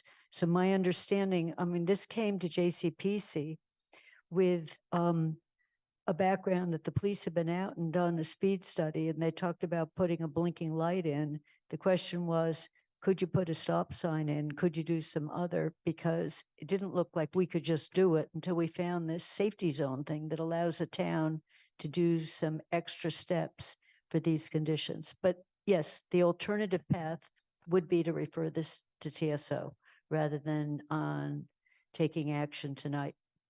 I do want to clarify, Kathy, that Mass General Law specifically says engineering study on speed. That is part of the law, the text of the law, an engineering study. I think we may be just quibbling on what an engineering study on speed is. It's totally, I'm just quoting the actual text here. That's all. Okay, Mandy Jo. So I second everything Anna just said, because the memo in the October 2nd, 2023 packet, when we adopted the safety zones, specifically stated, quote, in order to establish a safety zone, Mass DOT requires the town council to make a finding as to the following minimum safety criteria. And then it listed 3 criteria. And then the memo continued to state, in addition to the above minimum criteria, an engineering study must be performed to validate the posting of signage. The study must include an analysis of the current speed distribution of free-flowing vehicles. The motion that is proposed by this memo includes none of the findings required in order to adopt a specific safety zone, and it does not reference any engineering studies that included any analysis of current speed distributions. I think if we went ahead with this motion, we would be deficient in actually adopting, and it would not be valid. In addition, the motion doesn't include any speed limit we would designate. I'm not sure the safety zone must be 20. I could be wrong. It might be able to be designated as 25. It might be as low as 20, but I think we might be able to designate other numbers. I'm not sure. It doesn't talk about that, but any motion should require and include the actual speed limit we would be designating. And in addition, there is no cost, no attention to what this would cost the town, because the adding of speed bumps, depending on what type of speed bumps you do, I believe is costly. And where would we get the money for it, and how much would it cost? I'm going to take one more comment before we put one of the 2 motions on the sheet on the table. Andy? Yeah, I think a lot of what I was thinking has already been said. I'm the counselor who lives a block and a half away from this intersection, so I know this intersection well. I am very interested in knowing what the input is from the professionals at the DPW, because they have the traffic engineering background that we don't have as counselors. That's why we employ them. and I would like to have their input. Driving through that intersection at least twice a day, if not more. I'm not sure that I see a benefit, and I just see the need to make extra stops for a lot of people, of which I'm one. So I'm going to put the following motion on the table and seek a second to refer the proposal to establish a safety zone in accordance with Mass General Law, Chapter 90, Paragraph 18B on Henry Street between Market Hill Road and Pine Street, and other traffic calming measures to the Town Services and Outreach Committee with input from TAC for a report and recommendation by December 18th, 2023. After we get a second, I'll speak to the motion. Is there a second? Shane will second that. Okay. And I also just want to recognize that TSO may not get to this, and it may be part of a carryover memo. Okay? I wanted to make sure you understood I knew that. Yeah, okay. Andy, anything more? No. Are there any other counselor comments before we move to a vote? All right, then we're going to move to a vote. We start with Pam Rooney. Yes. Kathy Shane. Yes. Andy Steinberg. Yes. Todd is absent. Alicia Walker. Yes. Shalini Bowman. Yes. Pat DeAngelis. Aye. Anna Devlin Gothier. Aye. Lynn Griesmer's an aye. Mindy Johannicki. Aye. Oops is absent. Miller is absent. Dorothy Pam. Yes. It's unanimous, 10 in favor, 3 counselors absent. We are going to move on to E, which is the option to reduce the financial impact on residents of the elementary school building project debt exclusion. Paul, did you want to start since you had the memo? Sure. So this was in reference to a council request to lower the impact, reduce the impact on the taxpayers of the school borrowing, which is a debt excluded borrowing. If you recall, earlier this year in April, you had allocated $5 million from our capital stabilization fund to reduce the borrowing for the school, for the elementary school project. So we looked into that, and there were so 2 things happened. One is we lobbied in the support, and were able to get an additional sum of money from the state MSBA, and it was really led by our state legislators, but counselors were there as well fighting for this money, and that made it a significant increase of contribution from this MSBA of $9.7 million. If the council, I think in my memo I explained, if the council, there are no magic sources of money. The only other source of funds that the council could allocate within its power would be to take $5 million from the capital stabilization fund, which if you appropriate the funds into it as we've recommended, will have a balance of $6.9 million, close to $7 million. So you could take $5 million from that 7 and allocate it to the school building project if you so chose. Are there questions? You could, if that was the direction you want to go, I could submit that to you if that's what you wanted to do. Okay. I would not recommend that you do that, though. Okay. Comments, Mandy Jo? So I'll be clear, I don't want you to go that direction at all. It would jeopardize our other 2 building projects 100%. But my next question relates to the 5 million. It appears, and maybe my memory is faulty, that the 5 million, that the capital stabilization fund used to have more than 4 million in it. It was close to 9 or so. So the 5 million that we allocated has already been removed from there and put where is question number 1, where is it sitting right now? And question number 2 is, what are the plans when we voted that a couple months ago? The belief or intention was that IRA money in for any green energy rebates would go back into capital stabilization. And so where is the standing of that? And is that still the plan? And how do we get that sort of in writing, because I was kind of disappointed that the memo you discussed today didn't talk about replenishing capital stabilization with any monies received from the federal government for green building. So we've not received any money from the federal government for the green building, so that would come to you separately, I think. In terms of where's the money is, it's an account, it's not like moving bags of money from one account to another. It's an accounting thing. So we have to account for it because we've already taken an action. So it comes out of that capital stabilization fund and goes, it's accounting wise kept someplace different. So it's accounted for in the school building project. So we know that as a funding source for the school building project. Do we have an estimate as to what the any green building grants we might get could be at this point, or a better one than we had months ago? Yeah, I don't have that off the top of my head. I could look into that. Kathy, do you? The estimates were, Mandy, I hesitate to say this, reasonably accurate in that we had exactly how much we were spending for the ground source heat pumps and how much we were spending on solar and the credit. The only uncertainty is you could get a bigger credit if you paid directly for it rather than financed it with a municipal bond, because they offset it if you were already getting a break. So it's, would you be getting 40% versus 35%? So those are the pieces.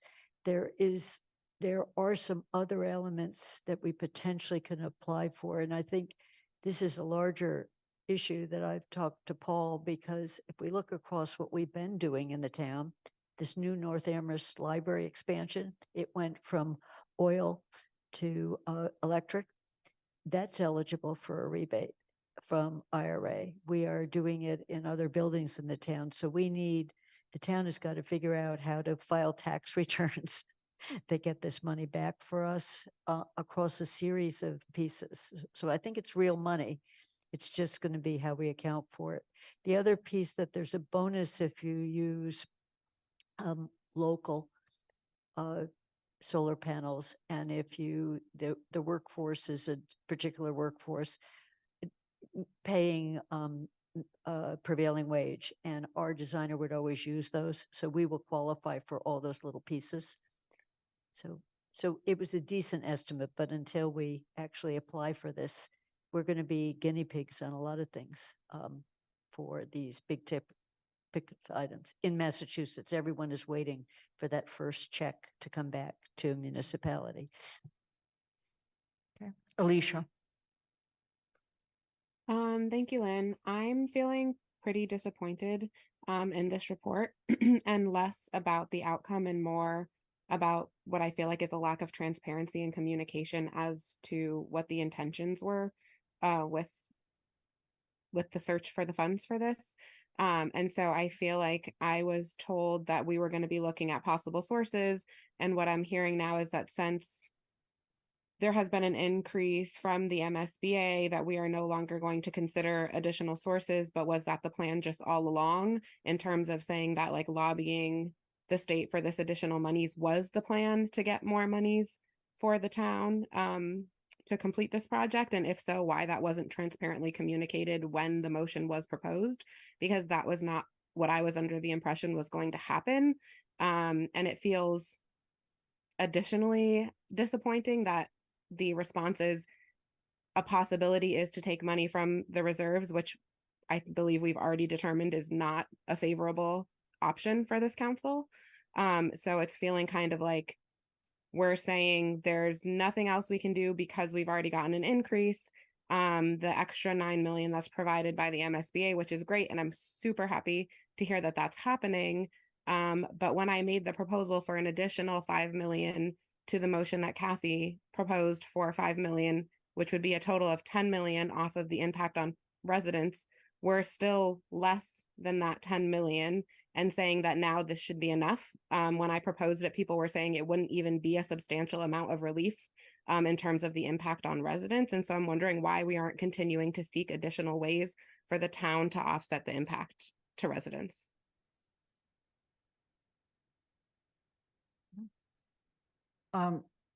Andy? Yeah, no, I appreciate what Alicia is raising as a question, but as I look at it, that the major goal we had was to try and do what we could to make sure that there was something that would further reduce the burden on taxpayers in the amount that their taxes would go up by passage of the debt exclusion override. And as it turns out, that reduction can happen in this other way. But I think that we also need to be realistic that, as Mandy pointed out, it does jeopardize other projects, because when the Finance Committee last spring heard the analysis from Sean Mangano about what the alternatives were for the 4-building plan, the preferred alternative that he presented to the Finance Committee was to try, to the extent possible, to use the stabilization fund to just pay for fire station, or as much of the fire station as possible. And so it is a question then, how do we go back and fund the other two projects, which we know are really critical for the town and have been postponed for far too long. And any other amount, any other source is going to affect budget, either the general operating budget or other, because I think that we've already talked about the capital budget, and we've had a presentation earlier this evening about how tight the next budget is going to be and what the difficulties are of funding what the priorities of this council are. And so it's a question, if we don't accept the recommendation of the town manager and go to another source, then I think that we have a harder time when it comes to trying to figure out what our priorities are, because I think our priorities are going to have to deal with a reduction, an equal reduction in the amount that's available. Kathy? I have to say that getting an additional 9.7 million off the Amherst share is stupendous. And if I add that to 5, that's 14.7. And we did work behind the scenes. Sean worked really hard on a memo I reviewed it with our OPM to the granting authority on raising the cap. I mean, we've been working on this all the way along, so that this came through was stellar. And I'm pretty sure, Paul, you can confirm with me that when you were meeting with Amherst College, because I know when I met with them 2 years ago, we had the school on the map of, would you like to help us pay for the solar? Would you like to pay for something around the climate? And they came through with Jones. They didn't come through with the elementary school. But I think we shouldn't stop looking for that. And one of the issues that is helpful with the school is if we just get a grant rather than these other sources, the MSBA will offset our grant. But if we get it for things that they don't cover, and that includes solar panels, there's no offsetting. So if we get help, we got more state money for our solar panels, and or we got a private entity putting in money, it would again lower it. So I think that's where we should be looking. And the nice thing about that is we're not putting those solar panels on for a couple years. There's time to offset the full cost. So I think we should turn toward what else are we going to get in our strategic agreements, or the lack of them. And where are we going to start talking about what we were talking about earlier tonight on a bigger share of the education money, on the millionaire's tax coming back to our schools, more coming back to our roads. We really need help with all of this. And that is the thing that we can really help taxpayers with. Anna? I think there's been Okay, well, let me start with my really concrete question, which is, Paul, I'd really love to hear from you what the process and plan is that's in place for making sure that we maximize the Inflation Reduction Act grant money. I'm curious who is responsible for making sure that those applications get filed and all of that is in. I think I am always perpetually worried that we're leaving money on the table. And I think what Kathy brought to finance a while back for the school around Inflation Reduction Act funding was really incredibly promising. And so I'd like to just, if you could offer some reassurance that in terms of how we are making sure we are maximizing all of those opportunities. And then I think, I want to highlight, there have been a couple of times tonight where folks have, when we've been talking about this concept of raising funds or gaining funds for projects and where that comes from. And I think that we're not recognizing the amount of effort and advocacy work that goes into receiving state or federal funds. Because when we say, find 5 million, when we say find a funding plan, when we say fundraise, all of those things take so much effort and work. And I don't want to minimize the work that went into finding meaning petitioning the MSBA for increased funding. And I know that Paul did a ton of work on that. I know Kathy did a ton of work on that. I know Lynn did a lot of work on that. I think that it's so critical to recognize the amount of advocacy and effort that goes in, and the fact that if we hadn't been pushing, which I think is really helpful, that advocacy I'm sure would have been there because these are some really dedicated and committed public servants. But I think that this is a response to that. And I think it's a perfectly valid response to that ask.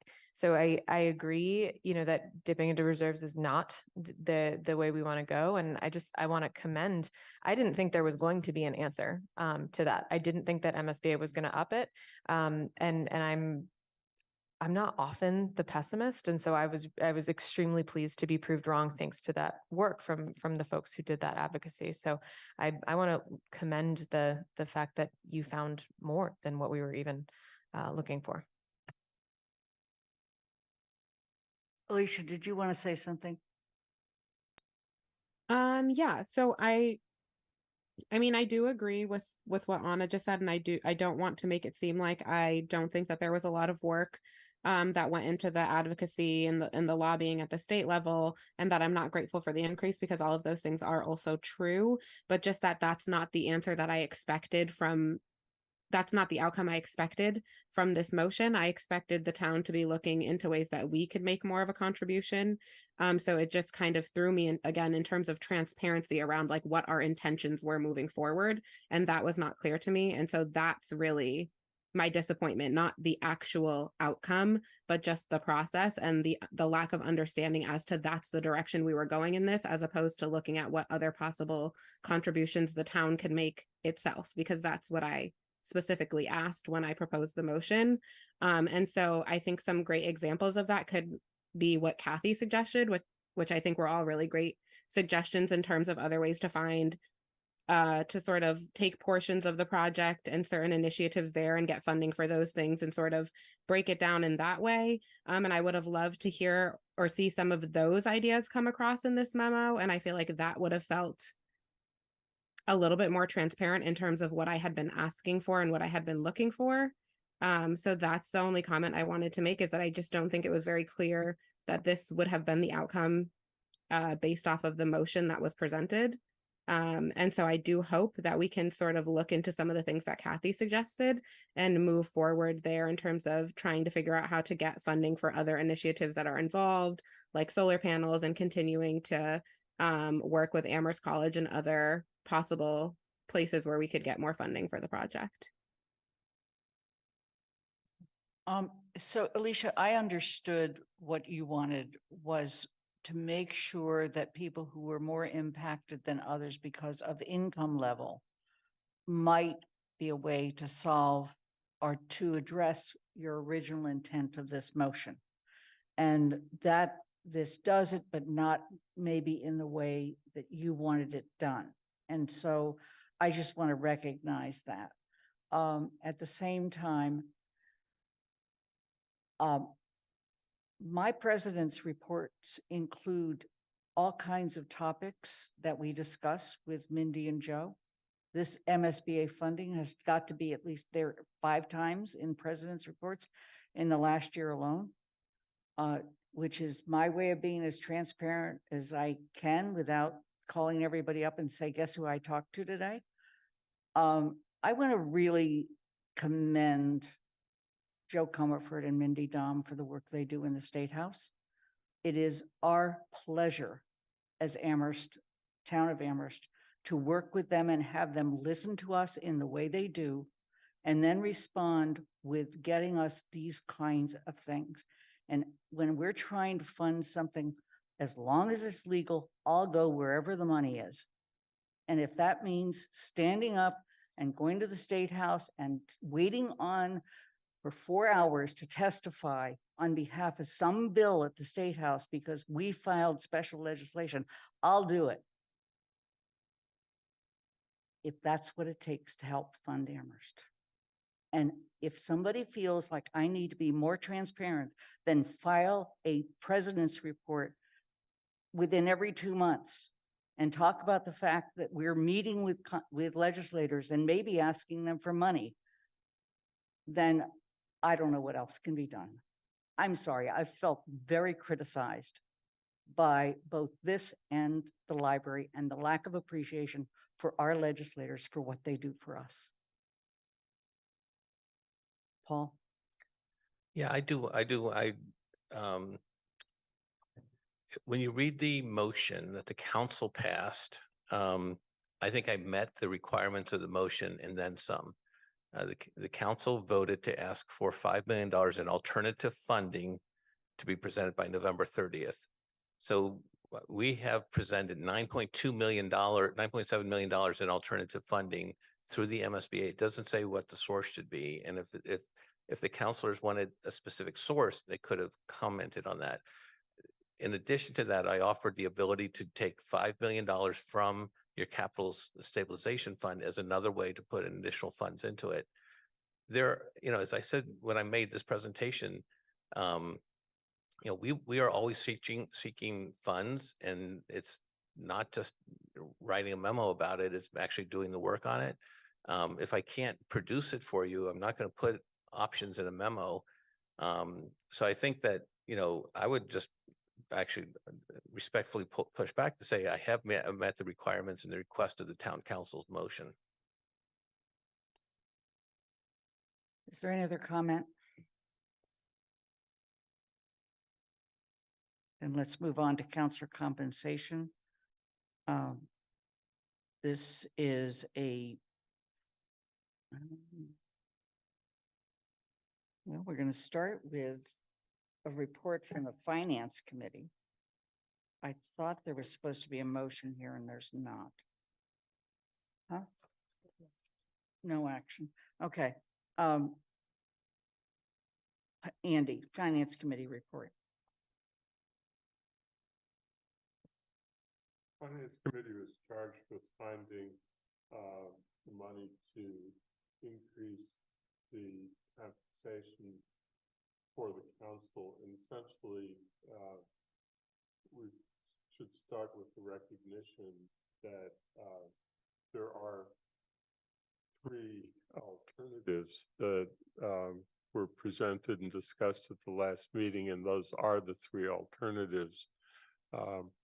One was to transfer funds at this point in time when we are transferring money from free cash. In other words, we would take a little bit less money going into stabilization funds, as has been recommended in the motion that was referred to the Finance Committee, and ask that money be added to the budget for the first 6 months, which is the remainder of the current fiscal year.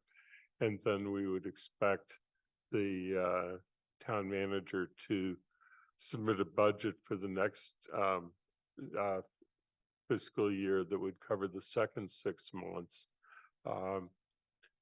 And another alternative was to just wait 6 months to start the increase and have it be only a half of a year for the first year, covering the second fiscal year that starts on July 1st. We have the situation here where the charter talks about a year, but the year doesn't coincide with the fiscal year. And the third was to try and suggest to the manager that through the budget guidelines that the entire amount for the calendar year be included, so it would be a larger amount requested from the next budget, but that the increase would be then have to be paid by larger payments during the second half of the year, and there would be no increases for the first half. So having recognized that, the Finance Committee had a substantial discussion on the subject and essentially was recommending, I'm trying to give the, We yeah. look to Kathy, she's your vice chair.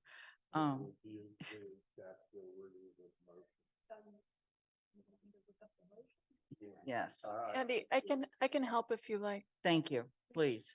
The Finance Committee Thank vote you. Thanks, was to Athena. recommend option 2 from the August 10 memo to the town council from Paul Bockelman and Sean Mangano to delay implementation of the increase until the FY25 budget. So that recommendation, as I recall, means that counselors would be continued to be paid at the rate they're presently paid from January 1st until June 30th. And as of July 1st, they would be paid at the new rates.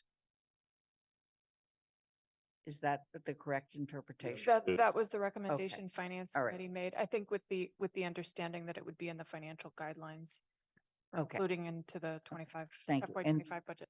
And because it didn't require special action of the council, therefore there was no need for a motion on the agenda. Correct. Thank you. And I thank you for reminding me of all of that. Dorothy. Well, you have just talked out of my knowledge. I thought that was a suggestion. I don't think we voted on it. So I don't think that's real. And if you're telling me it is real, then I don't understand. What you just said didn't make any sense to me. I thought we still were going to have a chance to vote for increased compensation. We just had an election in which people ran with an assumption that they were very good chance going to get that increased compensation. I think that we can talk about equity all we want, but if we can't pay for some, then it's just, words. I think that, the amount of work that one does on this council is extreme. I'm only working part-time as an adjunct teaching 2 courses. I am totally exhausted. I've got work to do. I'm behind in grading my papers. If somebody holds a job and is on the council, I think that it's a really difficult, challenging thing. And I think that $5,000 is not really equitable. So that is why some of us brought up increasing the compensation, because we felt it was essential for more fairness. And I do hope we have a chance to vote it, and I hope that it would get supported. Thank you. Pam? Yeah, I want to just clarify what Lynn said, that the first half would be the same rate as today. The second half would be the new rate. I don't think that's what you meant. I think you meant that the second half would be at a rate sufficient to equal the new amount across the year. So it would be more than just the new rate. It would make up for the lack of the new rate in the first half. That is not. I'm seeing people shake their heads. That it was, excuse me, that the rate would apply from January 1 through December 30, but the first half would be at the same rate as we are currently paid till the end of June because we can't affect it, because we can't change the budget, but that the second half would have to make up for that shortfall. Year two, there would be the new full rate from start to finish. Does that make sense?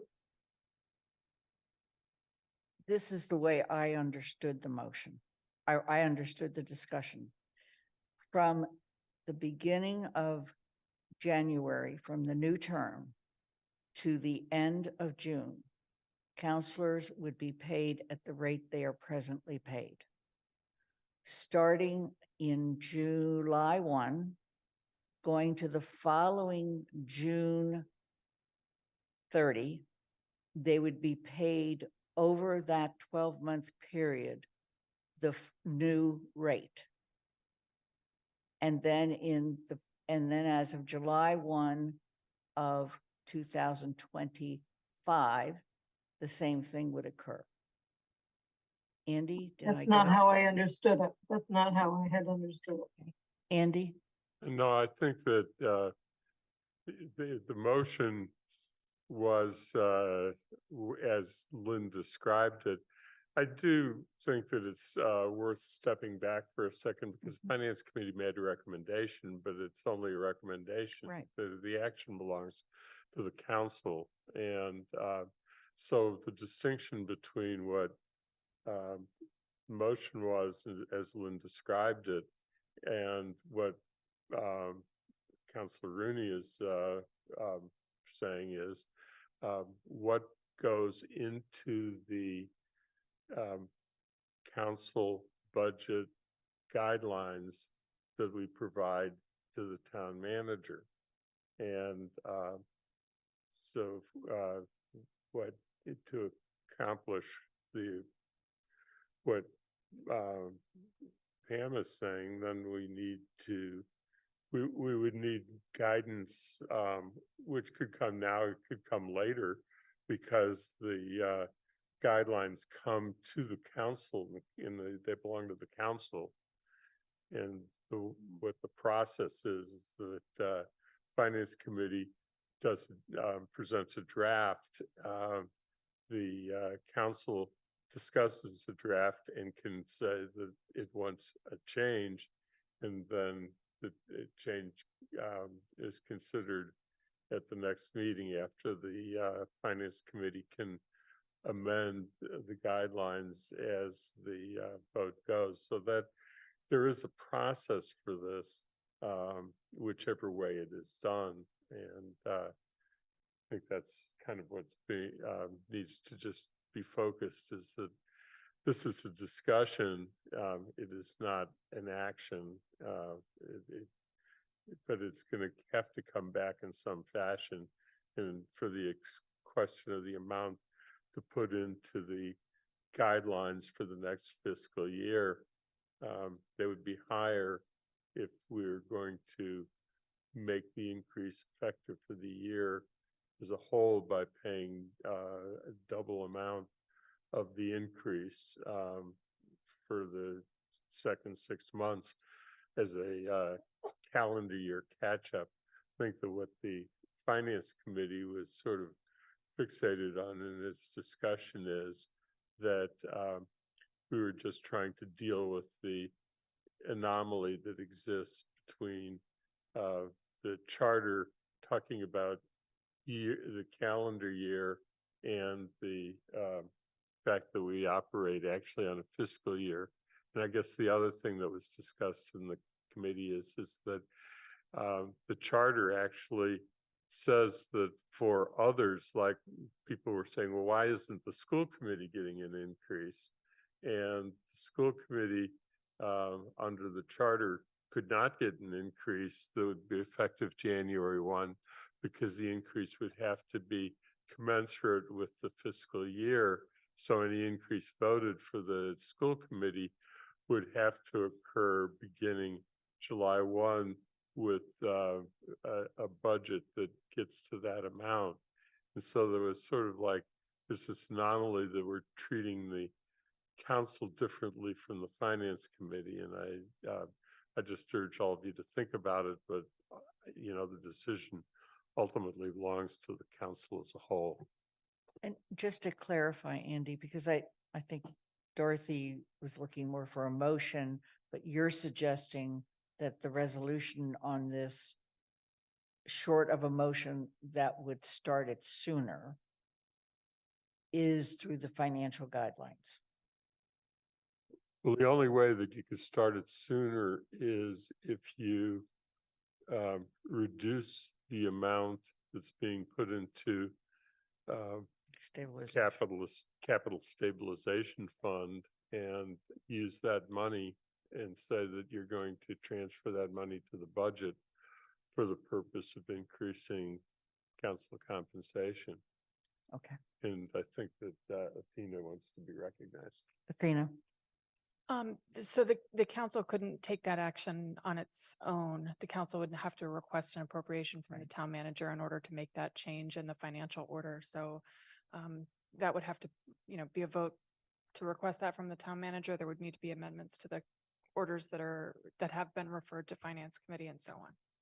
Okay, thank you. And I'm sorry, a quick note, what Pam mentioned about paying more for the second half of the year, that was discussed by finance during the meeting. And so there were really three options discussed, and it was the second option that the finance committee voted. So that there is a difference, Pam, between those two things. And I think there was, I have to go back and check my notes, Andy, but I think there was a reason why our finance staff there was a problem with paying those different amounts for the different parts of the year. Maybe Kathy knows. Okay, I think we need to find the minutes and also the financial report for this and make sure they're available for next meeting. The finance committee report is in the packet for tonight. For this meeting, right? Yeah. Right. Okay. Kathy? That's what I was trying to address, Lynn, that we did discuss this, the issue with Pam, I think this is on the table for us to make a decision as a council, but if we tried to increase for that next 6 months, an amount that would make the 12-month calendar year equal 10, then the next time you have to decrease the amount that's in the budget for the council. So you have this very bizarre way of funding the council in terms of it goes up for 6 months, then goes back down. There's a bulge. So this was cleaner for the budget if we were only going to if we're doing it for half a year. And I think we need to fix this. I think we could, maybe this is one of the charter fixes we should do, but it's just an awkward piece that a calendar year versus a fiscal year decision. So this was a recommendation to the council from the finance committee. We aren't the decision makers. We were the recommenders. Right. And if the council doesn't want or wants to advance a different plan, they can do so. Shalini, you have your hand up. My my memory is that we wanted to increase it from the beginning of the year, even though it's awkward.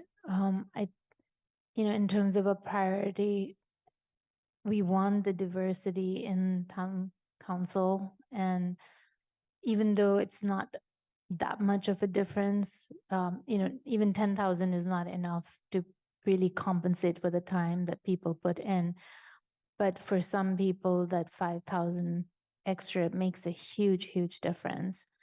And I think if we want to invite diverse people on this council, we need to at least do this minimum increase. And even if it's uncomfortable, awkward, whatever, I believe I support what we had intended. At least that was my recollection, that we wanted it from the beginning of the year. So I would support that increase.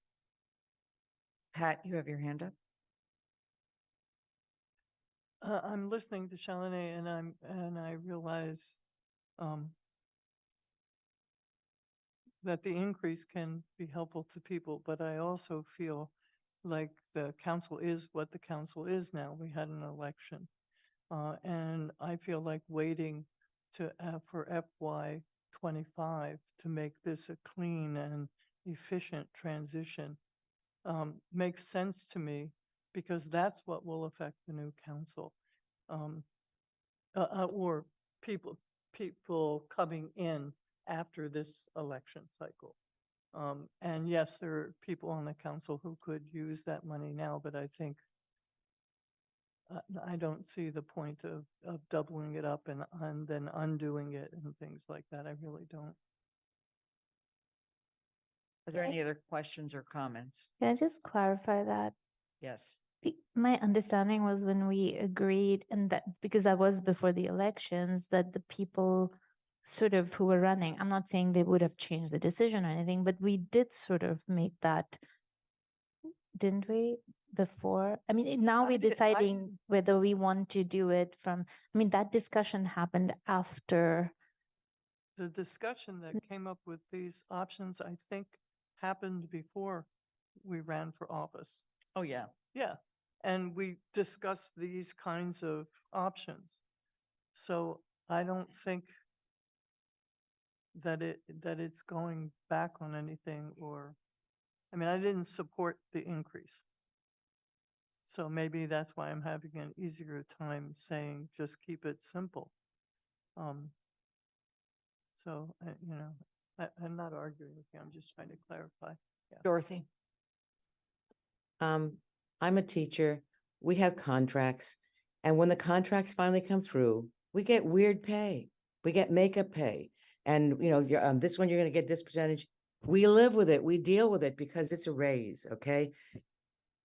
It's not weird to pay people unusual amounts when you're doing some kind of catch-up thing to make your year. People aren't going to say, I don't want this money because this semester I got this, and this 6 months I got something else. I do feel that when people ran for the office, and remember, I did not run for re-election. That's why I felt free to talk about this issue, because it's nothing that I will benefit from. But I felt that we made it very clear that we were really intending to do this as a way of encouraging broad group of people to run.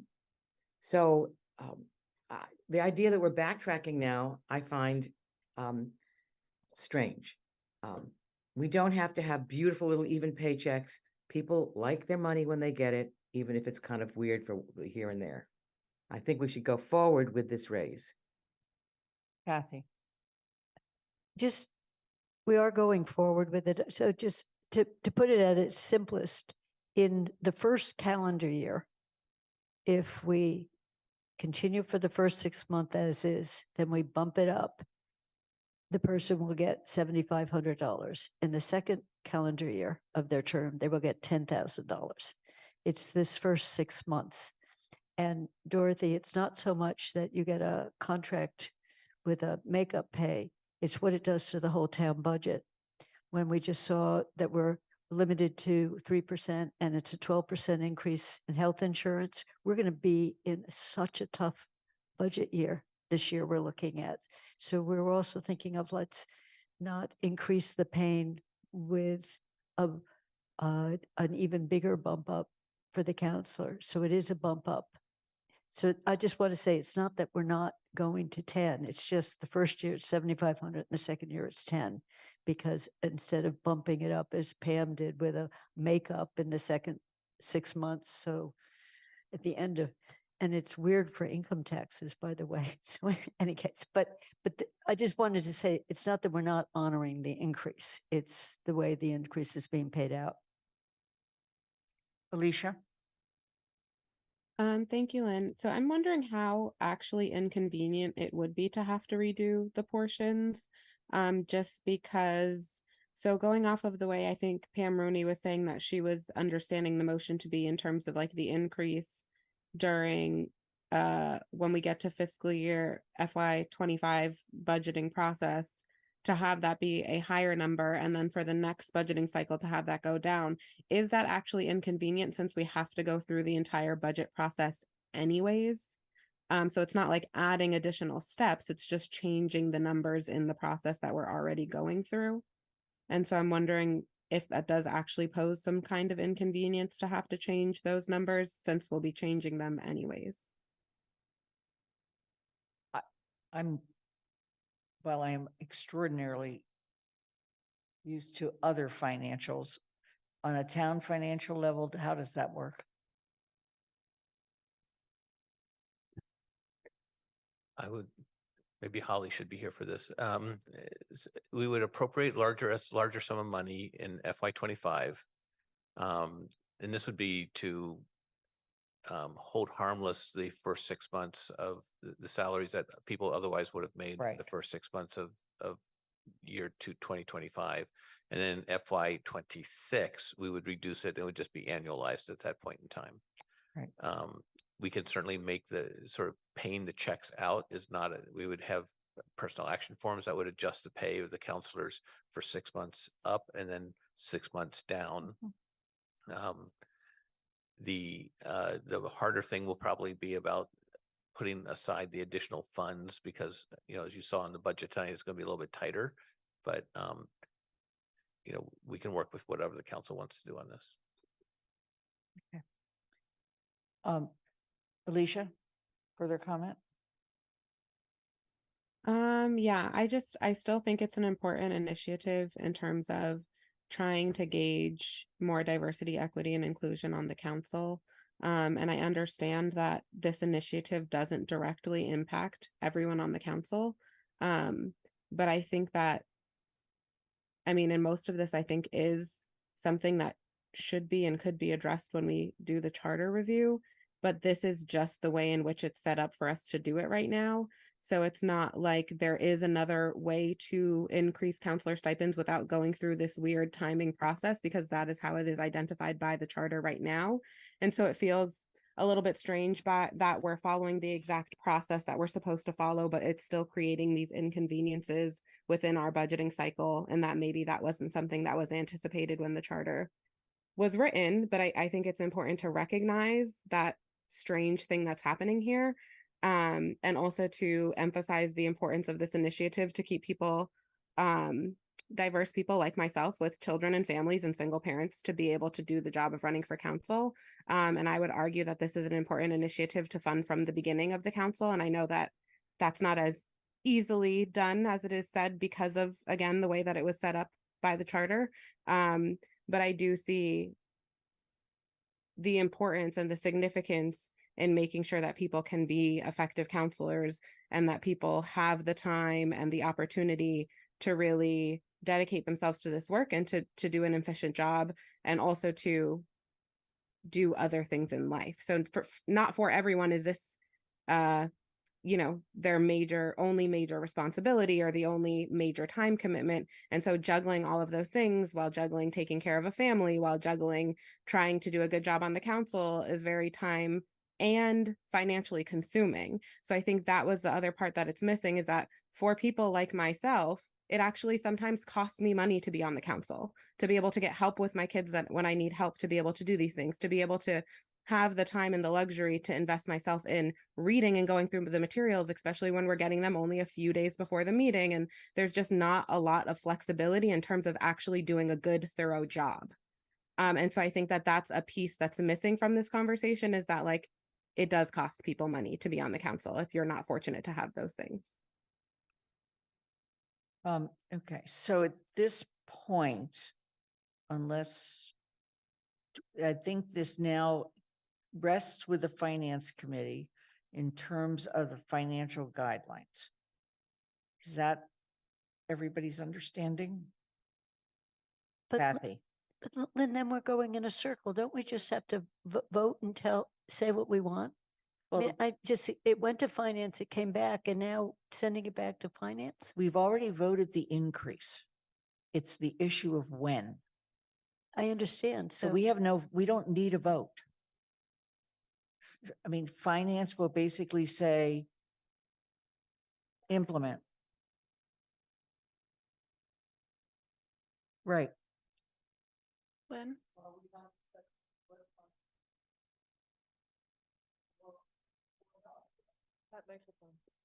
There's been an understanding when finance committee made its recommendation, the understanding was that it would be incorporated into the budget guidelines unless the council voted something differently. So that's where things are. It's with finance committee in order to incorporate into the budget guidelines. There's no action needed by the council at this time. Finance committee is going to begin budget guidelines and it will be in there. And that's all that needs to happen right now unless someone wants to propose something else. So my statement was exactly that, was meant to be that. And Kathy, it wasn't to say, put it back into debate. Mandi Jo. I was just going to clarify, Athena did it pretty well. So if the council wants to ensure that the FY 25 budget includes enough council money to compensate counselors for a full year of 10,000 starting July 1, then hold on, July 1, then that would be in the financial guidelines of increase the council department by 64 some $1,000. If the council wants to do what Pam Rooney was sort of talking about, then when the financial guidelines come to the council needs to make sure the financial guidelines say increase the council budget by 94,000 or whatever that is. If the council wants to transfer money from free cash now, the council needs to vote or someone needs to propose a motion now or next week to request that the manager provide a financial order for the transfer from free cash.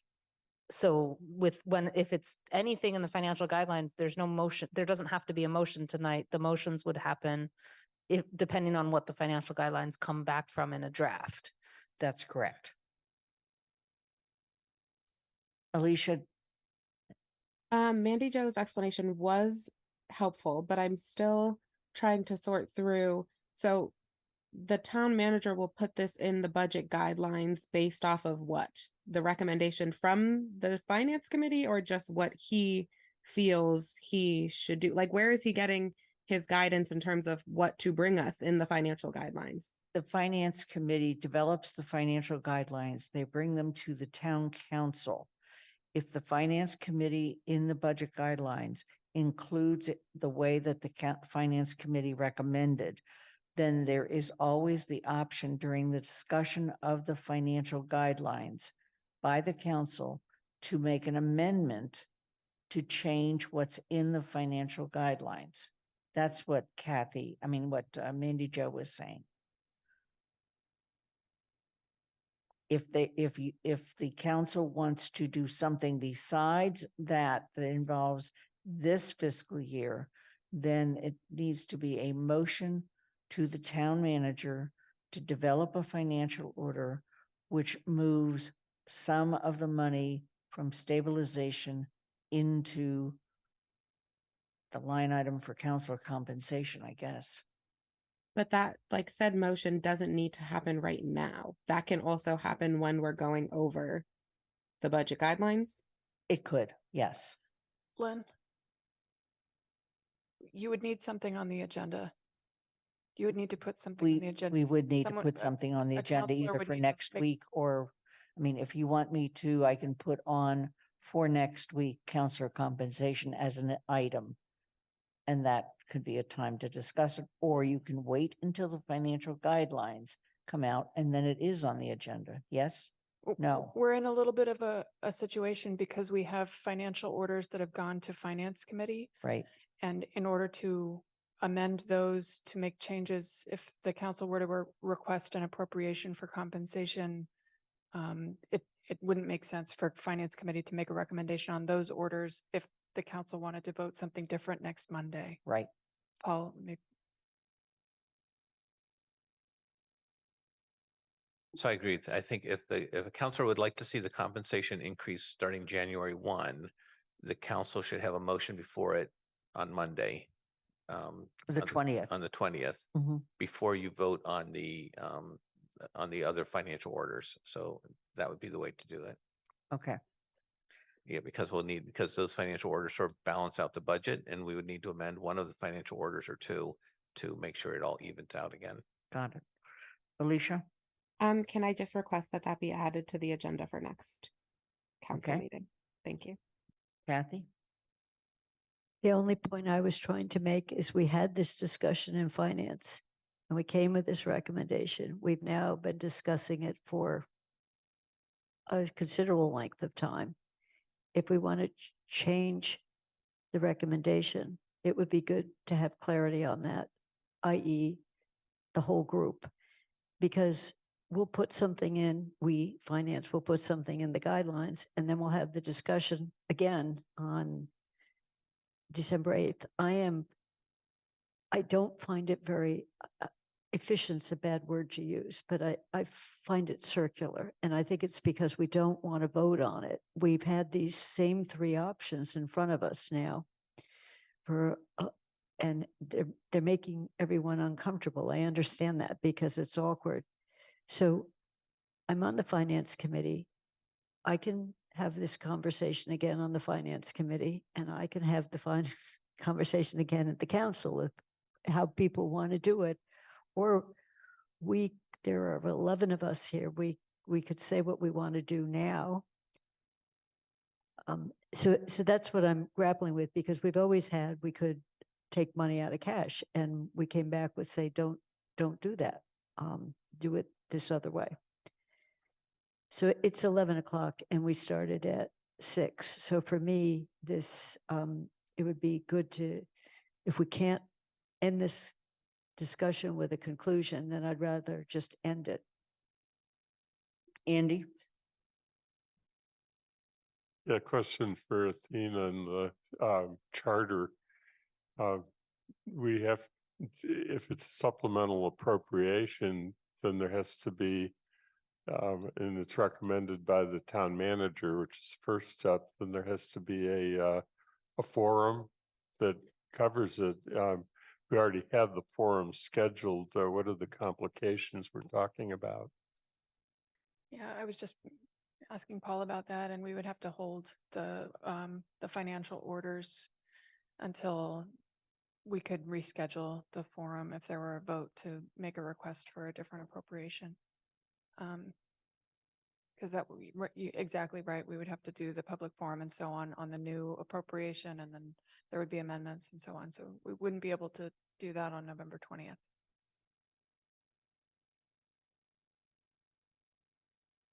That's correct. We would have to, okay, let me try to sort through this. I'm sorry, Mary Jo, go ahead. I move that the finance committee include in its draft financial guidelines a recommendation to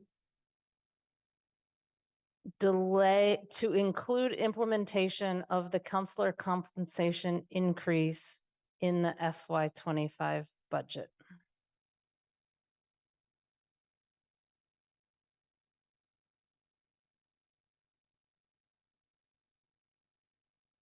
I'm I'm going to trying to find a second. number can you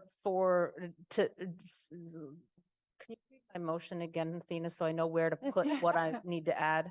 Okay. You moved that the finance committee include in its draft financial guidelines and its recommendation to include implementation of the counselor compensation increase in the FY25 budget.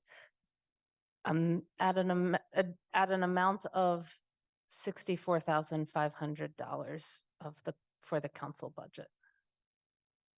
64,000.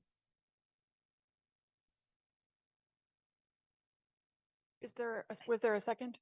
I'll second for the second. That 64 is the correct number for a 10,000 per counselor for FY25. 5,000 each half year is yeah. That's the number that would implement option 2. That motion would implement option 2. So the increase would take effect on July 1st, and it would be the increased amount for the second half of the year, not the extra for the second half of the year and back and forth. Right. So it's consistent with the finance committee's recommendation. Thank you. Okay. And the motion's been made and seconded. Alicia. Just a clarifying question. So it would be that for FY24, it would be total compensation, counselor compensation of 7,500, but the second year, so just literally what the finance committee recommended, but just putting that into motion. That's what it is. Yes. Okay, thank you. Okay, a motion's been made and seconded. Is there any further question or discussion or need for clarification? Let me just say, what the motion does is put in motion that this is what will go in the financial guidelines. Therefore, there will be no need to change any of the financial orders or hold a different meeting, a different public forum. Okay. Let's move to a vote on the motion. I'm going to start with Kathy Shane. Yes. Andy Starts Steinberg. I'm sorry. Mandy Jo? Oh, I think it starts with me. Pam, I'm sorry, I didn't see your hand. Phew. Go ahead, Pam. Aye. Oh, okay, fine. Pam Rooney said aye. Kathy Shane, aye. Andy Steinberg, Aye. Alicia Walker, No. Shalini Ball-Milne, No. Pat DeAngelis, Aye. Anna Devlin Gothier, Aye. Lynn Griesmer's an aye. Mandy Jo Haneke, Aye. Anika Lopes absent, Miller's absent. Dorothy Pam, I could not follow the motion. So I'll have to abstain. I admit it's very late for me. This is really, remember, it's really midnight. I don't understand at this moment. the motion passes with 7 in favor, 2 opposed, 1 abstention, and 3 absent.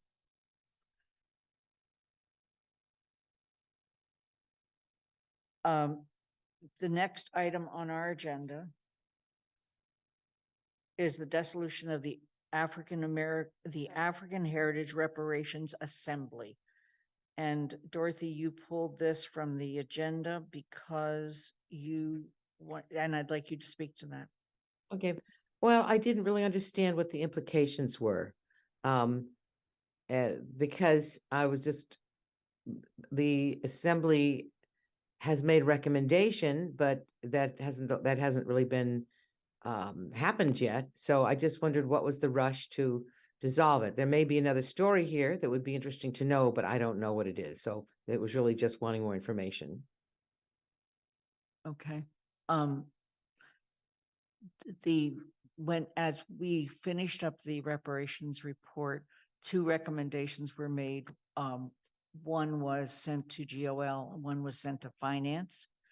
And the recommendation that was sent to GOL regarding a successor committee is still in discussion. And the recommendation to finance is basically will be resolved by the financial order that transfers the $105,000. That's where it stands. The successor committee that's being recommended, or whatever the successor process might be, would then deal with the rest of the recommendations in the report, is the way I understood it. But Lynn? the charge, Lynn? the charge that, I'm sorry, yes. Okay, Mandy Jo, go ahead. Thank you. So I requested this go on there because when Michelle reported as chair reported on the report, she indicated that they were done. The committee was done, but in order to clean everything up, you have to dissolve the committee. So for specifics, the charge itself, the ARAH charge, has a term of appointment to, quote, upon completion of the report, end quote. And so there's no one on the committee anymore because the report has been completed and submitted. And the charge itself says reports a final report at the completion of the assembly's work. So the assembly's work is complete. They've submitted their final report, and each person who was appointed there is actually, their term of appointment has finished by what the charge says. So since we formed the committee to clean everything up and be clear on everything, we have to dissolve the committee, but by their charge, they have no other work to complete. Dorothy, does that help? Yes, it does. Thank you. I just wanted to have some background on that, so I appreciate that. Okay. And we wanted to make sure that the motion, the way it reads, is to thank the American Heritage Reparation Assembly members for their work and dissolve the African Heritage Reparations Assembly. I said it wrong earlier. And so I'm making that motion. I'm seeking a second. Second, Devlin Gothier. Okay. Are there any other questions or comments? Then we'll take a vote on that, and we begin this with Kathy Shane, Yes. Andy Steinberg, Aye. Alicia Walker, Yes. Shalini Bal-Milne, Yes. Pat DeAngelis, Aye. Anna Devlin Gothier, Aye. Lynn Griesmer's an aye, Mandy Johanicky, Aye. Dorothy Pam, Yes. and Pam Rooney. Yes. It is unanimous with 3 counselors absent. We are finished with the motions, and we are now at the, we have no appointments. Do we have any reports from CRC? I apologize. I'm actually going to give one tonight. There were motions on here and I just wanted to update the council on what's going on with a ZBA vacancy, just so everyone can hear that. The bulletin board notice has been posted. Emails out in accordance with the policy to all current associate members and all people who have filed CAFs within the last 2 years from the date of the bulletin board notice have gone out. We all have access to the emails if CAFs were filed, which means y'all know, if you think about it, that no CAFs have been filed since the bulletin board notice went out. There is 1 full vacancy and 1 associate member vacancy to fill. And the ZBA will be doing a whole lot of major special permit applications starting now, but including through the next 6 months. So please get out there and recruit members or applicants to apply for ZBA membership. That's my report.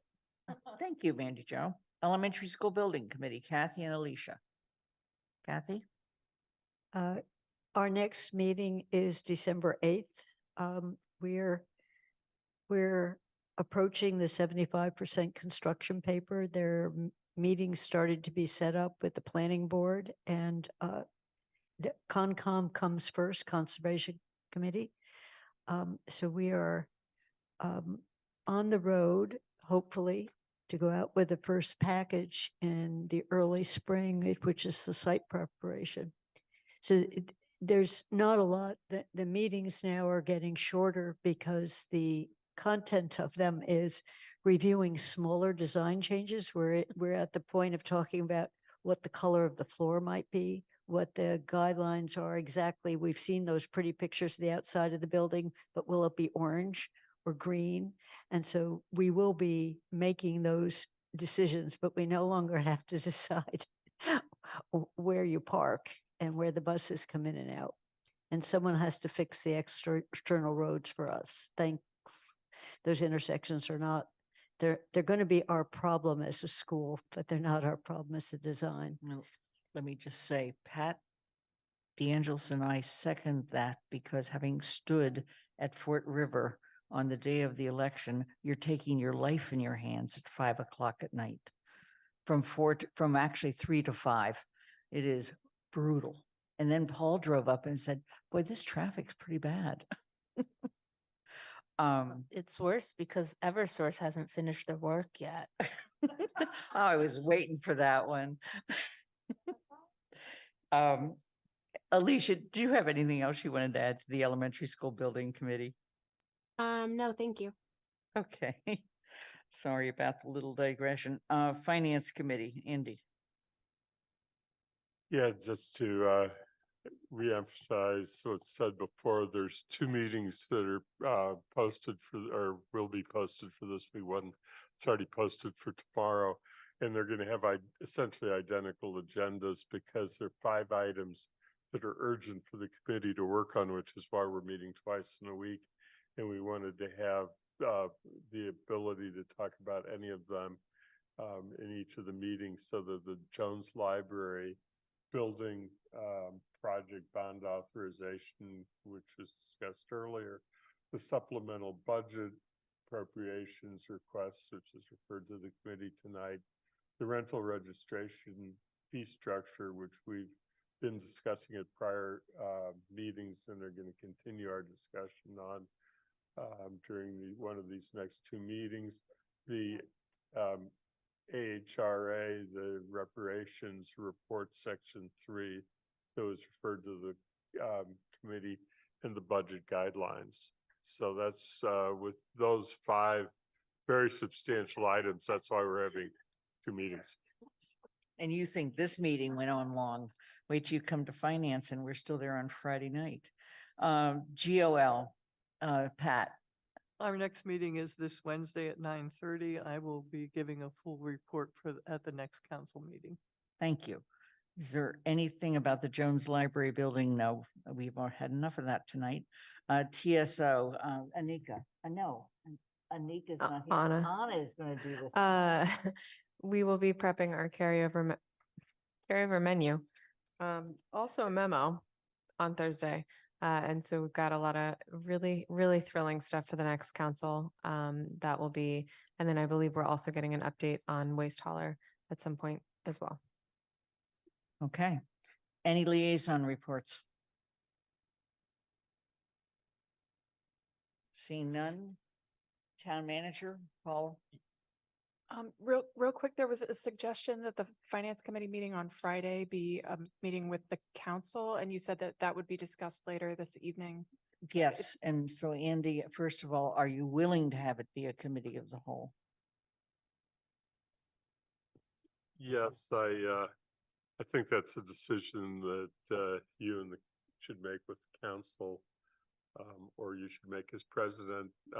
We've done committees of the whole whenever there's a feeling that there's going to be more people in the audience who wish to participate from the council that trigger the fact that we then have a forum of the council. Right. That's why we do it, is to cover that possibility. Let's post it as that, and then we'll see whether counselors want to show up. Okay. And if they don't, we just have a regular finance committee. Thank you. Paul. So you have my written report. We can talk more about it next week. Your meeting on Monday. It's pretty late tonight. Because we're going to have so much more time next week. Thank you. All right. I have no other comments. Are there any counselor comments? Alicia. Sorry, I just had a quick question for Paul. I know that you said you're planning to present to us like another plan for the ARPA funding in sometime, hopefully in December, but I'm wondering if there has been any consideration around whether or not we might be able to have the BBAAA assist us in distributing some of the ARPA funds or in that decision-making process.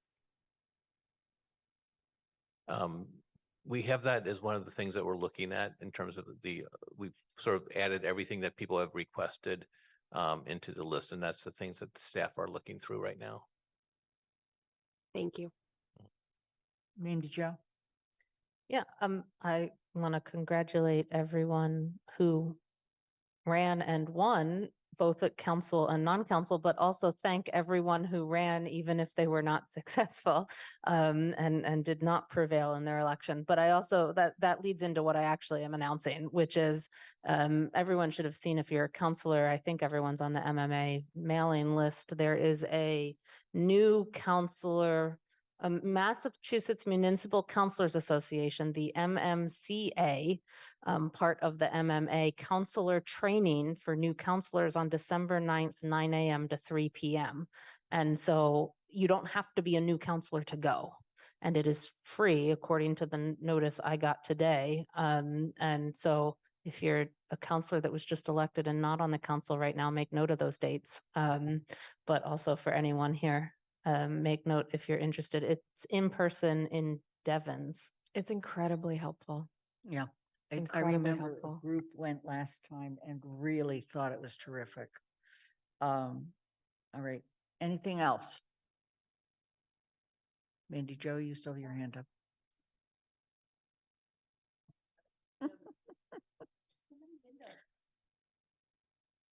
The meeting is adjourned at 11:21.